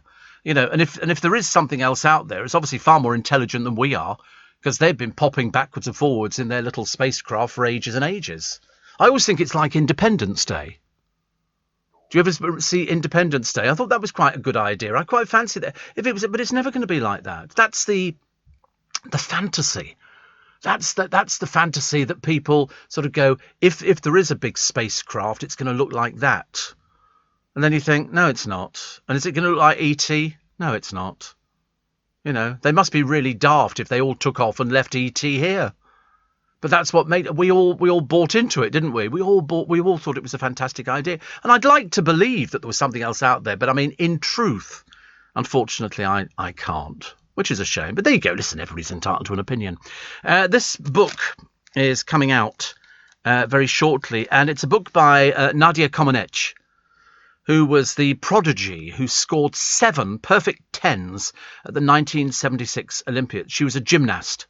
And if ever you've seen the Czech gymnasts, and she was 6 years old when she was spotted, and she was performing cartwheels in a corner of a school playground in a small town in Romania, and she was then taken, and they trained her up to be world class. So 7 perfect tens. I mean, to watch her was like watching somebody who was made out of rubber. I can remember sitting there thinking, God, that's so good. I couldn't even do a handstand. That was actually pushing it as far as I was concerned. And you look at these little people who are so elfin-like, and yet they had such talent. They were phenomenal. And we sat there watching it, and they always came from overseas. We have them in this country, but they just weren't as good. The reason being, these little people were pushed and starved and slapped and literally beaten until they got it right. It was a case of, from the moment you woke up in the morning, you were training. And that's how it was. And that's why at the Montreal Olympics, she was the prodigy who scored 7 perfect tens. I mean, it just doesn't happen. Amazing. But they were pushed to the point of exhaustion. And it was a case of train them hard, treat them mean. And they really treated them mean. And so she's written a book about it. In 1977, she gave an interview to 2 Romanian journalists in which she confirmed she'd been slapped and insulted, deprived of food for up to 3 days at a time, and once lambasted for putting on 10 ounces. That's what they were looking for. They were looking for somebody who was so... I mean, you know, she smiled all the way through it because that's what she'd been trained to do. And it was just amazing to watch. But when you realise what she was put through and how she suffered, we really shouldn't have been seeing it at all. We really shouldn't have been. So there is a book out, and I'm going to sneeze. I've done... Excuse me. Do you know, I've sneezed a lot over the past week. I don't know what it means, but I'm doing a lot. A lot of sneezing. Steve, the universe is too big to go anywhere at 17,000 miles an hour anyway. Wouldn't it be nice, though, if you could actually, contact people from another planet and say, oh, listen, just pop down to Trafalgar Square. We've got loads of room here. You could park 2 or 3 spacecraft, unless it's one of those really big ones. In which case, put it in Hyde Park. And we can all nip round there. I tell you, people would be sending journalists down there to sort of get the first interview with somebody from another planet who'd learnt to speak English or Russian or Polish or whatever it happened to be, wherever the blooming thing was landing, they could speak that language. But it's just not going to happen. Much as I want it to. I always get insulted by people after I say things like that. People have to go, you don't know what you're talking about. And these are people who sort of want to believe in stuff like that, which is fine. I never have any problem with what people want to believe in. Everybody's entitled to. I mean, I should imagine the producer probably disagrees with me completely. He probably would like to believe in little green men from other planets. Give him somebody his own age to talk to. Steve, I finally got my first jab. This is Shane in Sydney, Australia, where they're a bit slow, I'm afraid. 23rd of June. 23rd of June. That's his first. Steve, talking of plain water ice lollies, I make my own. Why don't they just sell water lollies? I mean, I realise it's an ice cube on a stick. But, I'd be quite happy with that. And, Steve, as someone who's ventured out much, your observation about busy buses and trains is important. Does it mean that things are looking up? Yeah, absolutely. Absolutely. I mean, Waterloo Station is chocky-blocky. Very shortly, because at the moment you have to, if you decide to go to McDonald's, as people do in the morning or the other places, you sort of walk in there and you queue and then you order it here and then they shout out your number later on. Well, very shortly we should be going back to, I hope, people actually going to the counter, getting it, and the person who's just served you provides you with your food. There you go. Little Julie says, you mentioned deer. We saw 27 whilst out for a walk. You have to be so quiet and still, any sudden movement. And yeah, this was about 50 going through their garden. I'd never seen it seriously. I thought it was a joke. Absolutely, because you think, but where do they go?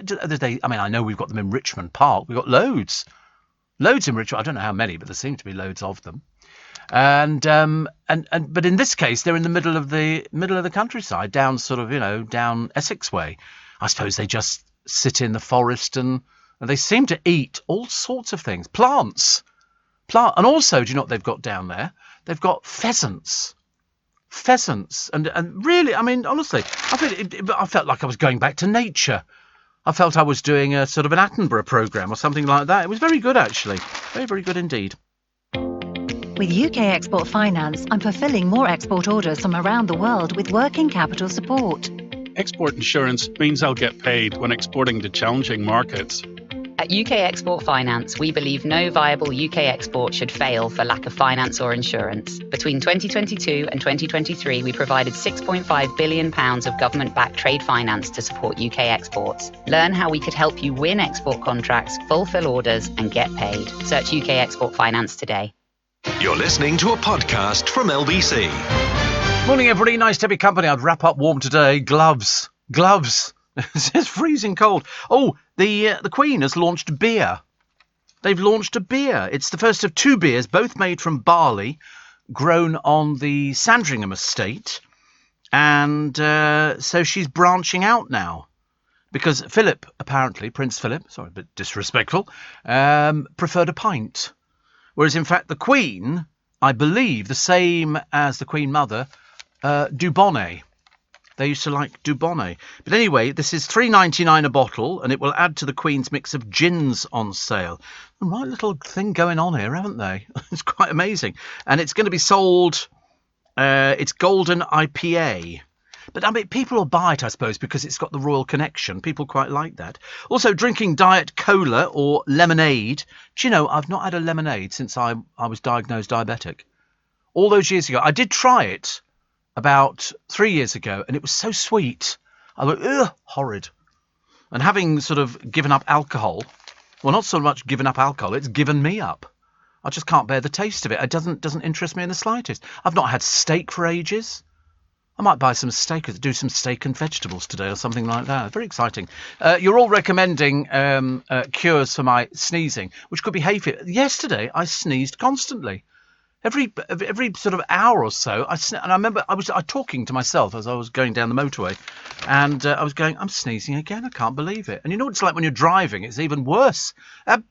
Like that. It's just dreadful. Absolutely terrible. What else have we got today?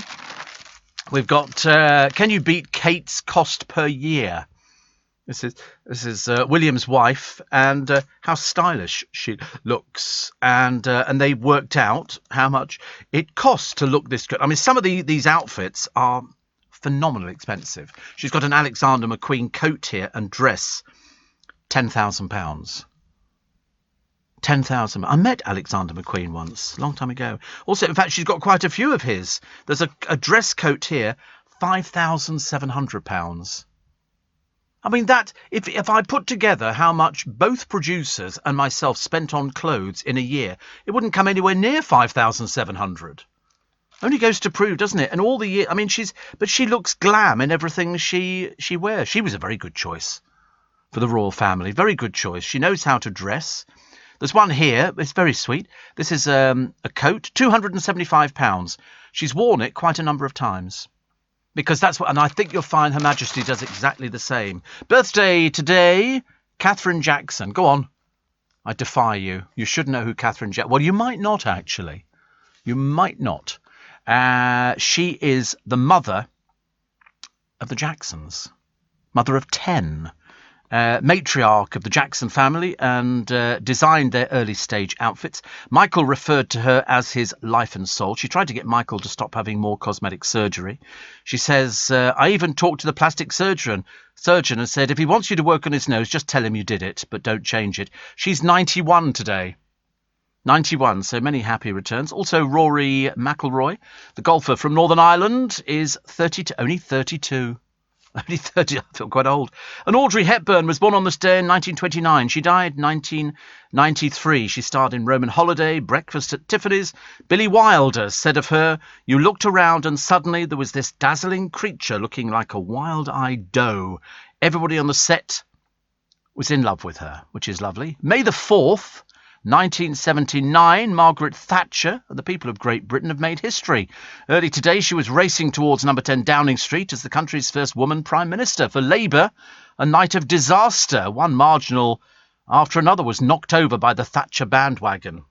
What do they say? To lose the election once, careless. Twice, 3 times. Oh, definitely not so good. Not so good. And if you're celebrating your birthday today, many happy returns of the day. Also in 1984, the actress Diana Dawes, Britain's answer to Marilyn Monroe, died, aged only 52. Only 52. And she was in a hospital down in Hammersmith. They call it the Charing Cross Hospital. I don't know why, because it's in Hammersmith. And she was on the private floor there. And I know that because a friend of mine was with Bupa. She was also on the private floor. And I walked round and you could look into people's private rooms and there was Diana Dawes in bed. If I'd had a camera or a telephone, I could have taken a picture of Diana Dawes in bed, but I didn't. But no, I loved Diana Dawes. Steve, why do we close our eyes when we sneeze? I've no idea. Apparently, if you feel a sneeze coming on, push your tongue to the roof of your mouth. It'll stop you sneezing, says Joy. I've heard of these things before. It never worked for me. Never worked for me. I was always the first one to start sort of sneezing left, right and centre. If you suffer from hay fever, I don't know what the pollen count is today. Pollen count good, bad or indifferent? Can we find out? I generally sort of like to know these things. And here's Prince Harry bowing to showbiz royalty. Everybody else dressed up to the nines. Harry just looked like he'd been dragged through a hedge backwards. A really bad dresser. Never was any good at dressing. You know why? Probably never bought clothes by himself. Steve, I always see deer and pheasants at the back of my garden. I'm going to sneeze again. Can't believe it. It's ridiculous. Pollen count today. What do we got? Today, is that medium? We think M is meat. We're not too sure, actually. It's M all week. We don't know what that means. It says here, pollen forecast, blah, blah, blah. Spores will increase temporarily after rain. Birch and ash pollen now in decline, being replaced by oak pollen. I've never even heard of these things. Unbelievable, isn't it? But anyway, That's what it is. I live in Essex near Hainault County Park in Epping Forest, so that's why deer and pheasants. How lovely. Very nice. What happens to all the Queen's old clothes? Says somebody. Oxfam? No, they keep them. They keep them. They throw nothing out. They throw nothing out. Everything is saved. She'll literally wear an outfit. I mean, how many times? Only very occasionally will you see her wearing something and they'll go, oh, they've changed the buttons or they've done this or they've done that with it. But no, everything is kept. Mind you, not like they haven't got enough room to keep things. No, they save all the clothes because in years to come, after the Queen passes on, God willing, not for many a year yet, they'll have exhibitions with her clothes on, like they did for Diana and for other members of the royal family. That's why they will save all these. No, they don't throw anything out. In the case of Harry, as I say, I mean, he dresses so badly because I can't imagine they just went out and said, oh, we bought you some more trousers. They're sitting up in your room. I shouldn't imagine he's bought anything since he's been over there, but it's always with the sleeves rolled up. It's a bit sort of too cash, if you're masquerading under the title of, a member of the royal family, which of course he isn't anymore. And I suspect that when Charles takes over, he's going to be almost excommunicated. I can't see it. Can't see anything, happening there where they sort of forge, hopefully, something. We thought it was going to happen at the funeral, didn't we, of Prince Philip? We thought maybe they'd all be chatting, and it turns out not to be. There were a couple of members of the royal family who shunned him completely, presumably because they just thought that what he did was wrong. And I think he will regret it in years to come. But at the moment, I don't think he's grown up properly. I think it'll be a case of he will work it out. Also, the Queen telling Northern Ireland, I treasure the memories of seeing you with Philip. She has boundless energy. She seems to have no sign of slowing down at all. It's almost phenomenal that, she buries her husband and then within a day she was back doing things. It's just really unbelievable. Honestly, it puts most of us to shame, I'm afraid. In fact, all of us. 65-mile-an-hour gales and rain. What a dank holiday. And people on the Cam in Cambridge, tourists taking a trip in the rain under umbrellas. It seems a bit pointless, doesn't it, really? But they like that. Tony in Woodford says we have Monkjack Tier in Walthamstow Forest, which is adjacent to the North Circular. Aha, nice. And here we go. Glasgow, freezing cold. We normally, at this time of year, get 55 to 60 Fahrenheit, but we were down to 30s. It struggled to do 12 centigrade yesterday. Drinkers and surfers still in good spirits. My lot were booking into pubs left, right and centre. Dreadful people, honestly. Can't believe it. Crackdown on pet crime sends a vital message to all crooks because it's dog theft is huge. There was somebody else the other day who came from a particular community who had loads of dogs as well. They found was it 58 or something like that? Dogs that were stolen. Dogs that were stolen, and you think to yourself, this has got to stop. Police need to be out on the beat, or failing that, if you've got a dog, get it chipped. Because then, if the dog is stolen, and it's like people tying up dogs outside shops going in to do shopping. Somebody comes along, gone. If it's chipped, if they find it, then at least you can identify it again. You can get it done quite easily. And then when somebody finds them, they run a machine over there and they can tell you exactly whose it is. So that's the thing to do. If you do something today, that would be the thing to do. That'd be quite nice. Also, Claudia Winkleman insists she's excited about turning 50. People get quite panicky about 50, don't they? I don't know why. When I get there, I'll let you know what it's like. And she says here she's drawing inspiration from Gene Simmons and Alice Cooper. Alice Cooper. Well, there you go. And here's this fire, a massive blaze engulfing a historic boatyard on the River Thames. 100 firefighters. This was just down from Richmond at Platts Eyot. Witnesses reportedly heard large explosions, but the heavy rain luckily helped dampen down the flames. So they're two single-storey industrial units, completely destroyed them. They've been there for donkey's years, believed to have been built back in 1916. Goodness sake, honestly, we've got big boatyards around where I live. You're listening to a podcast from LBC. Morning, everybody. Nice heavy company. 10 to 7, Steve Allen's early breakfast. I've noticed, actually, that there's a new scan. It's a revolutionary 3D scan that can diagnose coronary heart disease in 20 minutes being introduced by the NHS. Tens of thousands of patients every year will be assessed and treated 5 times faster thanks to this technology. Isn't it amazing what they can do? They were showing you something on the television the other day, and it was a baby in the womb. And they had to. It had a tumour the size of a Malteser, apparently, and they were showing it because I saw it on Gogglebox, and it was absolutely and they were all sitting there going, "Oh my goodness!" It was absolutely amazing what they can do now, because there are every year 160,000 deaths through heart and circulation diseases, and it's only because we're not being, fit enough. We should get out and we should do walking and we should do this and we should do that. And I'm as guilty as the next person, I'm afraid.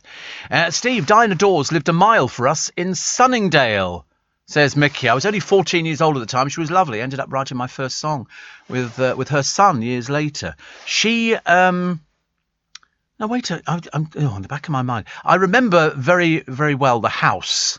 There was a bit of naughtiness that went on in Dinah Dawes' house. And, of course, she was broke. But the bank allowed her to keep the house and the Rolls. I think she had a white Rolls. But didn't her son die? Did her younger son, Dinah Dawes' son, die? I have a strange feeling. I interviewed him after his mum died and his father committed suicide. He wrote a book, I think, and he came in to be interviewed. And I remember thinking what a lovely person he was. Absolutely lovely person with so much tragedy in the family. But I was sneaking feeling that he died, didn't he? And it was not a huge amount of time ago, was it? There you go. Jason. He died at the age of 50. Just days after celebrating his birthday. Awful tragedy. When he was young, he was the most charming person you would ever meet in your entire life. And his mum was a big star. Dinah Dawes was a big star in this country. Big star. So I remember the house and everything. And he said he went back to the house. Whilst he was still a lad, after his mum had died and his dad had died as well. And he said, I went back there, he said, and everything was the same. They hadn't touched anything. He said, our swimming costumes were still hanging in the pool changing room. He said the house was... Imagine how spooky that must be. He'd not been back to the house for some time, but the family had kept it as it was, the people who'd actually bought it. Quite amazing. So all the papers are full this morning of Bill and Melinda Gates, 65 and 56. And they're getting divorced after 27 years of marriage, having said they can no longer grow together as a couple. Now, I have no idea what that means. In American terms, it could mean just about everything. Bill is the world's 4th richest person. He's got a fortune of 120 billion. 120 billion. I think in their money to give away, they've got about 50 billion pounds, which I think is absolutely phenomenal. They're going to carry on with the foundation. There's no intent on either of their behalves of winding down the foundation. They're committed to giving money away for good causes, and phenomenally good causes. When you've got that much money, it takes you into a different field. We raise money here at Global, and we help out a lot of people every year. And I'd love it if all of a sudden we got 50 billion pounds. That would be absolutely amazing. But I'm sure that they will still keep in contact. They've got 3 gorgeous children. And I think they're all part of it as well. So it's the kind of thing that they've said, listen, give us some breathing space. And I think that people will give him breathing space, and her as well, because they both seem quite charming and also unaffected by the amount of money that they have. I've discovered in all my years in the business, and loads of people will tell you similar, the people who've got an awful lot of money, if they've always had an awful lot of money, they're unaffected by it. They're not. It's nouveau riche, which is the problem we have. You turn on the television and there'll be somebody from the Housewives of wherever it happens to be, Cheshire or something like that, where somebody's become a footballer and they make their money that way. And that's what it is. It's people who all of a sudden have had, very little money. In fact, there's one person on Made in Cheshire who arrived here with nothing, absolutely nothing at all, and started, I think, working in clubs. and then sort of built up and then married somebody very, very wealthy, and so it goes on. That's the way it works nowadays. But if somebody's always had the money because they've worked at it, they just accept that's the way it is. And I know some very, very rich people, who are totally unaffected. They're just genuinely nice people. And it's quite pleasing, actually. So when I see the Gateses and I see them, and I think that's a shame, but I'm sure that they're still going to be very, very close, very, very close. Kay in Hackney says Diana Dawes, best thing to come out of Swindon. No, the best thing out of Swindon is the road saying you're now leaving Swindon, isn't it? Is that the one? Steve, the dog microchips, the thieves are cutting them out of the dogs that they steal. Well, yeah. I hadn't heard that, actually. Somebody says, I think IOT is pronounced 8. No, it's Thames IOT. I know that because there's a house in Twickenham. It used to be a mansion, and it was IOT. I'll check on it because I don't want to get it wrong. I wonder if Stuart will know at Sandy's, the fish shop. He might know things like that. But no, our high street, compared to Richmond and compared to Kingston, is actually pulling itself back together. So we've still got, the fruit and veg. There's always a queue for the butcher. He always gets a queue. The fish shop always does really well, and everybody else. So, I think we're on the up and up. I think people have suddenly realised, listen, you don't need to go too far away. You've got everything on your doorstep. And, the more you use local shops, the better it will be. Madeleine McCann's parents are in all the papers today. It is, I was right, 14 years on. 14 years on. They're still waiting and still hoping to get something. Whether or not they get those answers, I've got no idea. Steve Jason sadly passed a couple of years ago. Huge talent. He was in the Wilmslow Boy. Ah, right. As a child with huge future ahead. Yes, there were all sorts of... He went to live with his half-brother, I think, over in America. That didn't work out, I remember. But, he seems such a nice person. The Sun, the newspaper, telling you this morning that the police are ready to charge a suspect over Stuart Lubbock's death at Michael Barrymore's home 20 years ago. They're going to send a file to prosecutors after a man of 50 was held on suspicion of murder.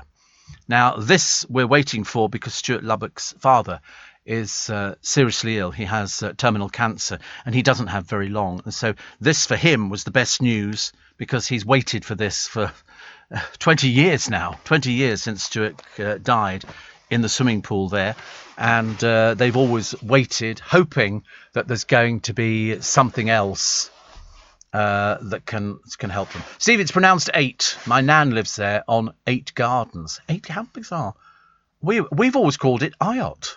Isn't that odd? Even people where I live, we call it Thames IOT, but I'm sure it'll be corrected. Oh, what were they talking about correcting things? What have they just called back? Lollies, ice lollies, blue ice lollies. I can't remember which ones they were. And the reason they've called them back from Iceland and from loads of the supermarkets is because they've got milk in, but they didn't put it down on the actual ingredients. Listen, that's it for this morning. Thank you very much indeed. Thank you very much indeed. I have a free little bit extra podcast. You don't want to miss it. Romeo Beckham sharing snaps of his 2-year-old anniversary celebrations. The Beckhams really do love the attention. Jacqueline Josser and her husband Dan Osborne have moved into their new mansion. It's not really... They call them mansions. It just looks like a normal house to me. And Madonna's daughter has posted a raunchy selfie. I wonder what the mother must think.